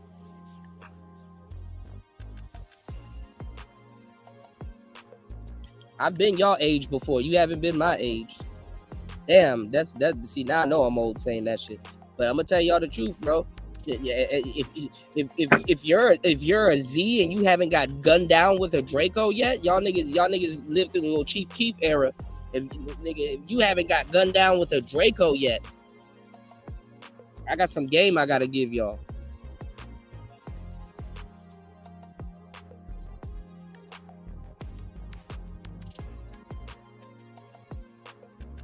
Yeah, hoes going to Dubai and shit like that, and they coming home and kissing y'all. Oh, fuck no. You can't even. This is the fucked up part. I gave y'all the game about the internet, bro. You can't even pull a dime with confidence, y'all. It's like, yeah, Kuda, I hear you. Now's the best time to get a dime. But I done got me a little shorty. Skin glistening, she looking good and everything, Kuda. But she just came back from Dubai.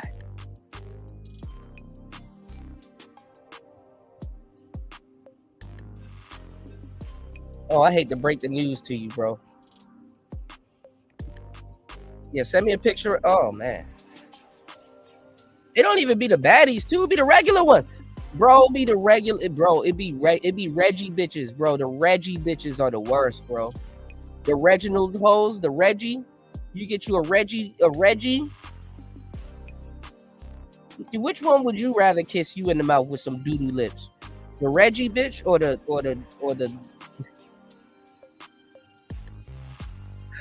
like look at the celebrities y'all look up to, bro. Sexy Red. Definitely ain't no Little Kim back in the day. Definitely ain't no Nicki Minaj.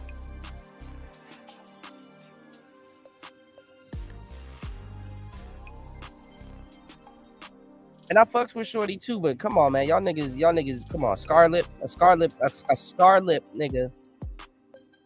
A Scarlett wouldn't last in my generation, bro. She would have to be a writer. Shout out to Jaguar Wright. He said, I remember when I first heard Kuda say Coach Ruckus and had a booty eating course. Bro, that nigga was on point. That booty eating course, bro. I might have to buy it, bro, and review it, bro, on a paid platform because Steve the D knew what the fuck he was talking about with them booty eating courses, bro. Them gigolo niggas are weird, but like every once in a while they'll put y'all onto some real game, so. Cause them niggas they parlay, you know what I'm saying? Like in my stint, I was in the underground. I know all the little underground spots in DC and stuff like that, and in certain little areas. I know about the underground sex world and the swinger parties and little places that y'all think they throw regular parties, and it's niggas in there swinging and shit like that, and all kinds of little stuff like that on some player shit. I didn't even find that shit when I was messing around with music and shit like that. I didn't find the Diddy parties on music shit. I found the Diddy parties, being a player.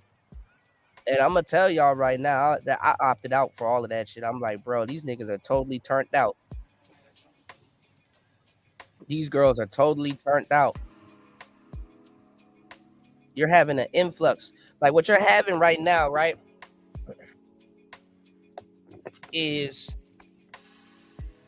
you know how like they just dropped this Freaknik, right? This Freaknik documentary. To a certain degree, yeah, you had a lot of gumps and dudes in the 80s and stuff like that didn't know what they were doing sexually. So women could be like, I'll guide you and put y'all on to like new sex positions and shit like that. So you got the women taking charge because they nosy. Women are fucking nosy. They're everywhere and they're nosy as fuck. That's why I don't expect dudes to be like players and be jumping off of chandeliers and fucking bitches. Yeah, throw that in there, Spawn. I got you.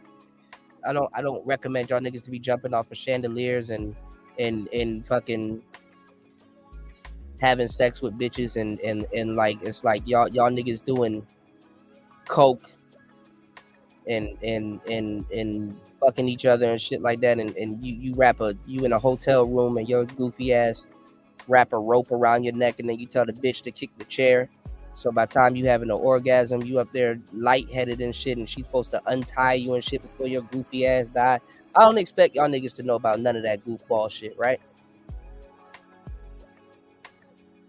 But nowadays, these bitches are turned out. You go on the internet, you see endless videos of niggas talking about some, man, I'm 25, man, I'm 30, I never had a girlfriend.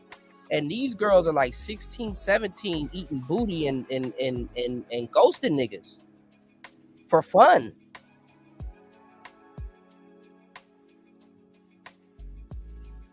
She telling you to send her pictures and shit like that. This bitch sharing your pictures in the group chat. Yeah, girl, I ate his ass last night.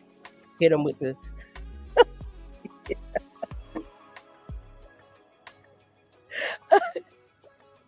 I hit him with the reach around.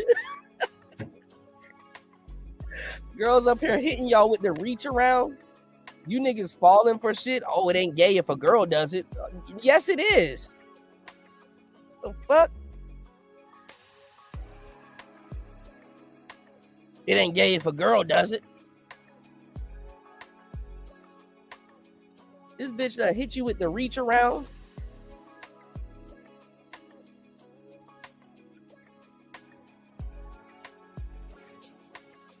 She said, you for the streets. You a dirty debutante, loose in the streets and don't know what to do. And for some reason, you want your ass licked. That's some crazy shit, bro. You can't tell your homeboys, bro, how'd he get like that? Man, I don't know, man. You totally crossed out, bro. You in your 40s, in your 20s. Some of y'all not gonna pick up what I'm talking. I'm giving y'all some real player shit. Y'all hit the like button and support the show. I'm giving y'all some real player shit. You in your 40s and your 20s. You don't even save the freaky shit for your 40s. See, I can see if you lived a lot of life, you done had some kids and all kinds of shit. You like, you know what? I just want to jump off the deep end. Y'all niggas jumping off the deep end in y'all 20s and shit like that. I know somebody somewhere laughing their ass off. I know somebody, dog. If I made you laugh, you owe me a like or something. For what it's worth, I know somebody somewhere laughing their ass off because this shit is funny. It's funny even mentioning this shit, bro. You in your 40s and your 20s, bro. That's a cross to carry around, bro. But it's not bad though. Like, cause imagine you one of them gigolo niggas, right? Look, imagine you one of them gigolo niggas, or you one of them weird ass niggas in your 20s. Let's say in the 90s. Or in the 80s and shit like that. You really had to thoroughly look for a bitch that's gonna be like, look, I'm gonna pay you a little bit of extra money, or I'm gonna do some favors for you and shit like that. Look, just don't judge me and shit. I'm about to lift my legs like some Lambo doors. Now, like I'm very clean. I just need you to lick my tail. Like, how do you get somebody? Like, I'm a player and I got a mouthpiece, but I never use my mouthpiece to talk no bitch into doing no shit like that. I don't even know how you start a conversation to get your taint licked. And these bitches nowadays are offering that shit to y'all like it's drugs.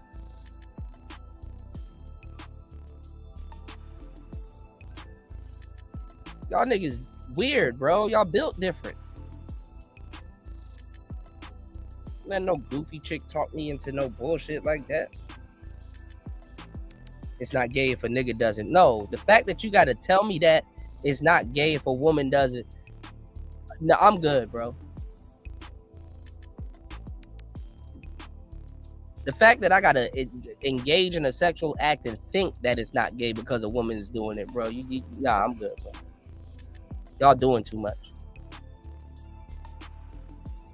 That's the problem with y'all new generation niggas. Y'all can't even master regular sex. Talking about getting some asshole ate. Now you niggas out here with a genuine itch. You better stop, boy. You better, man. Look, stop indulging in abnormal pleasures because they kill the taste for normal ones and shit. That's how these women making that money. They all, you know, they be fucking them white boys. Them white boys, them OnlyFans girls. I already know what's going on, bro. I done dealt with hoes, nigga. I know how hoes move.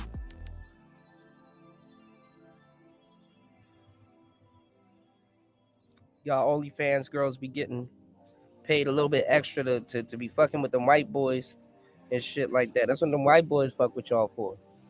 Hoes be having endless sex toys and all kinds of shit. Y'all niggas be falling for it, man. Y'all your generation, y'all that Generation Z, bro. Them OnlyFans bitches are doing a fucking number on y'all, bro. Landslide. Y'all are losing by a fucking landslide. I already know what y'all going through. That's why y'all calling this nigga right here zesty.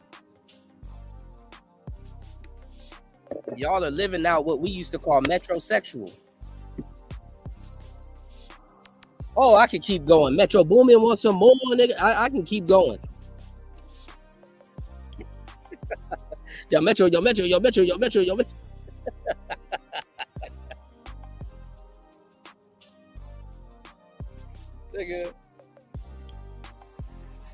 being metrosexual to us was a fashion statement. Y'all niggas living that shit out.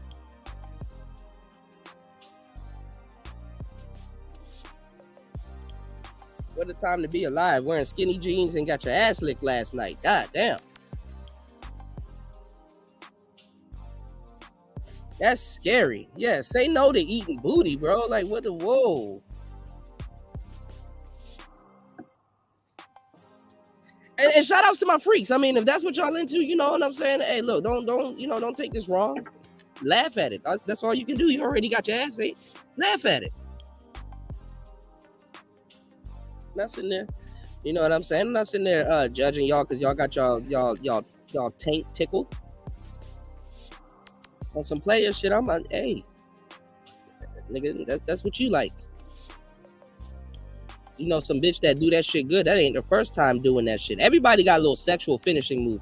I remember this girl was bad, bro. I remember speaking of the War Master getting on me about losing my cars, I just lost one of my cars, right? But I didn't care because I live in the metro area. So, you know, speaking of metro, right? So I used to take the train. And Shorty used to take the train too, but she was bad. I almost said her name. This girl was built like a stallion. Man, I had this girl on moves with me the whole time, you know, when I got off of work. Baddie down. Me and her chilling on the train. You know what I'm saying? I still had enough game. I had on my work outfit. I had on my apron and everything. I still pulled this little shorty.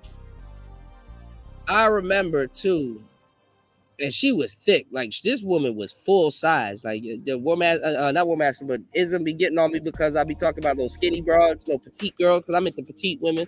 But nah, you should know that if you have a preference, sometimes you do get your preference, but you get like a variation of your preference. So I be into petite girls and stuff like that, but I end up getting this thick joint. I used to get a bunch of little thick joints. I just go, man, I ain't gonna lie. One time I was like 5 for 5. I got this thick joint, light skin and everything, and she just cool. She just cool little shorty, right? Man, I remember she hit me with some type of finishing move. I went over her crib, and she lived in the trenches, like she lived in the hood, like, you know, on some. What hood did she live in? I think she was out. If I'm not mistaken, she was out like Deanwood.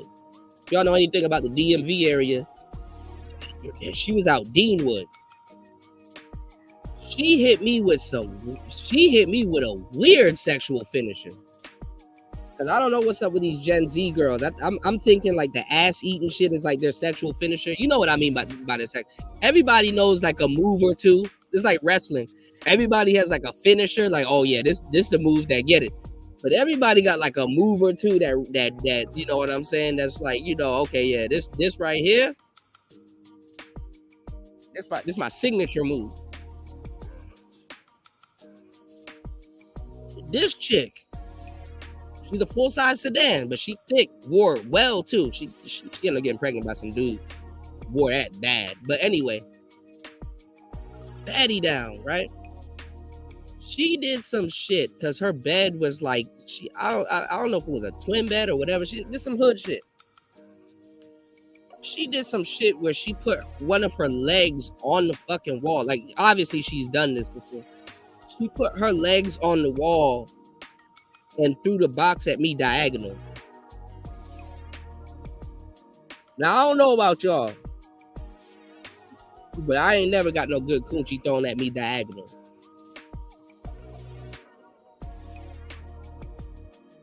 I had to brace my nigga. I almost fell a couple of times. I had to brace myself. Like, oh.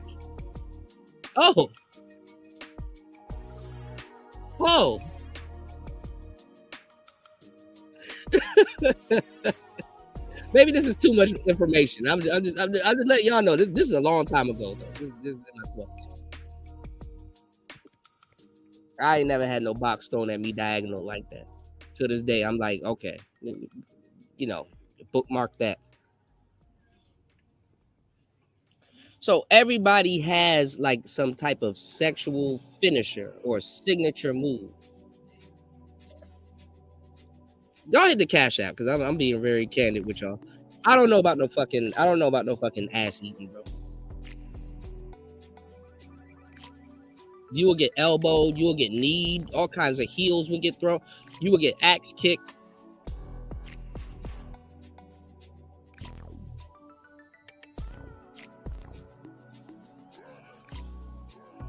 Even when I used to mess with stripper women, they wasn't eating that.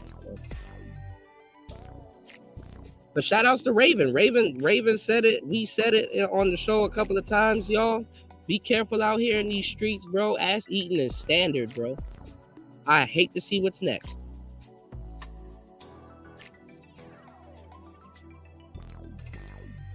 So if you a Gen Z cat, make sure y'all pay close attention to what I'm saying and stick very close to me and ask questions because I'll give y'all the game. For real, out of all of the generations that's here, I think y'all deserve it the most. You know, millennials know better. We kind of know better with certain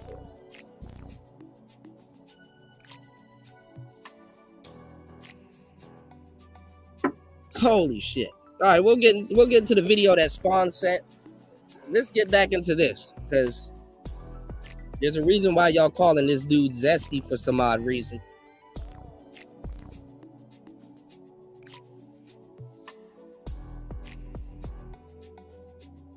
A lot of Zillennials are zesty, obviously.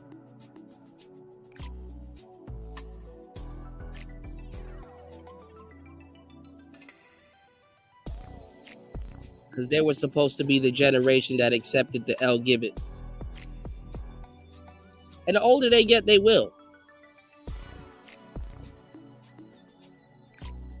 Black people need to be more smart. Our civil rights are on the line. It's player talk. Let's get it. And even then, it still didn't feel like enough. Because then, I'm going to be real. I'm gonna be really real with y'all. We're gonna have conversations that I feel like other people are afraid to admit and to have. And when I say this, I don't mean this in a malicious way at all, or in a judgmental way at all. I'm just being honest. And I know deep down you think about it like this as well. But I feel like oftentimes when it comes to applying yourself and working super hard, whatever that means in your own way, because working hard means different things to different people. But then you hop on social media and see people your age or younger living. Okay. Mr. Foster said that nigga looks zesty. Okay. Spawn confirmed it. Okay, he is zesty. All right. These lives that are so great, so fruitful, and so luxurious for what seems, and heavy on the word seems, because we'll get into that later, to be so much easier and so much less work. It kind of makes you think like, why am I working so hard? Like, why am I trying so hard at this one thing when I can try and do what these other people are doing for what seems to be less work and to get so much more money? And let's clock that, because a lot of people are afraid to say that they compare. A lot of people are afraid to say that they're jealous, because a lot of discourse online and the way that most people clap back at each other whenever they fall out for things are being like, oh, you're just jealous of me. But jealousy is a normal human emotion to have, and comparison is a very human thing to do. Like evolutionarily, comparison is something that's hardwired for us to do, to compare and choose the optimal life situation, to one, survive, and two. Shout outs to Mr. Foster. He said, I look younger than him, and I'm 29. Yeah, we're gonna be some young, older looking cats. You dig? That's just how it goes. To thrive. But I will say with that, while these are normal and natural emotions and feelings, the expression, how you act on these emotions and feelings to yourself and to other people are the difference from what makes you a weird bitch and someone that wants to just generally better themselves. Because I feel like you can be jealous of someone's situation, and instead of moving weird, trying to fuck someone over, be snaky, or just have malintent, just take that emotion and turn it into self-drive to better yourself. Like, this is a whole tangent. Like, I feel like we've stigmatized and put a lot of shame on the emotion of jealousy. But all this is to say that there is so much merit to wanting all these things in life. Being money, lifestyle, relationships, jobs, because that has historically been what's been advertised for people our age group, and currently is being advertised for our age group via the American dream or whatever, but currently is being advertised as the lifestyle through certain extents on social media. Like, let's talk about money and jobs. I feel like Gen Z entered the workforce at such an interesting time, because for a lot of us, myself included, a lot of our first big kid jobs, for those of us that went to college, came about during and after the pandemic. Like, speaking personally, outside of stuff I did for high school, I've had 2 professional jobs post-grad, and I've never had to do an interview in person. And I've never had to go into an office either. Like, just don't know what that's like. And that's because due to the pandemic,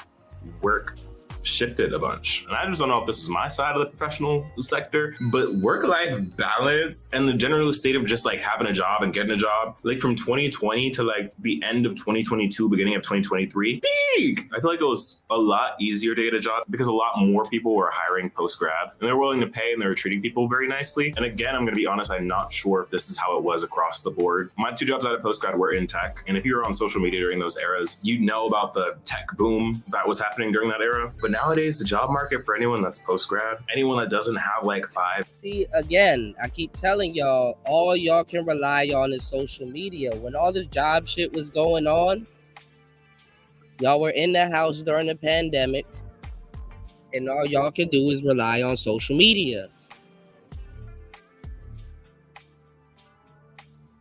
All of this job shit is fairly new. Y'all niggas went to school online.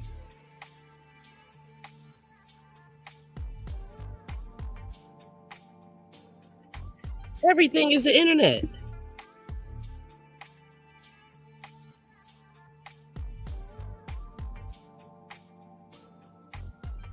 Now, it's not your fault. It's not your fault. But let me tell y'all why y'all are the free generation, because y'all are free.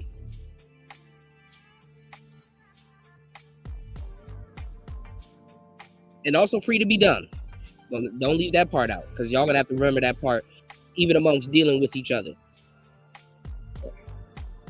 Because some of y'all are gonna deal with y'all peers or have dealt with y'all peers and be like, yeah, we are free, but not everybody took advantage of that and did something productive with it. I think every generation goes through that. But y'all can't put the toothpaste back in the tube, bro. Like, America has given up on Gen Z. Them niggas ain't even trying to sell y'all the American dream. They're like, listen, we just got to bring in immigrants because y'all niggas, first of all, y'all know how much money y'all need to be paid for a certain task. So y'all are spoiled.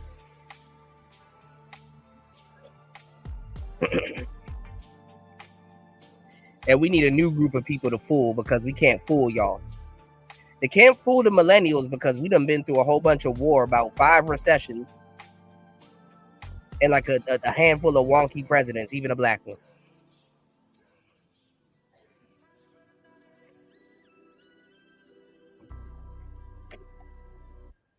Gen X,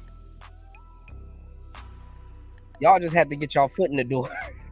Hey, y'all just have to get y'all foot in the door, and it's like, you know what, it's smooth sailing from here.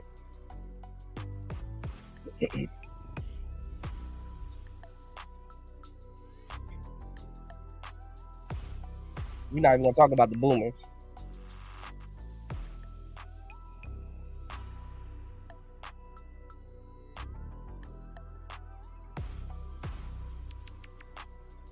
So the Gen Zs, you're not of use. I'm not gonna lie, y'all not of use for the government, for real. Other than like economics and stuff like that, because you know, obviously y'all not spending y'all money on real estate and all that other shit. Y'all spending y'all money on just trivial things, which they forced y'all to do that. They forced y'all to do that. Like a Z can break down to y'all how y'all don't really own a house and shit like that. You know what I'm saying? Another little nuances and stuff, and they'll be correct. You know what I'm saying? Hell, millennials, they're trying to convince millennials to stop renting, but millennials are like, nigga, we don't own this shit anyway.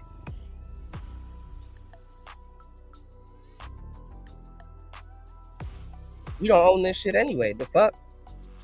Shit, we rather rent. Why would you want a ball and chain around your leg and shit like that? I'd rather walk away from some shit. So they gotta play these little games and shit like that. So they're like, okay, damn. Well, who's gonna fall for these games? You know what I'm saying? Because just because this generation understands that you're trying to put a banana in a tailpipe, pause, don't mean the new people that we get in here that's inspired to live the American dream ain't even the American dream no more. House with a picket fence. Nigga. If you eat at Five Guys today for lunch, you're gonna be fucked up in the game. Damn, I really shouldn't have took that burger and them fries, but damn, bro, that greasy ass bag with that ketchup and that expensive drink and that grotesque burger with the it's calling me.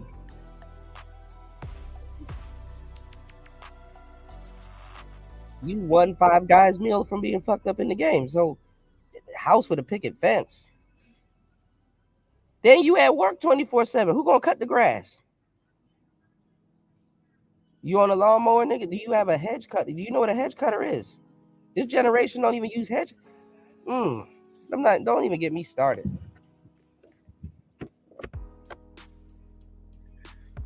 Y'all niggas don't know about the yellow pages. Y'all don't know about the white pages.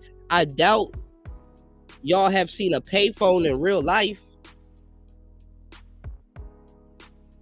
that works.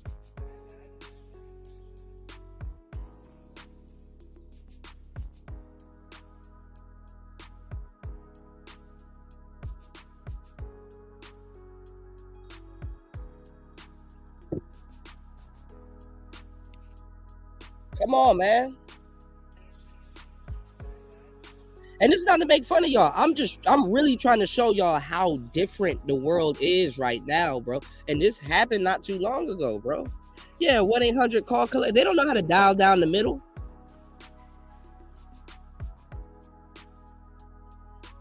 Dial down the middle.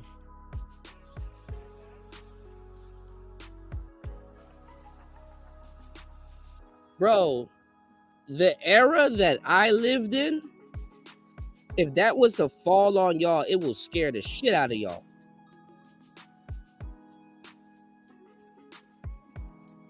And damn near one of the only generations that can say that. Millennials can say that. 80s babies, they're going to be okay. If you were born in 89, 88, you know what I'm talking about? You going to be straight. If all the phones and all that shit went out the window right now, yeah, it's gonna take it'll probably take you like a week or a month to adjust. Probably like a month. Like a good little month. But 80s baby's gonna be okay. millennials that were active around that time and wasn't really into the, you know, that didn't get really swallowed by technology, they're gonna be okay. The rest of the world gonna be fucked. Cause where the hell are y'all gonna go? What YouTube video you gonna watch then? You'll be more wary about you'll be more wary about your personal life, who you're around, who can actually teach you shit.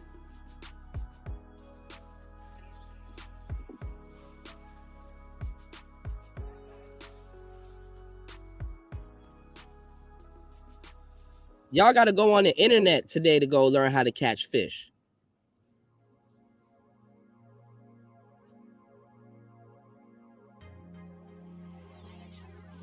Imagine learning how to fish off of YouTube.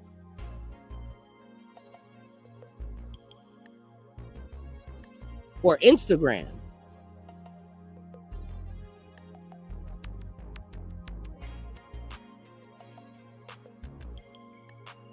Y'all don't be subscribed to those channels and shit like that, and how to back a boat, how to tie something to an anchor.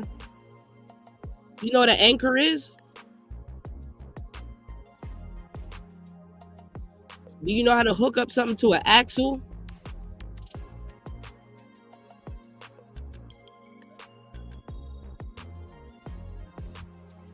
And these are some hard skills.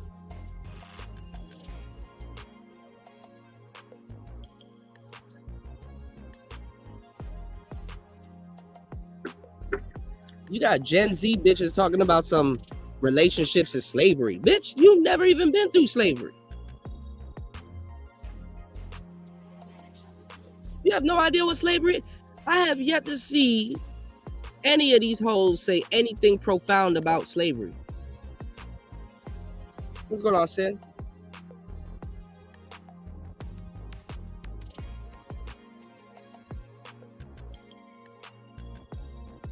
Y'all niggas slaves with iPhones in your hands and Galaxies in your hands. Oh, nah, this slavery. You got Wi-Fi. It's slavery. You got Wi-Fi. I never seen a slave with Wi-Fi. Actually. Actually.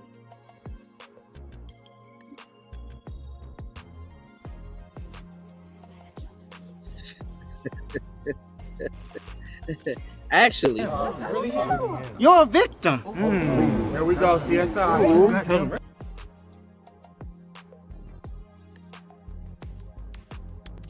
So I'm not trying to down y'all generation. I'm just trying to tell y'all, bro, this right here, this a different world, man. Do y'all know how dial-up works? Have you ever dialed up before?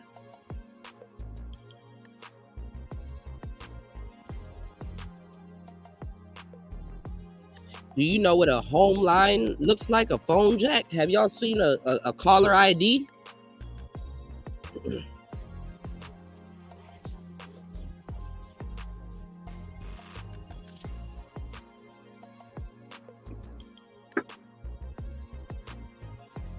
Like, if you never had to set up a date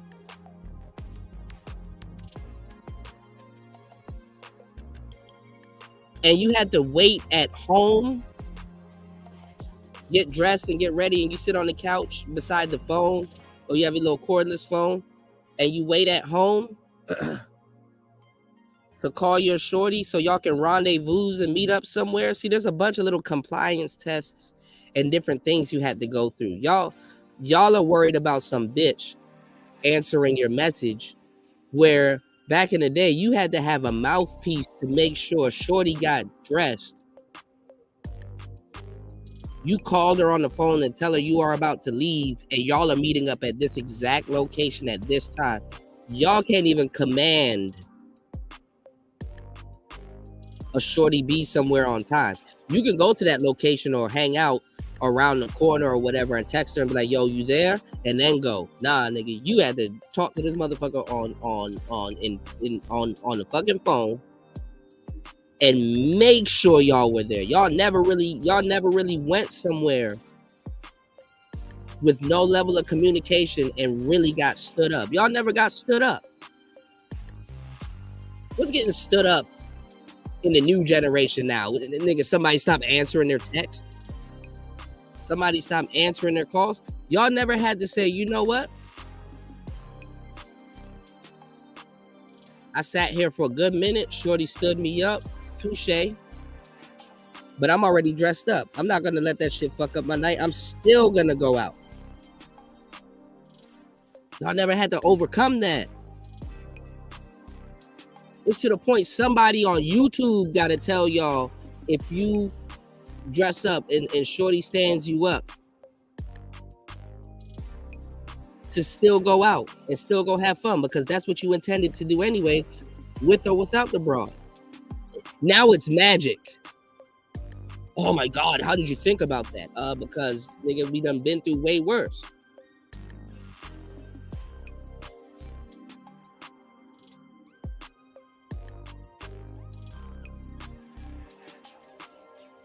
So I'm trying to tell y'all, the type of like things that y'all want and are trying to command from women now, bruh. There was an era where that was there, but it's gone now. And those women are using that shit for leverage to play y'all. Gen X couldn't tell my generation we headed into some fucked up shit, because they were indulging in it also.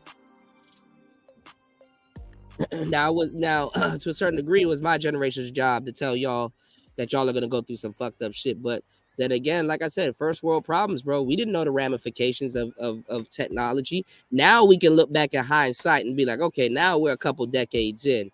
I'm gonna let y'all know y'all fucked. With what y'all are trying to accomplish, what y'all are trying to do, what y'all are trying to, you understand what I'm saying? I'm gonna let y'all know that was right before the internet. The internet destroyed that. And then you being Americanized. What do you mean by being Americanized, Kuda? You have no patience. Your patience is shot. I have patience. You know me, I'm cunning. I'm black-pilled. I'll wait. I'll stay down till I come up. I'll be fucked up in the game for years till I come up. I look at it as a learning experience. My mind is on record. I'm sitting up here learning. I will wait. 30 minutes for grits, cool. Let me go sit down, pull open my laptop, and go learn how to use QuickBooks or something like that. We have a realistic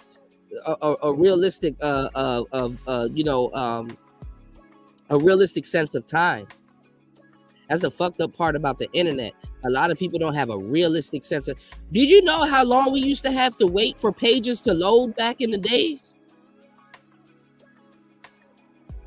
Y'all niggas don't even know about DirecTV. Bro, this shit fucked up. I sound like a damn. I live long enough to sound like an old nigga. I'm trying to tell y'all, bro, the internet was not as fast as it was this. Y'all will be fucked up in the game if the internet is not as fast as it is today. We literally sat there and watched a bar load.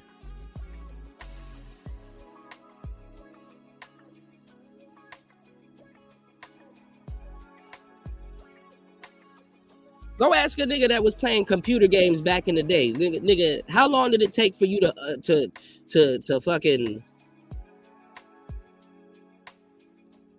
download The Sims on your computer?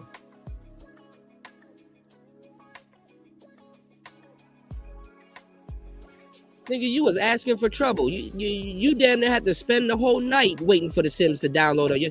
Nigga, if you bought The Sims at 8 p.m.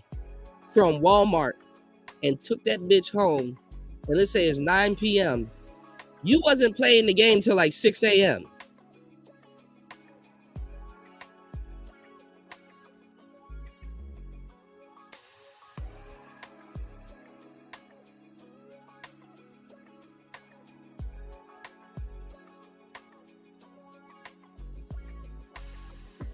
LimeWire. LimeWire?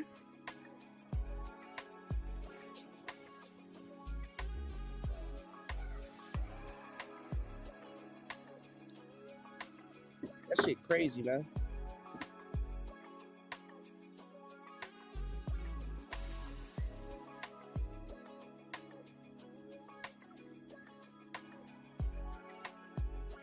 Sometimes I gotta remember myself, like damn. I ain't worried about no fucking text message, man.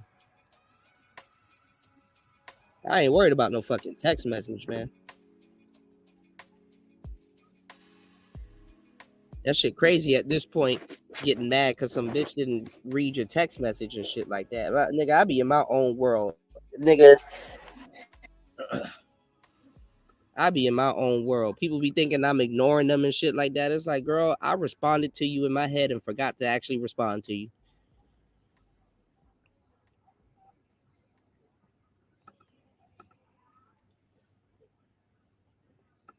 That shit don't even be intentional. So I have the patience to deal with a lot of brothers, but I like y'all women problems, bro. I really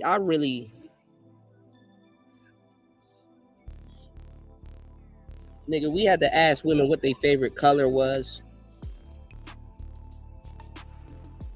and know what the hell you had to say after it. Like, niggas out here really had to be linguists. Niggas out here really had to be wordsmiths.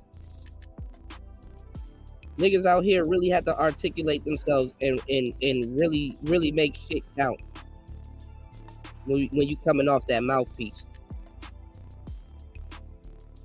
I come from an era where bitches didn't even want a text message back in the day. Women wasn't even hit the text message back in the days, and before they took it over the way they did. I came from an era where dudes actually had leverage texting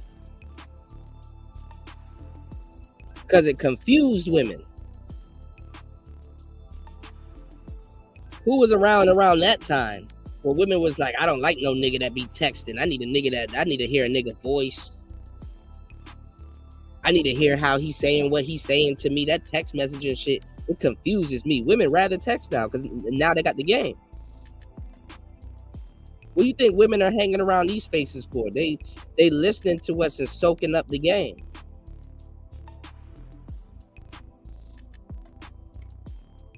Women actively adapt. Men used to have leverage with text messaging. Used to command women to call them. Like, what do you mean? Like, you text me this and I don't know what you mean. I don't know how you said it. I'm from an era where niggas brain couldn't even understand how you was saying shit. They could try to picture you saying it, but it's like I can't picture him saying what he's texting me. Right, Star P. Shout out to Star P in the building. He know. Party line. Y'all niggas call it Clubhouse now. Thinking y'all doing something. Like, the party line? Uvu? Tiny chat? Yo, Kuda, have you heard of that new app? Fuck out of here, man. Shit was better. Like, nigga, you'll go to a girl's MySpace page and you can hear the music that she listening to. It's like, okay, she's sweet. Bitches know how to manipulate the page. So little stars and glittery shit used to come down from the ceiling and shit. And it's like, okay. Shorty had a top 10 list. And then like towards like when you scroll down on her MySpace page, it's like top 10 things that she likes, like her favorite ice cream and all this other stupid shit. You still had to play guess games and shit like that. You still have to slide in Shorty DM and kind of figure out what she got going on. Like her MySpace page wasn't giving y'all the smoking guns, so y'all, you still had to like reasonably speak to her in her DMs. They weren't even called DMs back in the day. You sent the girl a message, you was in the inbox. Nowadays, it's too easy for y'all. Y'all niggas can walk up to bitches. Let me get your Instagram. You can see what her kids look like. You can see the outfits that she wore last week. You can tell where she works. You can see the food that she took a picture last night before she ate it. In my day, I couldn't slide in no bitch DM talking about some bruh. That spaghetti that you had on your page last night looked torched. I know you was knocked out after that and get a decent response. Niggas don't even think like that. Niggas got all this shit in front of them and don't even think like that. You can see what tattoos she got last week. You can see who she was twerking on last week. Not even that. Who she was twerking on last week is tagged in the fucking video. So literally you can get her Instagram, but then go to her friend's page and holler at her friend and get the same information off her friend's page.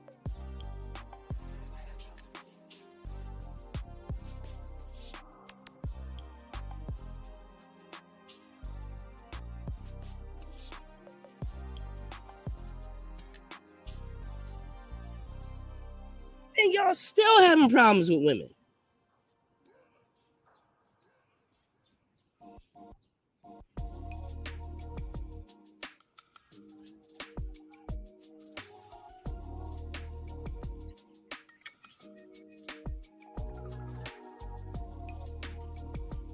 If Jesus can't save these hoes, why are you trying? What make you think you greater than Jesus? Bro, you can get information that women willingly give up that you had to go through hell to extract back in the day.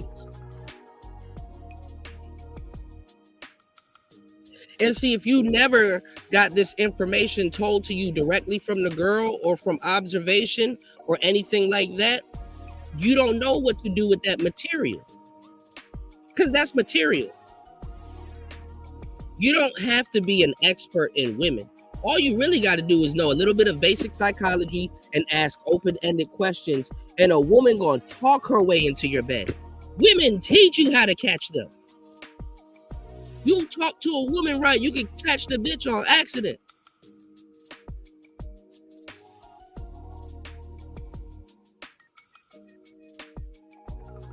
You know, Kuda, I don't like players. I don't like to deal with dogs. You know, my last boyfriend, he was a dog.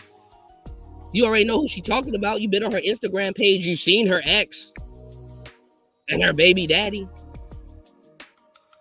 Oh, for real, shorty, you don't like talking to dogs? That's crazy. Woof. I mean, yeah, man, shit. You don't like talking to dogs? That's damn. That's wow.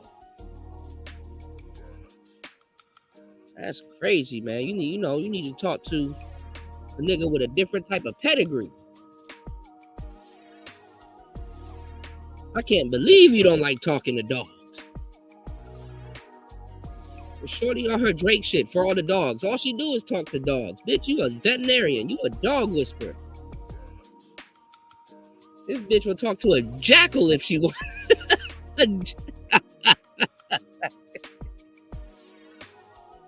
Telling me she don't like to talk to dogs. Bitch, I see you talking to jackals and shit. She'll talk to a jackal if she needs to. Telling me she don't like talking to dogs. Nigga, some broad tell you some shit like that. You can just and she gonna start laughing. She just gonna start laughing. Like, hold on, give me 1 second. She gonna start laughing.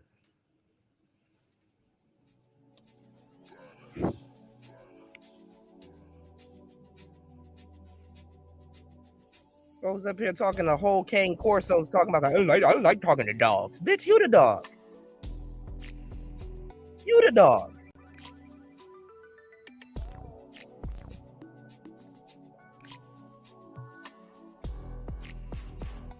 Bro, y'all have it so easy. I don't understand.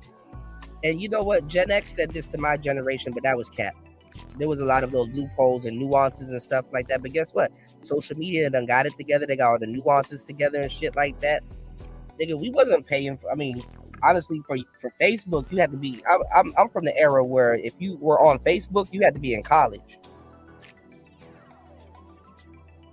You had to be enrolled in a college. But Facebook and all that other shit, they didn't have the dating app on Facebook where you swipe right and swipe left. They didn't have none of that bullshit, none of that nigga commercials and shit like that and paying for it and all that. Niggas was really dating when shit was pure. Didn't have to pay for no subscription.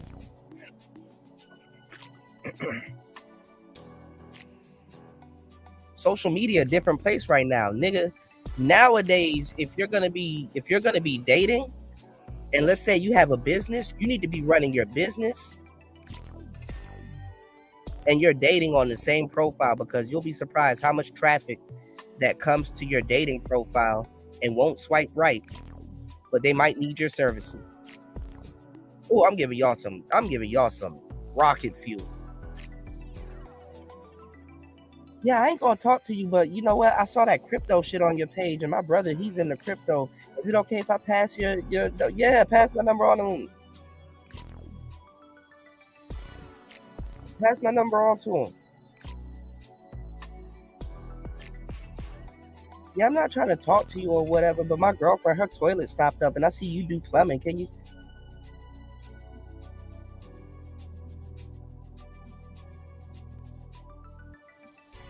Like, come on, man. Listening to weird ass niggas going into other countries and shit like that, not even giving y'all the game.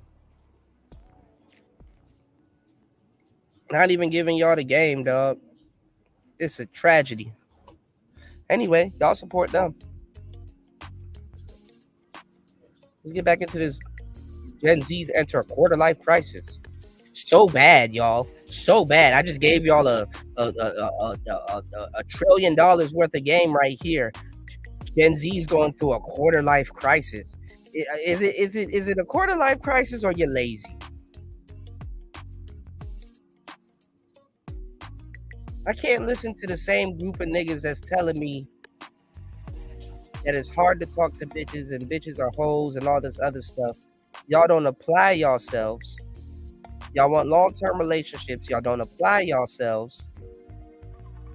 But will take your hard-earned money and pay this woman.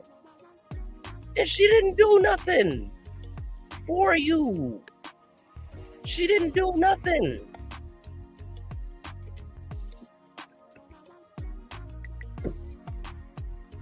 Shout outs to my bro Spawn dropping the huge. I appreciate you, bro. Spawn be soaking up this game. Dropping a huge $3 on the Cash App. I would like to thank God Almighty for giving everybody so much and me so little. I hate you, I don't even know you, and I hate your guts. I hope all the bad things in life happen to you and nobody else but you.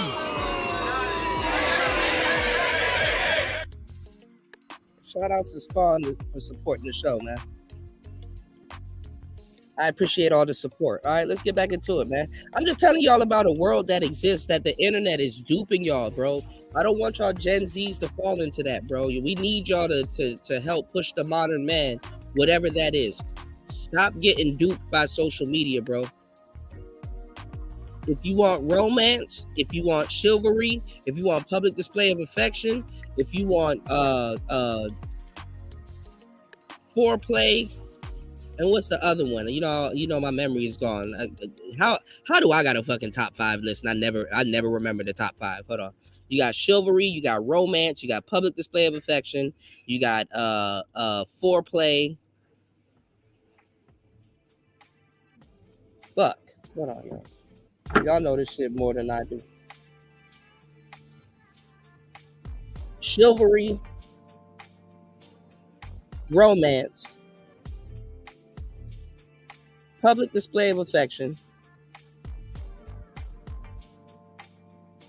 foreplay, and courtship. You need to make that happen on an individual basis.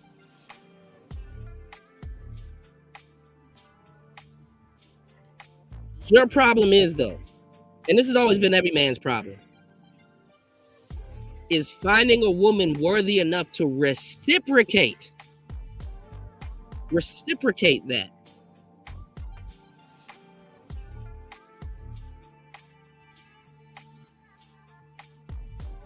So you can simp in peace.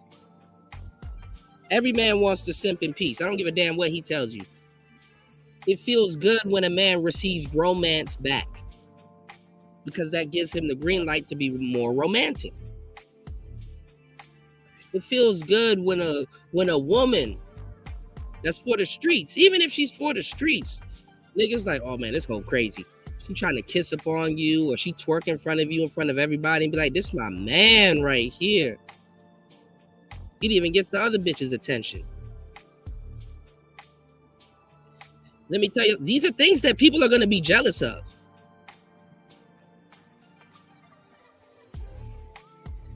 But the thing is that it can be very embarrassing if she's for the streets. This is why y'all get locked out of it. This is why y'all get locked out of it, because if she's kissing you or you're showing public display of affection to a hoe, everybody gonna be laughing at you because she done hugged the bouncer. She done hugged all the D-boys at the club. She tell you to go in the club. She about to stand by this Chevy and talk to this nigga about some shit. You in the club like, oh, okay, baby, I'll go get the drinks. So all of the shit that niggas would want from a woman, it has backfired on y'all. Damn, can't buy her no roses, which is romantic. It's Valentine's Day, can't buy the bitch no roses. You rather smoke weed. Can't light these on fire. Women have duped dudes into paying top dollar for way less.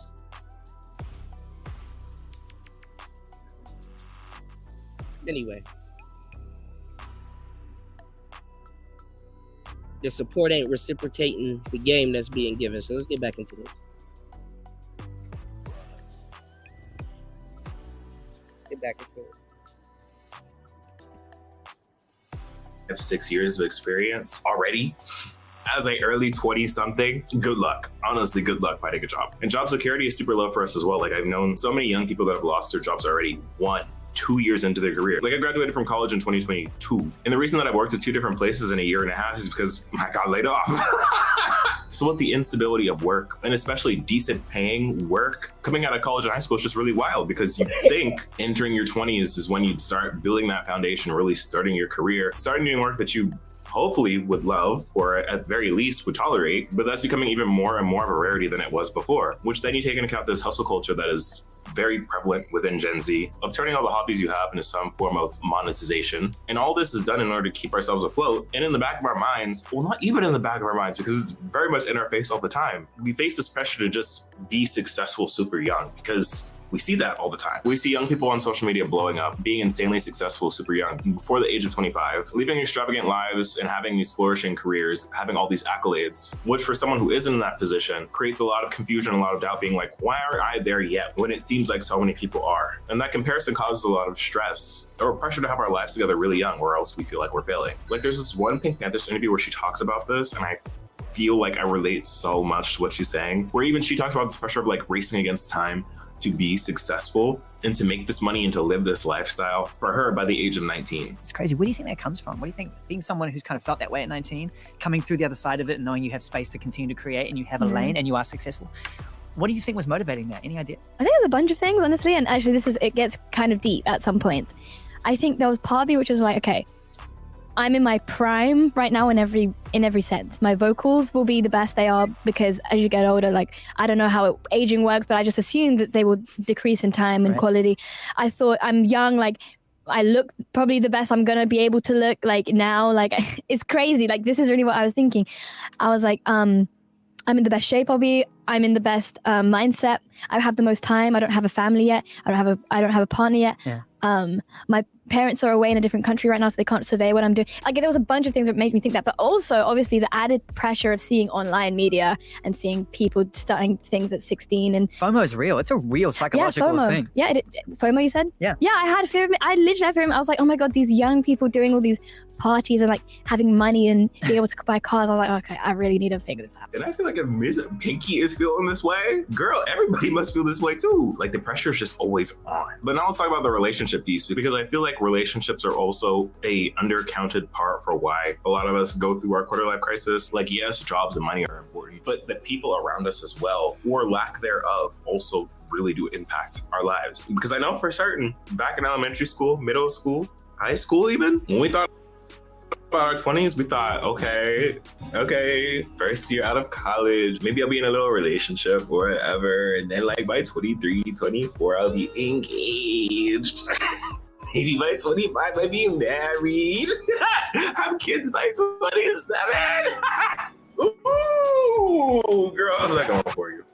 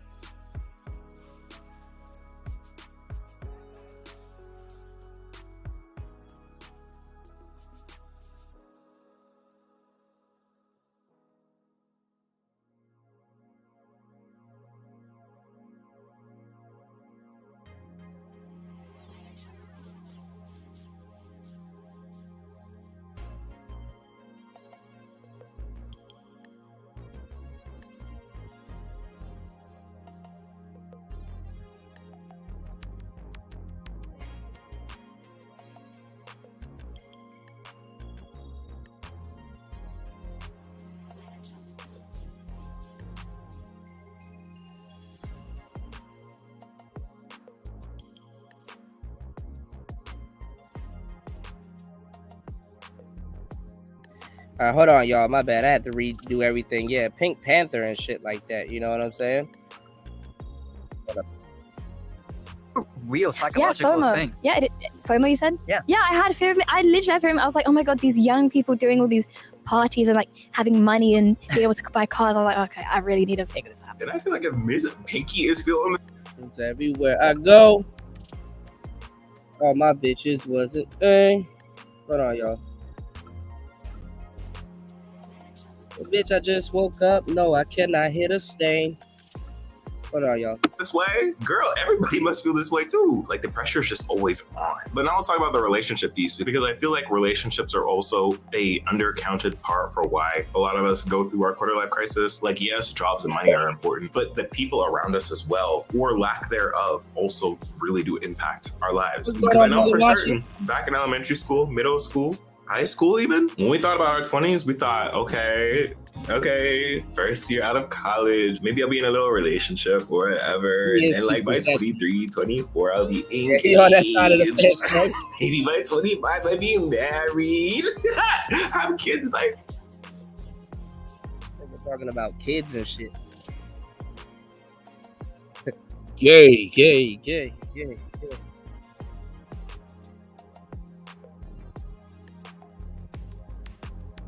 Why are you gay?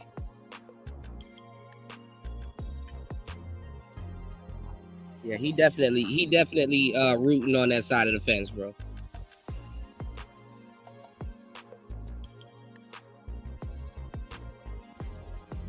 The funniest word I've ever heard, y'all,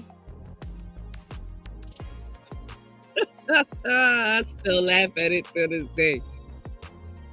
Is transvestite.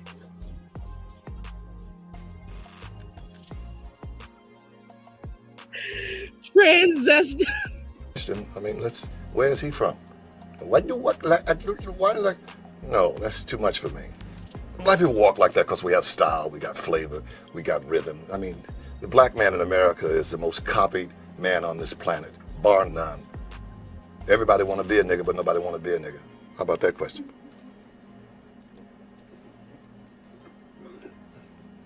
The Colonel's a nigga now. The Colonel's a nigga now. He didn't know so much chicken, he's a nigga now. Cal Channing just admitted she was a nigga. The rest of them need to break down and admit it too.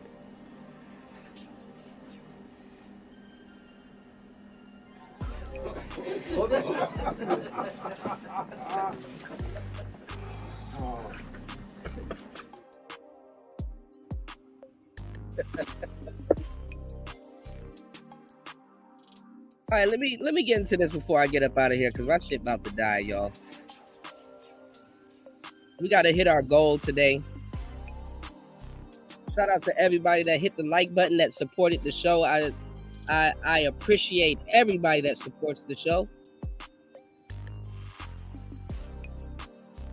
If you've been rocking with us the full 5 hours and 8 minutes, support the show, man.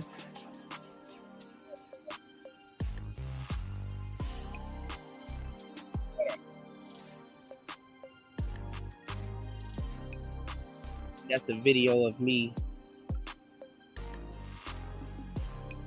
giving y'all the game about Laos. Just hit our goal, y'all. Y'all hit the like button, support the show. 5 hours and 9 minutes of Wizard. And I'm still entertaining. Let's get it. Today I want to talk about something. You know, there's a lot of videos I want to make because I don't know what the answer is anymore. I really don't. If I'm lucky, I will maybe like once every 3 months I'll get an adventure with a quote unquote friend, which I truly think, I don't exactly know what a real friend is, if I'm gonna be. Now listen, shout outs to my gamers. I don't knock y'all playing video games. Try to get this in before my shit dies. I don't knock y'all for playing video games. But if your social life is not intact, bro, you can put the games down for a little bit. Because you can always come back to it. I like the best thing to do, for real, is go out and go find a broad that's into games. Bring her back to the crib and y'all play the games together. It's not foreign for you to have two TVs in your house and she can play her Xbox on that TV and you can play your PlayStation on this TV. Put y'all together.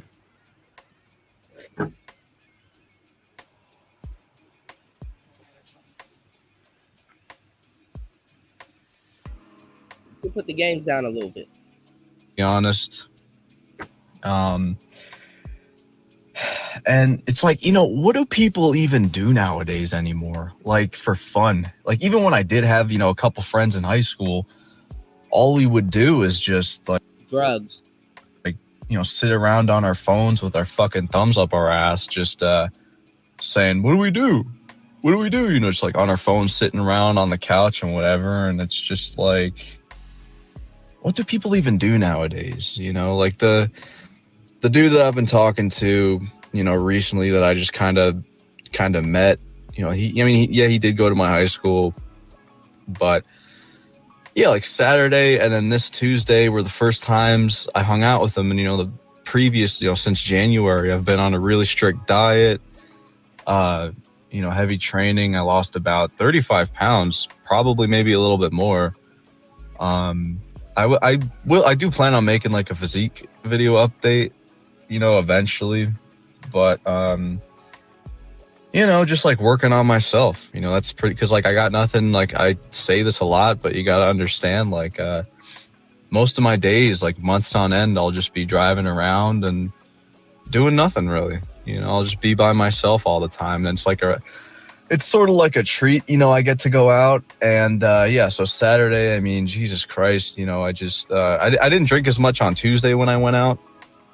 But yeah, I mean, Saturday, I just drank a whole bottle of Fireball like it was fucking avian water or whatever it's called, and a whole 12-pack, and I mean, that was bad.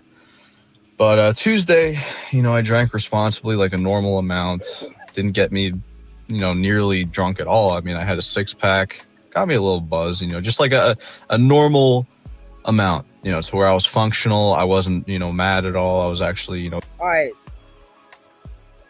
And this is a problem. And it's not just Gen Z, because I don't want y'all to think I'm going in on Gen Z. This is with every nigga. See, me, I do longer shows, so I get a little bit of leeway. So I'm well aware of the leeway that I get. Nigga, get to the point. We're seeing you slash people. This nigga done got surgical with that blade about 50 times. He slashed him in the face about 50 times. Okay, that's cool. Now it's Keanu Reeves and shit, and you still haven't got to the point.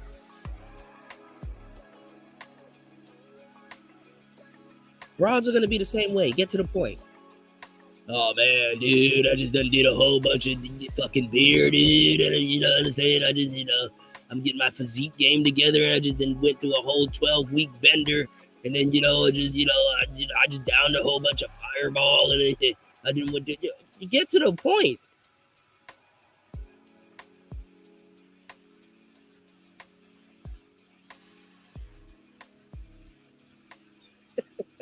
Very calm and felt good, And the thing is, right?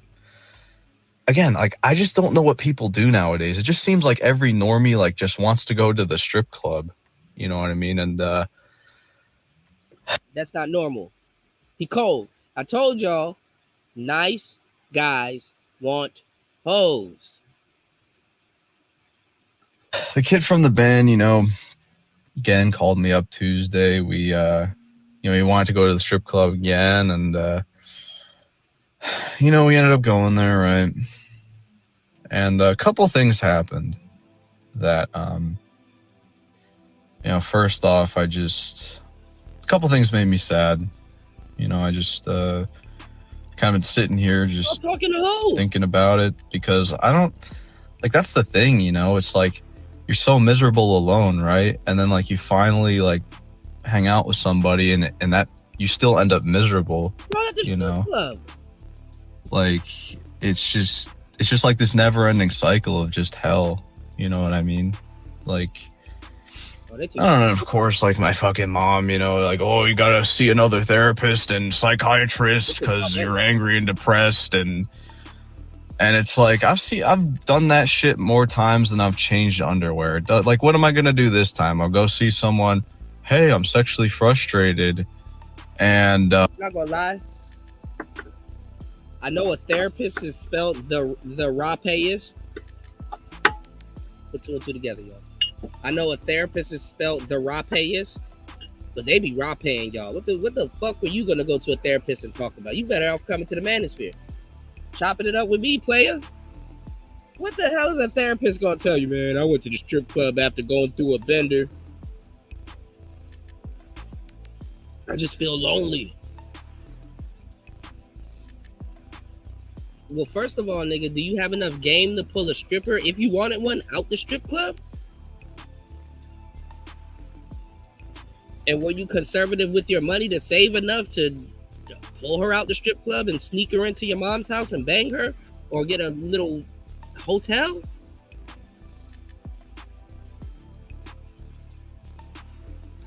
Damn, I'll be mad if I had to, like, y'all be wanting bras to get married to y'all, but y'all can't navigate a strip club. They feel bad after it. I know niggas are dumb as fuck. Niggas, you know what niggas would do? Oh man, it's my birthday. I want to have a bunch of sex. I got a lot of money. You know what I'm doing? I'm going to go to the strip club and throw $300 and then get mad when I don't have sex. Should have got a prostitute, bro.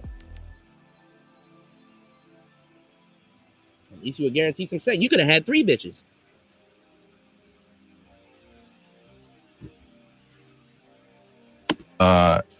people treat me like shit and I have no friends, they're gonna be like, oh my god, mental illness, let me put you on blah blah blah. It's like, dude, what? He is not black pill.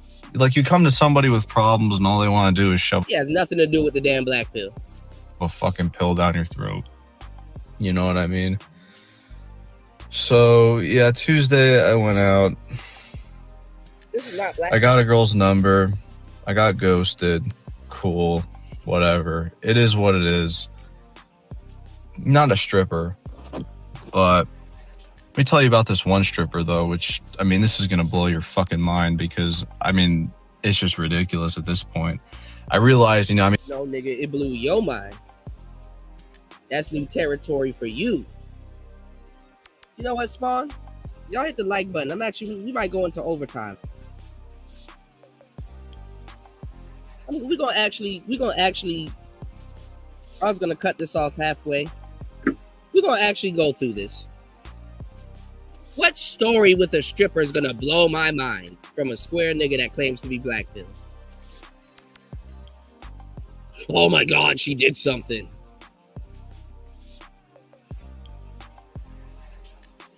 I'm actually y'all support the show. I'm actually plug in my laptop and sit down for maybe another hour giving y'all some game. And maybe open up the panel. What did she do now? Again, good guys want hoes.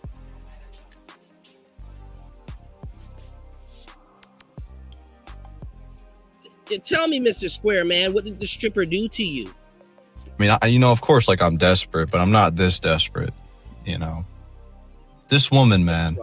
So she's from the Dominican Republic. At first I thought she was like kind of putting on an act. Like, I thought she, cause you know, like some strippers will have like this fake persona they put on. They have to. Yeah, just like an act. And I told her like multiple times, I'm like, you know, you can drop the act and talk to me like a normal person. And keep in mind. Yeah. Mr. Blackpill Man, saying that's not going to get her to drop the act. You got to kind of get her off topic because she has you on what's called a routine. So when you get her off topic, just be like, I don't even know why y'all even be doing that routine. But look, my name is Marcus, and you got to lead the conversation for like a good 5 minutes.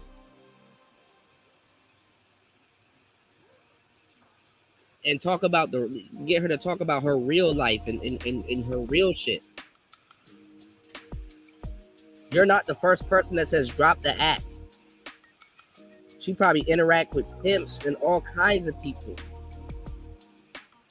You go to, hey man, drop the act and you be real with me. That's not gonna work. Lord have mercy.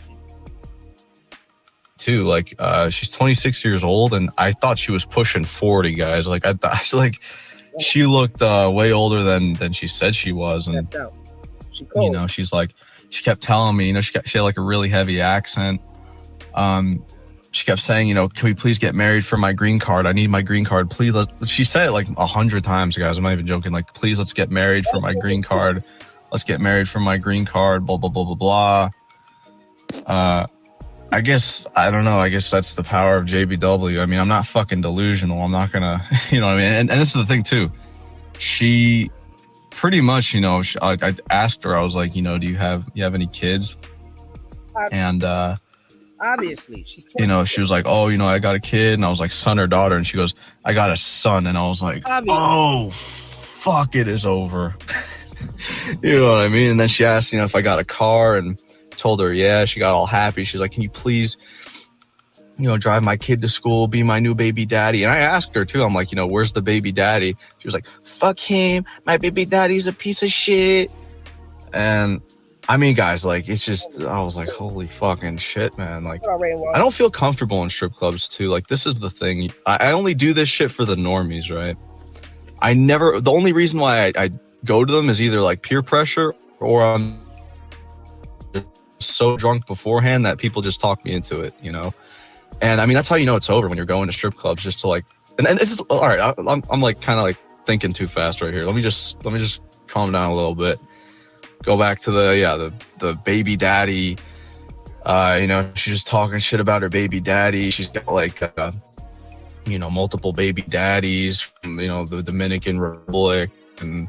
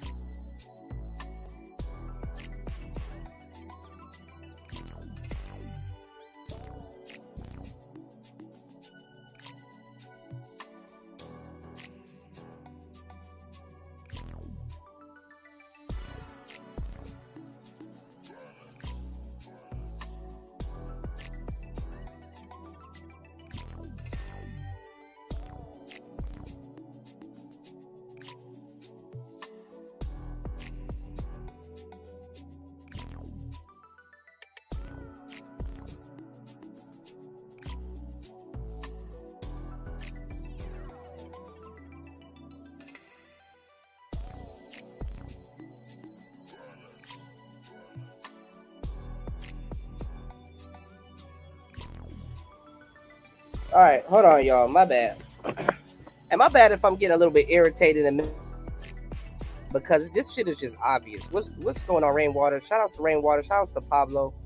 You did. You said dudes are never black pill, just variants like mutations. Yeah, you laugh out loud. Just give that dude some weed and he'll get. You're right. Like the fuck. Oh my god, I went to a strip club, dude.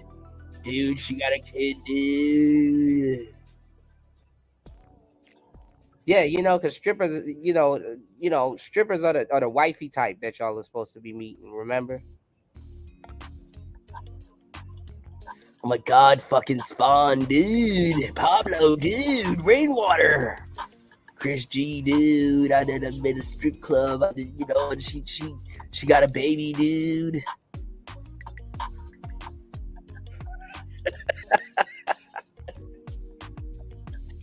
I met a stripper, bro. She got a baby, dude. Nigga, what the fuck are you supposed to say at that point? Yes, sir. Do you not see around you? You're in a meat market. There's a whole bunch of niggas throwing crusty dollars that they done sat on in their back pocket. Twerk wind is in the air. There's ass all over the place, bitches all over the place, and titties all over. Yes. It's not foreign that you're gonna find some baby mama in there trying to make $1, bro. God damn. What is wrong with y'all new niggas, bro? Y'all good dudes want both.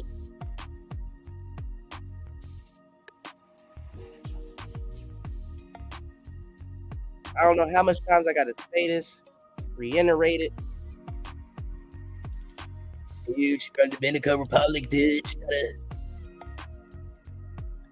Trying to be a passport, bro, dude.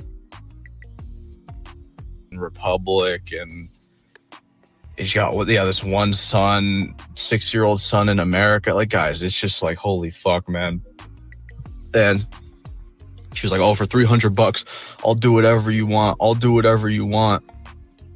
And then, cause yeah, I mean, Jesus Christ, that's just ridiculous. You know what I mean? $300, like,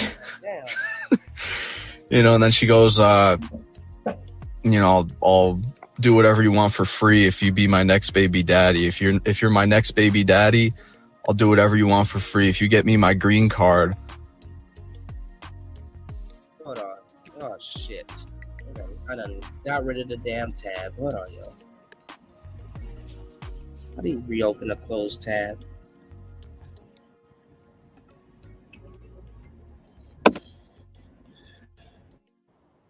These dudes are quote unquote black-pilled, and you still got to warn them about Dominican strippers. You can't make this shit up. You got to warn them about Dominican strippers.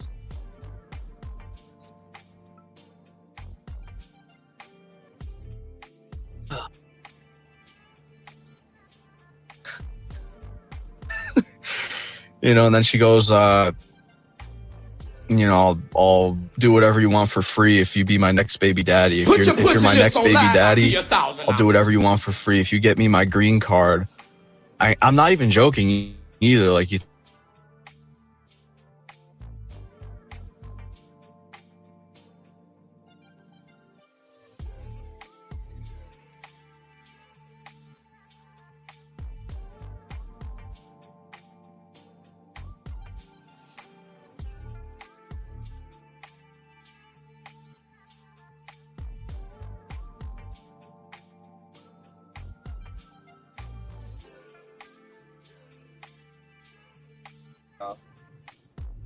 This nigga said a fake cell. A fake cell.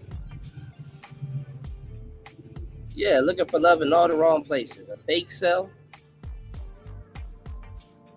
What in the blue fuck is a fake cell? What is a fake cell, bro? You want to be real? Where's the prize, my guy?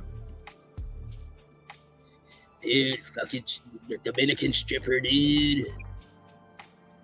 There's like, you know, and then she goes, you know, I'll do whatever you want for free if you be my next baby daddy. If you're my next baby daddy, I'll do whatever you want for free. If you get me my green card. I'm not even joking either. Like, you think I'm joking? I'm being dead serious, guys. Like, she just, oh my God, man. It just kind of like rotted my brain. You know what I mean? And I mean, if you comment, oh, like unironically, like, oh, you're a fake cell, bro. It's like, dude, you really think I'm gonna fucking, you know, drive some random woman's kid? And this is the thing too. Like, I told her, I remember asking her, I'm like, what do you do for a living? You know, and she goes, I fuck big cock. And she was talking about like she does like cam shit. And oh my God, man, it was just like, and she was talking about like dildos. And I'm like, you know, stop. Like, just, I don't want to fucking hear it. You know what I mean? I told her like straight up, I'm like, just stop. Don't talk about it. Like, you know, just drop the act. Just talk to me like a normal person. But I think that this is, you know. She did, you goofball. Like, dude, just be real with me. Like, what do you do for it? I fuck big cock. That's what she does. She told you.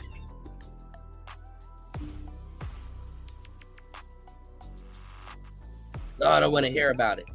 You're not as black pill as you think. The only thing she knows. You know, so yeah, you know, I was like, what the fuck, man? And she made me buy her a coffee too, which kind of pissed me off. How did she make you buy her? She just ordered one, and she's like, you're at a strip club. How can she make you buy her? Like, oh, you're paying for it. You're paying for it. Now, keep in mind, there's girls there that have fanny packs on that, you know, got like a fucking shitload of dollar bills in them. And these girls are actually nice. Like, they actually have like personalities. They're good looking. They're cool. You know what I mean? And there's two of them that night. You know, again, it was like on a Tuesday night. There's like just nobody there. None of the bouncers. We even stopped at the other one where the guy said I was walking too fast or whatever. And, you know, that one was fine. Like, they weren't. I keep telling y'all, good dudes want hoes. This nigga is actively trying to date in a strip club.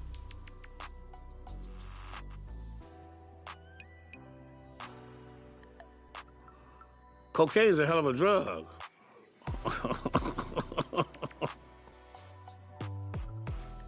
weren't mad at me. Nothing happened at that one. The kid just ended up, he's like, oh, bro, can you spot me, bro? Can you, I don't have any money. Can I please get a dance, bro? And blah, blah, blah, blah, blah. So again, it just, I'm just like sitting there fucking miserable, man. Like seriously, like I'm tired. I'm just so tired of life. I'm tired of everything, It's just like when I get out of the house, I end up doing this shit that I don't want to fucking do. Like I'm thinking like, and I'm seriously like begging you guys, like I never ask for advice ever, but it's like what the fuck do you, like, how do you hang out with people nowadays? Like there's just nothing, like where do you go to meet women? Not ones that want their green card and want me to drive their kid to school, normal ones. Like I just can't, like online dating apps don't fucking work. I've been on them for 5 years. Nothing has fucking happened. I'm just over it. Like, I'm just so fucking tired of, of it. Like, I seriously am. And it's just like every fucking day is so boring. Like, it's just so, I just can't, like, do anything, Like, and then finally, when I get the fucking chance, I end up, like, doing something stupid. Doesn't even matter if I get drunk or not, because, like, Tuesday, I was just, like, slightly buzzed, normal functioning. I was happy. I wasn't mad. And I'm still depressed afterwards. It doesn't matter, And like, the past like 3 months, I was feeling good, fucking lost all this weight. I mean, yeah, the progress started to slow down. I kind of got discouraged a little bit, but like, yeah, I'm thinking, something's going to change this time. And it's just the same fucking bullshit. Like it really is, But anyway, what was I talking about? I guess like the fanny pack girls. The Dominican Republic woman who bought the coffee. Like, come on, And I was like, you're making me pay for this shit. She's like, you're gonna be my new baby daddy. Oh my god, can you imagine that, guys? I lose my virginity to her, get her pregnant.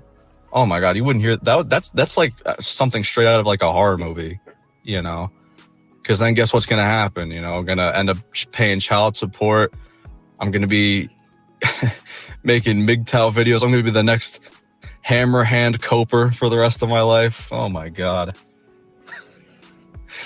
But, yeah, she buys the coffee. I call the, the stripper, she's, like, sitting. You know what I've noticed, y'all? I've never understood why dudes will sit on these panels and these forums and listen to all of this stuff, call themselves black pill, and like literally get into, but this is a guy thing. Guys would just throw their lives away. We're disposable, to tell y'all the truth. I can't even get mad at bro. But we'll do all of this stuff and just throw our lives away to a Dominican stripper. Like, I don't get it, man. And then claim women are the problem. Dudes are not seeing how they are the problem. Why do I have to tell quote unquote good guys that's been in this space from whatever sector they're in? Why are you looking for love? At a strip club looking for love, and then give us a half-assed wants from you. Interesting. Very much interesting. To my right, like on the, like sort of on my lap. And, the fanny pack girl brings a coffee over, and I called her over, like, to my left, and I whispered in her ear, I'm like, she's kind of scaring me a little bit. And then she just like burst out laughing. And, the stripper was like, what did you say to her? What did you say to her? And I was like, nothing. She's like, how come you make her laugh? I was like, I don't know what I said, but yeah, I don't know. I was just like, cause I didn't know what excuse to make, you know what I mean? But, yeah, that happened, the band kid, I don't know where he was at. Let me tell y'all something too about race. I don't really want to bring race into this, but y'all white boys y'all white boys are gonna get it the worst. Shout outs to my white players, man. The real ones that can soak up this game. Y'all white boys are the worst. I'm glad being black. Cause y'all niggas be like, oh man, cool. When we go out of town or when we deal with foreign women, we gotta the white boy. Well, that's good.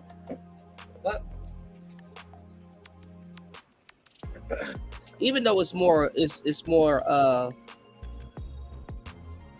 obvious your woman is gonna look at you like a trick, but the white boys, even if it's a whack woman that look good or whatever she got going on, the white boys really get cooperation and stuff like that. So don't be a white dude that's decent and just find yourself in a trap or in some fucked up place dealing with some woman that's actually very much attracted to you, because the moment you make somebody else laugh, she's mad.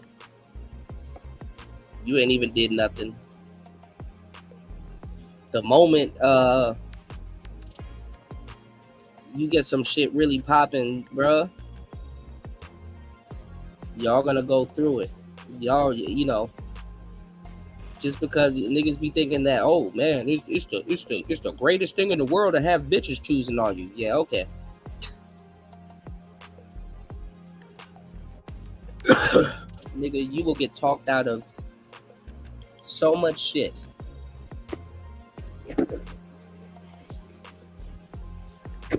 You white boys really gotta watch your back with these hoes, cause you can actually get them. At least niggas gotta go through an obstacle course, so at least going through a little bullshit obstacle course, he can get his mind right and know what the hell is going on. If you be naive for 1 second, or if you slip for 1 second, that's your natural ass. I got a whole book detailing this. I'll put it in the chat. And shout outs to a couple the few people that has bought the book. I appreciate you guys for purchasing the book. What I do ask for you guys, I got your emails. I'm going to email you guys to leave a review.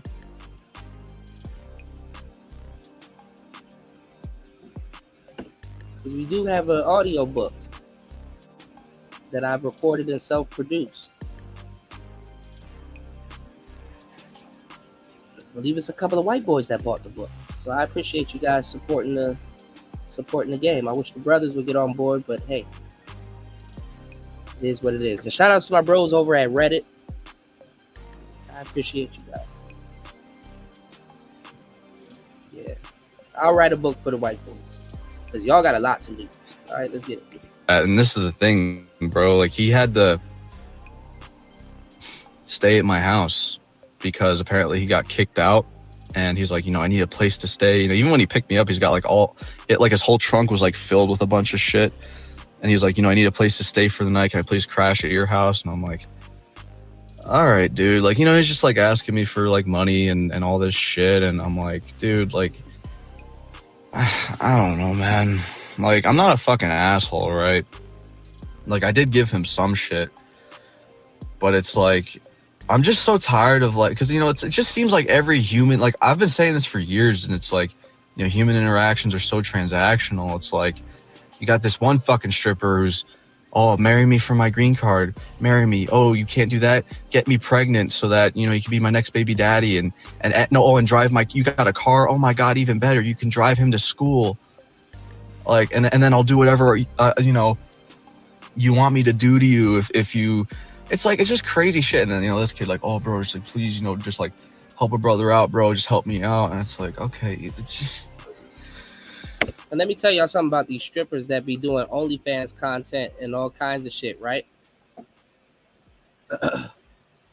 When they deal with guys in the industry, this gives them power. You know what I'm saying? This gives them power to believe that they have dominion over square guys, or guys that they think is square or don't know what's going on.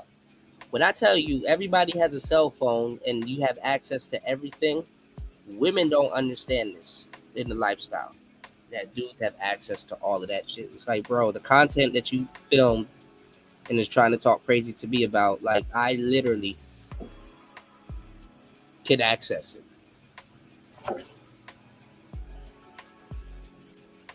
easily. I don't have to look at you like you did me a favor.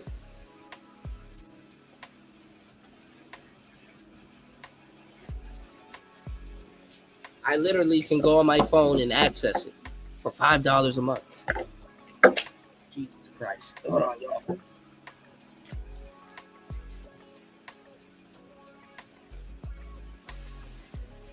What's going on, Untitled? Yeah, I got you, broski. I got you. Shout outs to Untitled. Untitled used to troll the shit out of me. He said, I forgot to reach out. I want to run a collab. I got you, man. Hell yeah, the white boys going through it. I got some pre-records coming about that. I got some pre-records coming, man. Them white boys are going the fuck through it. They wasting y'all time just as much as these handsome dudes are wasting y'all time too. I can't get no bitch. You don't understand. I'm handsome, Kuda. Why do I need game? Well, do you know your ransom? No. So how's she gonna pay it? Niggas be thinking they baddies and shit like that. Oh, I got to be handsome and just exist. No, that it don't work like that. You gotta come out your mouthpiece. And what's even worse is these fake black pill dudes. Oh man, if I just become handsome, I'm gonna get all the bitches. Boy. Niggas need their ass beat for real, man. Let's get it. Shouts to all the supporters. Shouts to everybody that hit the like button and that supported the show. Y'all are the two MVPs of Player Talk Radio. I got something special for y'all coming up. It's Player Talk. Let's get it. Maybe I should have been blackout drunk because I would have been fucking, pissed off and actually stood up for myself with whatever, it is. But no, I'm glad I didn't. I'm glad I drank a normal amount, and I got to do that forever now because it's just smarter, just having a couple, like normal people. 6, 7, 8, that's fine. I don't slur. I don't stumble over. Just it's like a nice little buzz, you know what I mean? But yeah, so yeah, that happened. The girl with bringing over the coffee, and there's this one girl, guys, absolutely, and I mean, I was gonna sound cringe, but like absolutely beautiful, man. Like she had a nice body, bangs. She said she was 21. She was drinking too. You found out. But I ended up, and this is the thing, because I wasn't drinking again. Like just wasn't that much alcohol in my system, and I don't know. Because I was walking by, and I literally did a fucking pit maneuver. I was thinking about it so bad, I was so anxious. I'm like, fuck, should I talk to her? And I ended up doing it. I sat on this little ledge and talked to her, and then the band kid, he ended up talking to the other one that was to the right of us, or I guess my right. And I don't know, I just complimented her. I told her, she was very pretty and shit. And I mean, I guess it was a little awkward, but I asked her for her number, if she wanted to hang out sometime, and she was like, oh. And see, y'all dudes be so weird. Bro, what happened? Why are you so vague? Y'all dudes be so weird, bro. Why are you being vague right now? It just kind of got awkward. What got awkward? Did you do something? I asked her for her number. Why are you getting her number? Get her Instagram.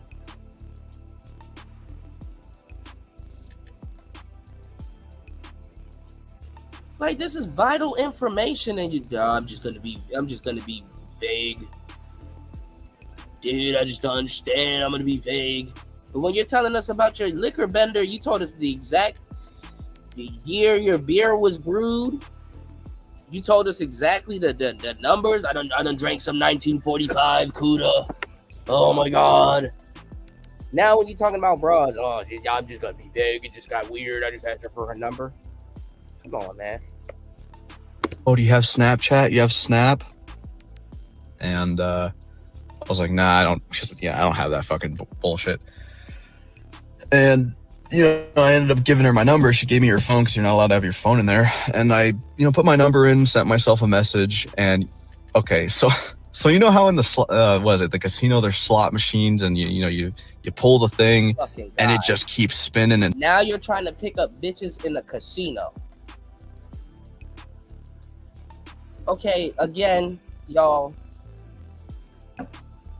Good dudes want hoes.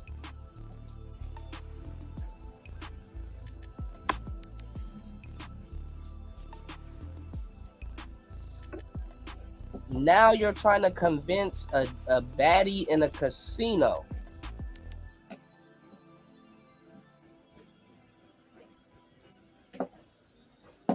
Oh my God. Swear to God. I can't deal with y'all niggas, man. No more, man. And spinning and spinning, like there's just like a shitload of them just spinning. Guys, so I went back, I texted my just fucking scrolled it just to see how many people she was literally just fucking spinning and spinning, like there's just like a shitload of them just spinning. Guys, so I went back, I texted myself, I pressed back, and she got an iPhone, and I got my finger, I just fucking scrolled it just to see how many people she was texting. Like I literally just fucking like scrolled it like a fucking slot machine. It just kept, guys, it did not stop.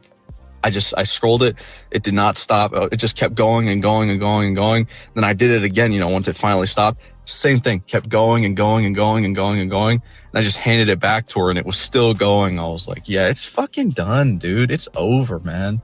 Like, the internet seriously just like screwed everything up, because like, again, like she just, I tried texting her twice, ghost. Nigga talking to a bitch in a strip club.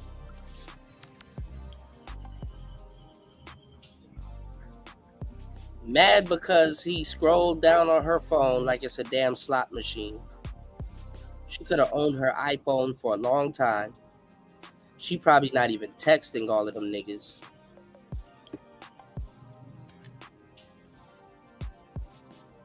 And that's what he's judging off of.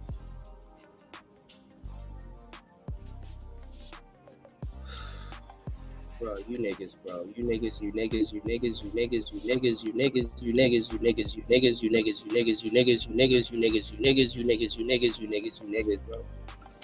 Posted, done, and even right now, fucking here, I'm gonna pull it up right now, actually. Let's see. It says she has her notifications silenced. So I guess she has so many people. Because I've never seen that before. It's got like a moon sign or whatever, and it says notifications silenced. So who knows? Maybe I can cope and just say to myself it's not over, and but maybe it's because the notifications are off. But if she really found me good looking, right? She probably would have texted me right away, because I did text her that night, when I got home. But yeah, I told her she was pretty and beautiful. Y'all niggas be invading women's thoughts and then be straight up wrong. Yeah, I'm gonna just do something and then try to pretend like she should be attracted to me the way I think she should be attracted to me, and then when I feel like she's not attracted to me the way I think she should be attracted to me, I'm gonna fuck around and get mad because she should be. She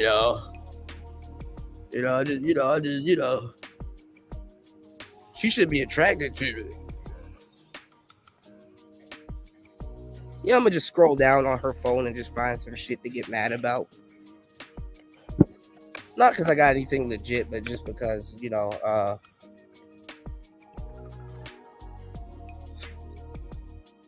want to get mad about some shit.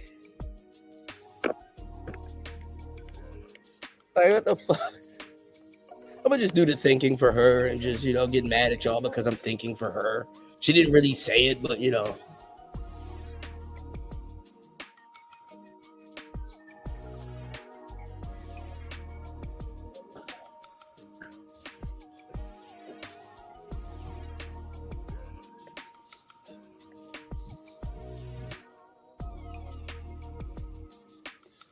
Oh God.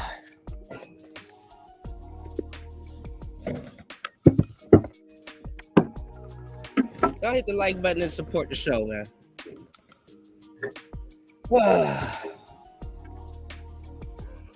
Hold on.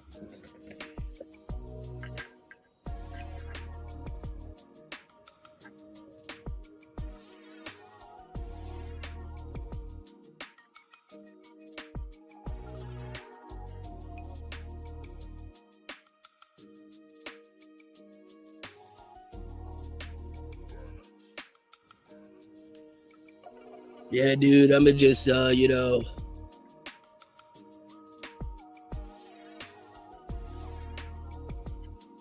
just get mad at her about some shit she didn't really do. I'm just gonna get mad and shit. And chalk it up to female nature, bro. Hypergamy, dude.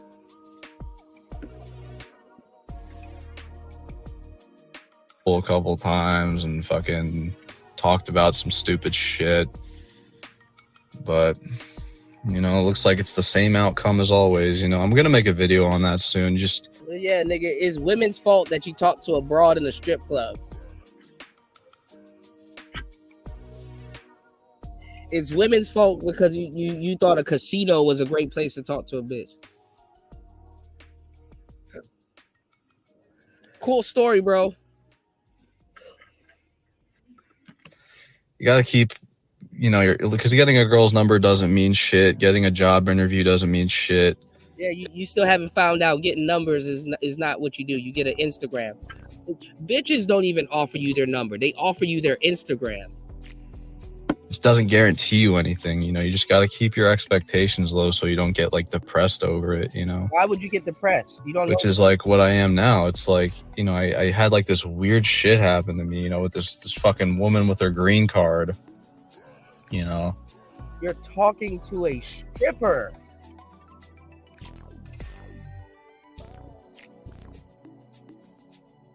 A stripper.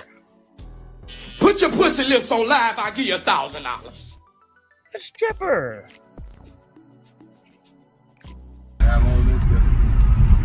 You identify my bitches with APs. She ain't got an AP, she is not mine. You cold. He cold. She belongs to the streets. A stripper.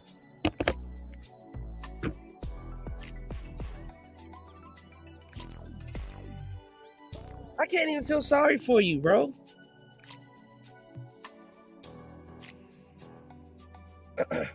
Let me tell y'all something. Y'all be talking to women seriously wanting to get into a relationship with them, and just a taste. You want to sit up here and talk to a stripper, but the taste of the reality of the life that she's living, you fold under pressure under that.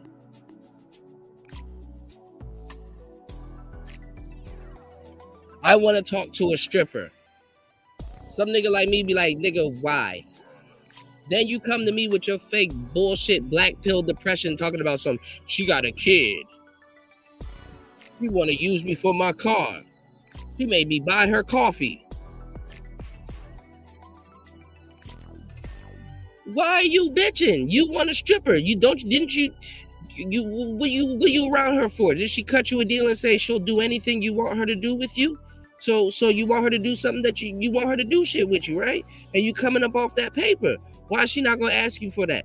Why do you want a stripper, but you cannot be able to handle the reality of her life? Or the reality of where she puts you? Because I'm going to tell you right now, she fucked with a lot of dudes, but she didn't tell them to get her a green card. She didn't tell them to pick her son up. She didn't tell them to do all of this shit, but she telling you to do all of this shit. So why the fuck would you go barking up the tree looking for a stripper and they get mad because she wants to bring a little bit of her reality to you? That's her reality. You goofball ass nigga. Why are you looking for this? Why do good dudes go after hoes and then complain about the reality that hole put them in? Didn't nobody tell your goofball ass to want a fucking hoe? But you want a fucking hoe, and you want to go pay the hoe, and now all of a sudden, when the shit comes with the hoe, now you mad. And women ain't this, and women ain't that. You stupid nigga, you wanted a hoe.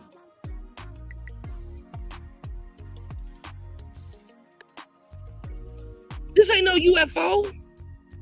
That right? Where is him at? Oh my God, I'm talking to a broad in a strip club. It's an unidentified object that she has a kid.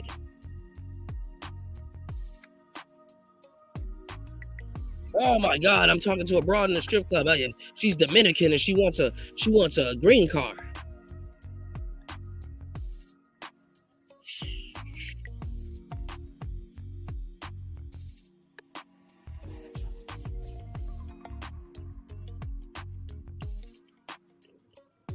Yeah, you expect this from a stripper. So what is more of this nigga's speed? Some bookworm bitch that's in the library? I'm loathing over my feminism study classes. Go get with a feminist then, you goofball ass nigga. Then y'all fuckboys get mad when somebody makes fun of you. Look what the fuck you doing. I don't know this dude. I'll probably be cool with them in person and shit like that, bro. You just need to figure this shit out. But look what you doing, dog. Oh, you need to handle us with kid gloves. This is why we don't like y'all game niggas because well, you idiot, you're dealing with the creature that you need the most games to deal with.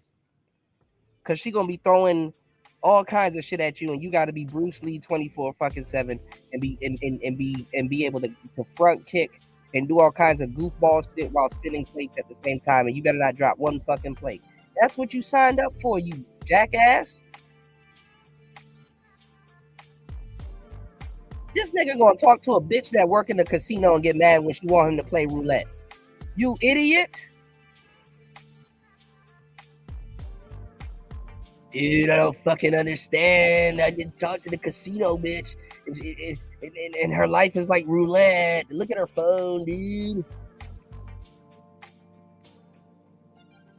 Then you niggas have the audacity to think that a woman's life started when she met you and shit.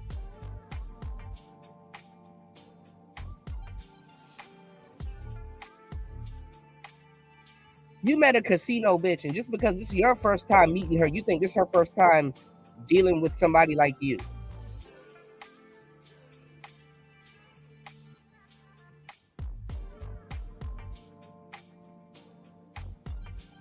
I don't understand, and y'all be quote unquote parading around here like y'all some good niggas. Kuda, I done met a girl, dude, but there's one problem. What's the problem, nigga? I met her at a strip club. Why are you in a strip club, my nigga? I don't know, but I got her out the strip club and I'm paying for everything, Kuda, and I'm kind of mad about that, but she has a coke habit, Kuda. It's not my habit. I'm not trying to do and pay for all this coke. I heard you did a show the other day, Kuda, and Diddy was talking about pink cocaine. That's what she does, Kuda.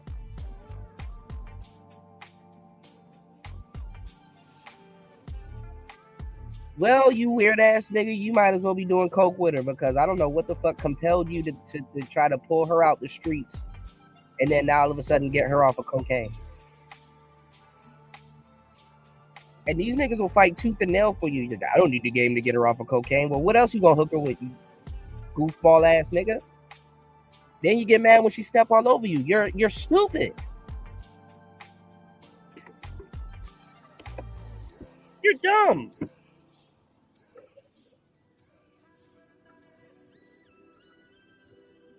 If Jesus can't save these hoes, why are you trying? What make you think you greater than Jesus?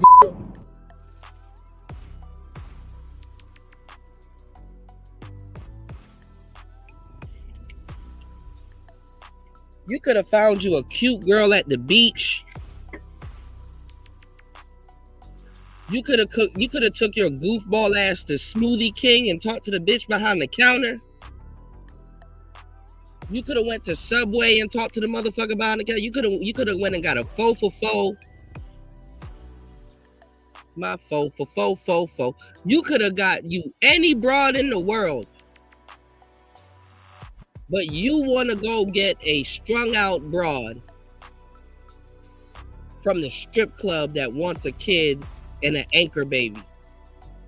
He talking about the green card and having a baby with this bitch like they're separate. Where she's like, nigga, either give me an anchor baby so I can get a green card or come out of the pocket so I can get me a green card. This is not hard because you're already in here throwing money.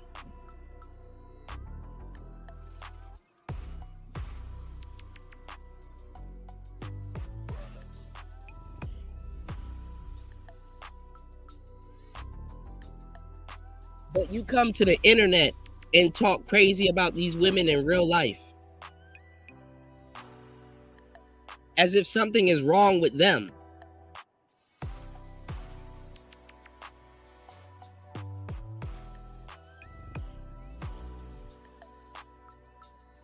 You need to diversify your bonds, nigga.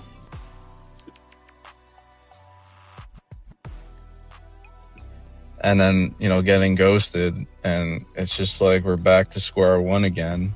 You know, like I don't even want to like leave the house like this week. I really don't, but I gotta like push myself. What the fuck is wrong with y'all niggas? Like, why when y'all talk, there's like, at least when y'all hear me when I'm talking, I know I be animated, I be telling jokes and stuff like that. It comes with the territory. It's just a part of the game, y'all.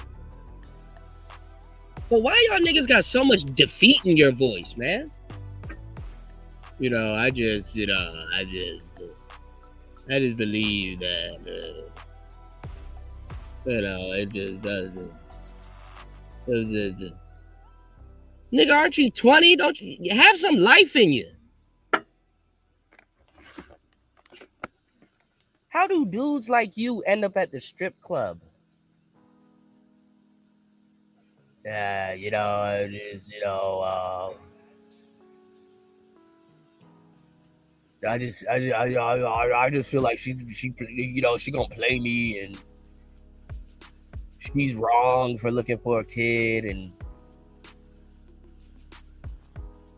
I lent my friend $30 and I don't had a 6-pack of beer, and you know, I skipped out on the gym, and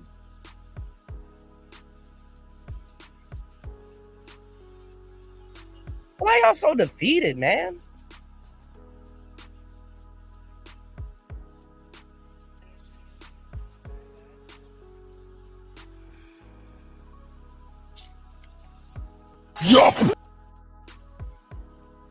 Your pussy.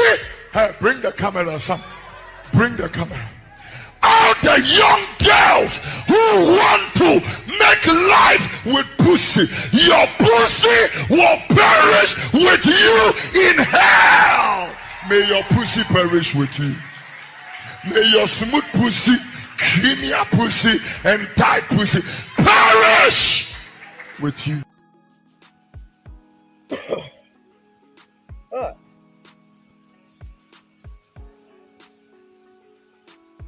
Then y'all niggas be in these spaces claiming black pills, bro. You need your ass whipped. You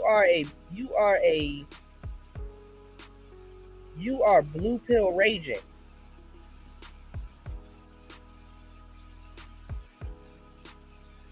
The majority of you niggas need to get up out of this space. For the sake of your health. For the sake of your mental health. The majority of you niggas need to get up out of this space. Don't say fake maxing. Don't use no manosphere terms. Don't use none of that shit. You need to get up out of this space as soon as possible. Expeditiously. You have nothing to do with no black pill. Nothing about you is black pill. You're crying over a Dominican prostitute.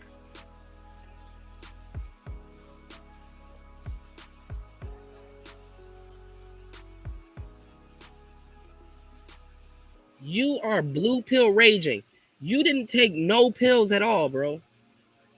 You didn't take the red pill. You did not take the black pill. You did not take no pills. You niggas are sniffing pixie dust.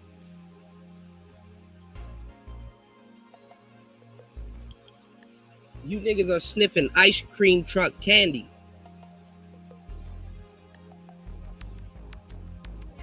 I don't give a fuck how much terms you know and how much video games you play. You are not black pill. You are blue pill raging.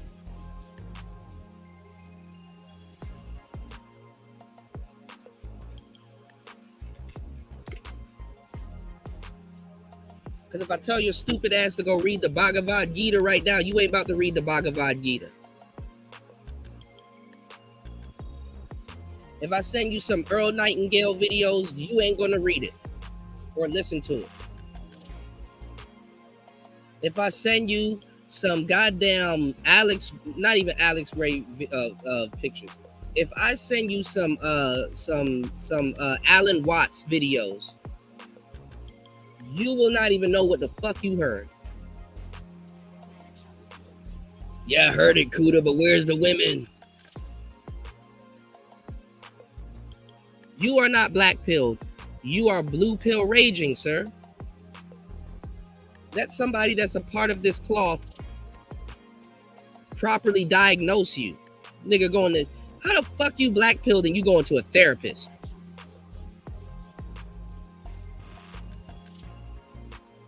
What's going on, cool man, cool man? How are you black pilled and you're going to a therapist?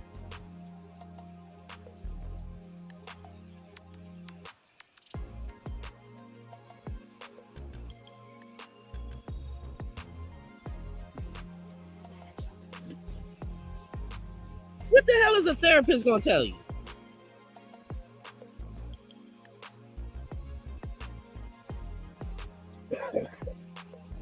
Hell, a therapist will tell your goofy ass to stop looking for a wife in a casino and a strip club like I would.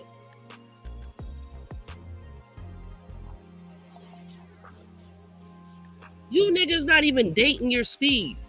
Why do nice guys want hoes?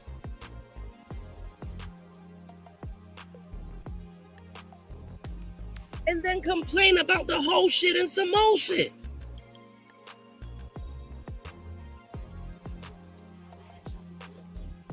Dude, fucking Kuda. I met this girl at the jazz bar the other day at the pool hall.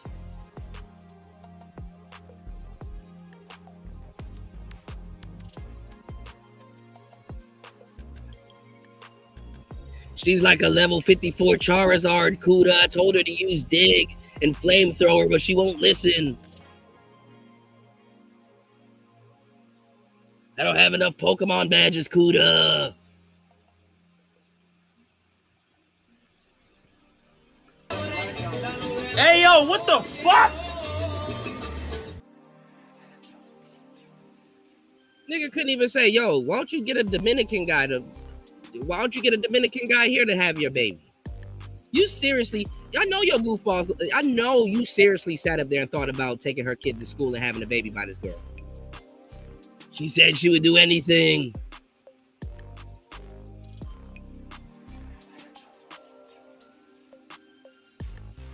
These niggas be so black pilled, can't even give y'all a piece of literature, no nothing. Is that all you got, nigga? Oh, no, nigga. That's just the tip of this iceberg. Read, nigga, read! You can't even give him some literature. Okay, so you're black pilled. Okay, whoa, you got a lot of work to do, bro. You got some required reading. Hell, I'm black pilled, but I walk around red pill. I'm black pilled. I need to reread the Bhagavad Gita. I need to reread and re-listen to Alan Watts. I need a mental refresher. And let me tell y'all something. If you're black pilled, by definition, you're deep because you understand this shit. A deep man, I mean, I know niggas throw themselves away for nothing, but a deep man that understands this shit, they're not worried about a Dominican stripper with a kid that's trying to get a green card. That's just another face in the strip club.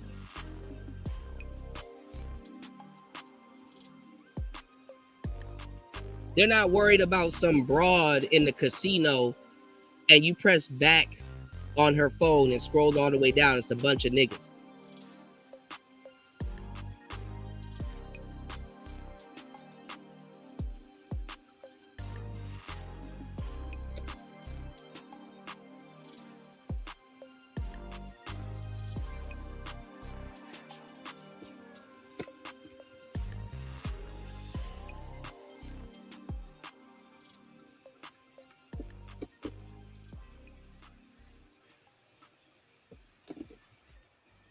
I couldn't hang out with no dude like this. We'd fight. All kinds of chests will get caved in. Nah, bro, I'm good. You stay on that side of the club. Or I'll holler. I got you, bro. I'll holler. I don't even be going out and hollering at bitches no more. I sit down and mind my business and they be coming to me. Oh, I like your hair. Yeah, I like it too. Don't touch it though.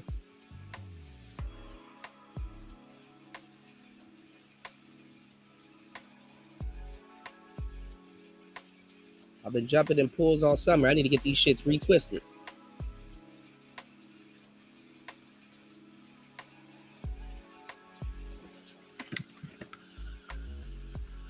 But damn, dog, like where y'all niggas, man? Y'all niggas be getting on people's nerves.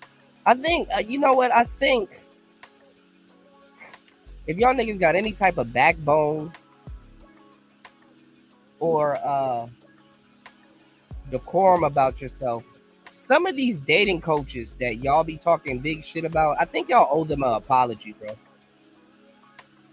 Because they're getting unwarranted flack for straight up idiots. Because this dude could take the time, as so many dudes have done, and get on here and bash dating coaches, claim that he's black-pilled, and claim that their shit doesn't work. And then you ask him, where are you going to go find these quote-unquote wifey-type women that you're trying to wife up? This nigga's talking about strip clubs. And then we don't know where the fuck he from. So the strip clubs that he might be talking about is some hole-in-the-wall. I like hole-in-the-wall strip clubs. I'm not even gonna lie. You know what I'm saying? Like last Halloween, niggas was charging like $200 to go into a haunted house. I'm like, nigga, $200, bro. I better die if I go in that bitch. Insurance activated. I was nigga $200 for a haunted house, nigga. I better die if I go in there. The fuck am I paying $200 to scare me? Kill me.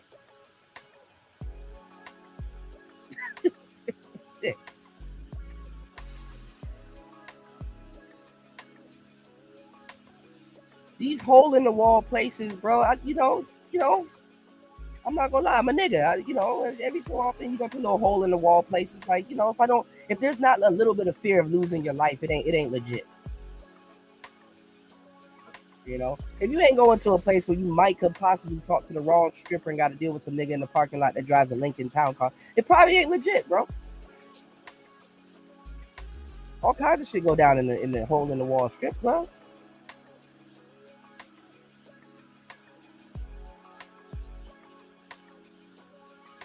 Yeah, but that's what I'm saying, Spawn. These dudes be talking cash shit about these dating coaches, and this nigga, the dating coach, got a hard fucking job dealing with you and your bullshit. Why you gotta tell a grown ass man not to be in a fucking strip club looking for a wife? First of all, you're this good guy that plays video games and just hang out and stuff and drink beer. Why the fuck are you in a strip club? You can go to a sports bar for all of that. And then on top of that, interacting with hoes, bro. At what age in your life did you start interacting with hoes and just think in the back of your head, this person has a great nigga, what are you, a Hollywood director? Oh, she got a great comeback story. I could really give her a kid. And but then again, y'all listen and support fantastic. This nigga, we're not even gonna get into what he be doing, but that's y'all man's though. That's y'all man's though. Y'all listening to game from him. He's telling you He's breaking down the Diddy situation, 6 ways till Sunday. But this nigga driving Jiffy Lube miles to go deal with women. Okay. Ain't no meet me halfway. Ain't no cooperation. I mean, you can shoot from the hip. There's nothing wrong with shooting from the hip. But if someone's telling you that like your grouping is off, bro, you're not even hitting your target. You are out of your league. Like, why is this the material of women? These dudes have no explanation. And I'm gonna tell y'all the truth too. I'm gonna tell y'all the truth about quote unquote good guys these days. They can't even pull the good girl. Not in the West. You don't have the patience to pull no decent woman. Like you didn't come up that way. All you know is Instagram and thoughts. So we know why you going after the hoes. What I'm saying is your good man status should have stopped all of that. I don't know what man looks for a wife in a casino and then get mad when she got him playing roulette in real life. I don't know what man looks for a wife in a strip club and then get mad when she got a gang of kids and she needs a green card. And then come to the internet and then complain. And like I said, these dudes will sit up here and talk cash shit about dating coaches. I said this a billion times and I mean it when I say it. Black dating coaches need to be the most paid person on the fucking planet because they put up with the most ball shit. Coach Corey Wayne would not take no consultation from this dude, bro. Coach Corey Wayne gonna get up in his ass, you know. Dating coach Brett Favre is gonna get up in his ass. He's gonna be like, nigga, where are you finding these women that you're having all of these troubles with? Oh, the casino. Stop talking to bitches in the casino.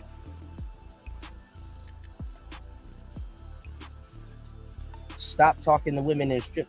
Let me tell y'all, before I get up out of here, let me tell y'all why good dudes go after hoes in 2024. Modern men that claim to be good dudes go after hoes. It's one of the most dumbest shit I've ever witnessed, and I can give you the exact epicenter of where it comes from. Number one, it comes from having a fucked up self-esteem. And number two,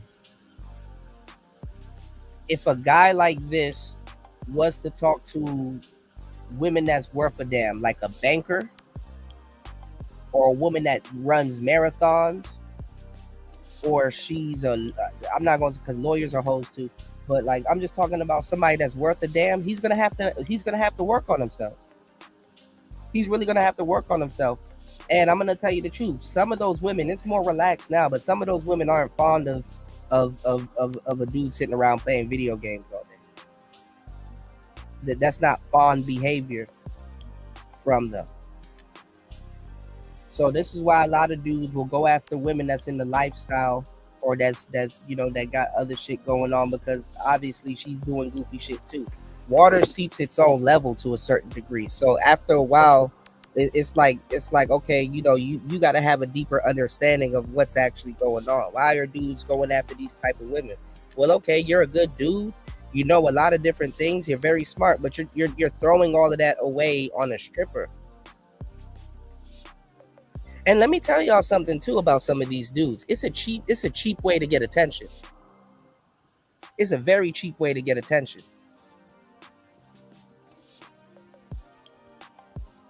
Dude, I had it all, but some Dominican stripper with a kid swindled me out of it. Because by the time he messes up and you find him, he's gonna tell you that she swindled him and did all this shit. No, she didn't. No, she didn't. Why are you in a strip club and then you're mad when a stripper comes to you with stripper problems?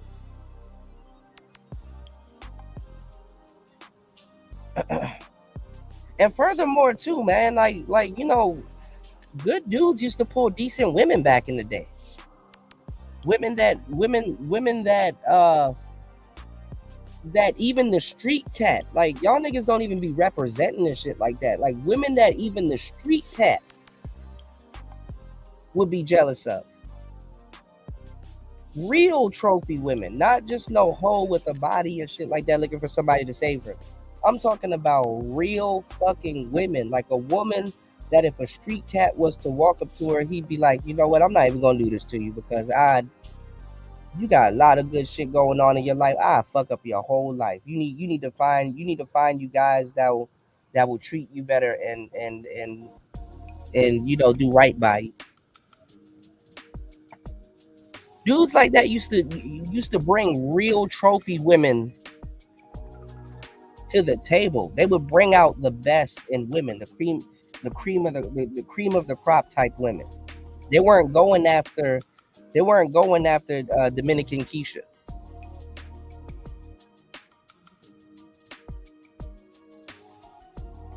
So you quote unquote good guys, man, y'all drop the fucking ball. And at the end of the day, y'all not good as y'all portray yourselves to be.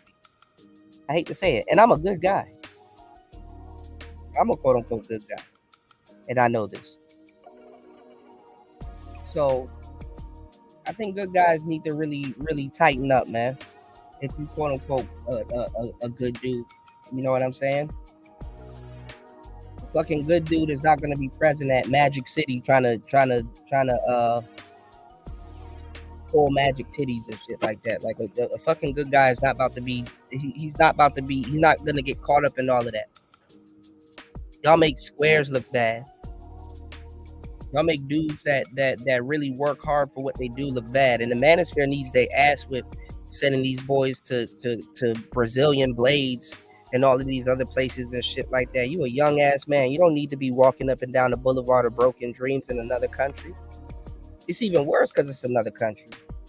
You walking up and down a third world blade. Oh, but if I say this in a group full of men, watch me not get supported.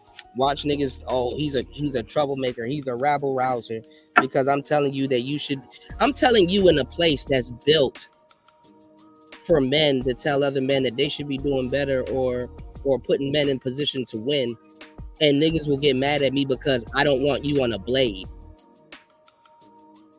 where you can get kidnapped, where you can get some shit blown in your face, where you can get y'all will get mad at me. Y'all will support dudes talking to hoes all fucking day, and y'all will not support somebody that'll give y'all some real game that's going to save your life. And with that said, it's Player Talk Radio. I am your gracious host, DJ Kuda, right back at the helm, or whatever the fuck you want to call this, okay? Support the show on air, off air, anywhere, if you fucking care. Good dudes want hoes. It's Player Talk Radio. We out. Peace.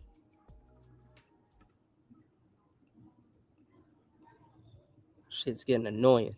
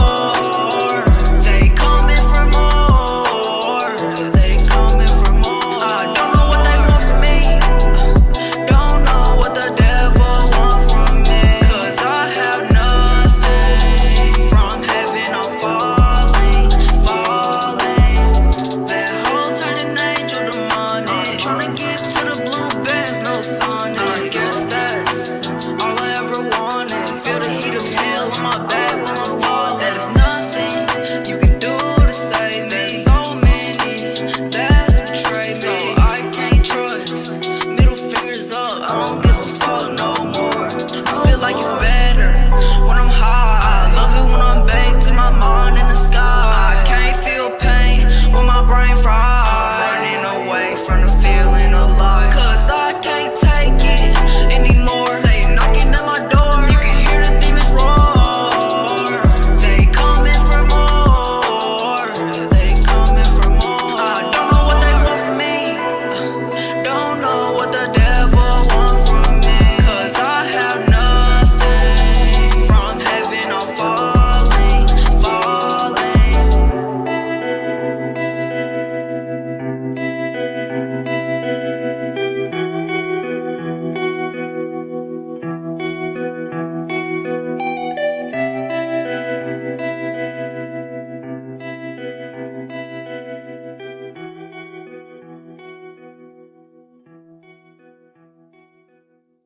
Yeah, you thought I was gonna run, huh? Y'all wondering, where's Steve Harvey? I know people been waiting on my response to what Cat Williams done said on Club Shay Shay. I was on Club Shay Shay before Cat Williams. See, the reason why it took so long, I had to pray to God to give me the strength not to get mad. God talked to me every day, every damn day. I've been in this business a long time, boy. See, you done messed up with the wrong one. See, you just sitting there talking that bullshit to Shannon Sharp, talking about I couldn't be a movie star. I guess you didn't see you got served. Yeah, that there was acting, huh? Then you gonna say, I took Mark Curry's jokes and stole his show. Boy, boy, you got the nerve to call me Mr. Potato Head. Calling my ass Mr. Potato Head. Yeah. Woo! That was a good one. I ain't gonna lie. That was a good one. But I digress. So what? I wore a wig, huh? People asking.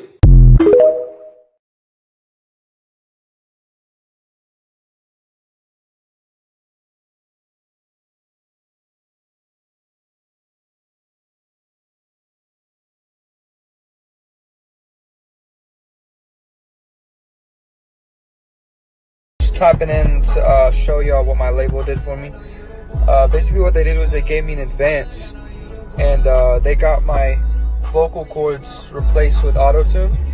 It was a very risky procedure, and you know, it was scary, you know. I was nervous, but it came out successful. And hold on, let me show you how it works. Basically what I do is I tap on this tooth 5 times,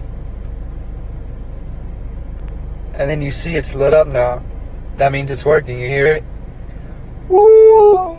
Woo! Yeah, big bag! So yeah, now my voice is auto-tuned. And then, you know, everything I say is auto-tuned. You know, it helps me perform easier. You know, just going insane, bro. But I can still turn it off, though. And now my voice is back.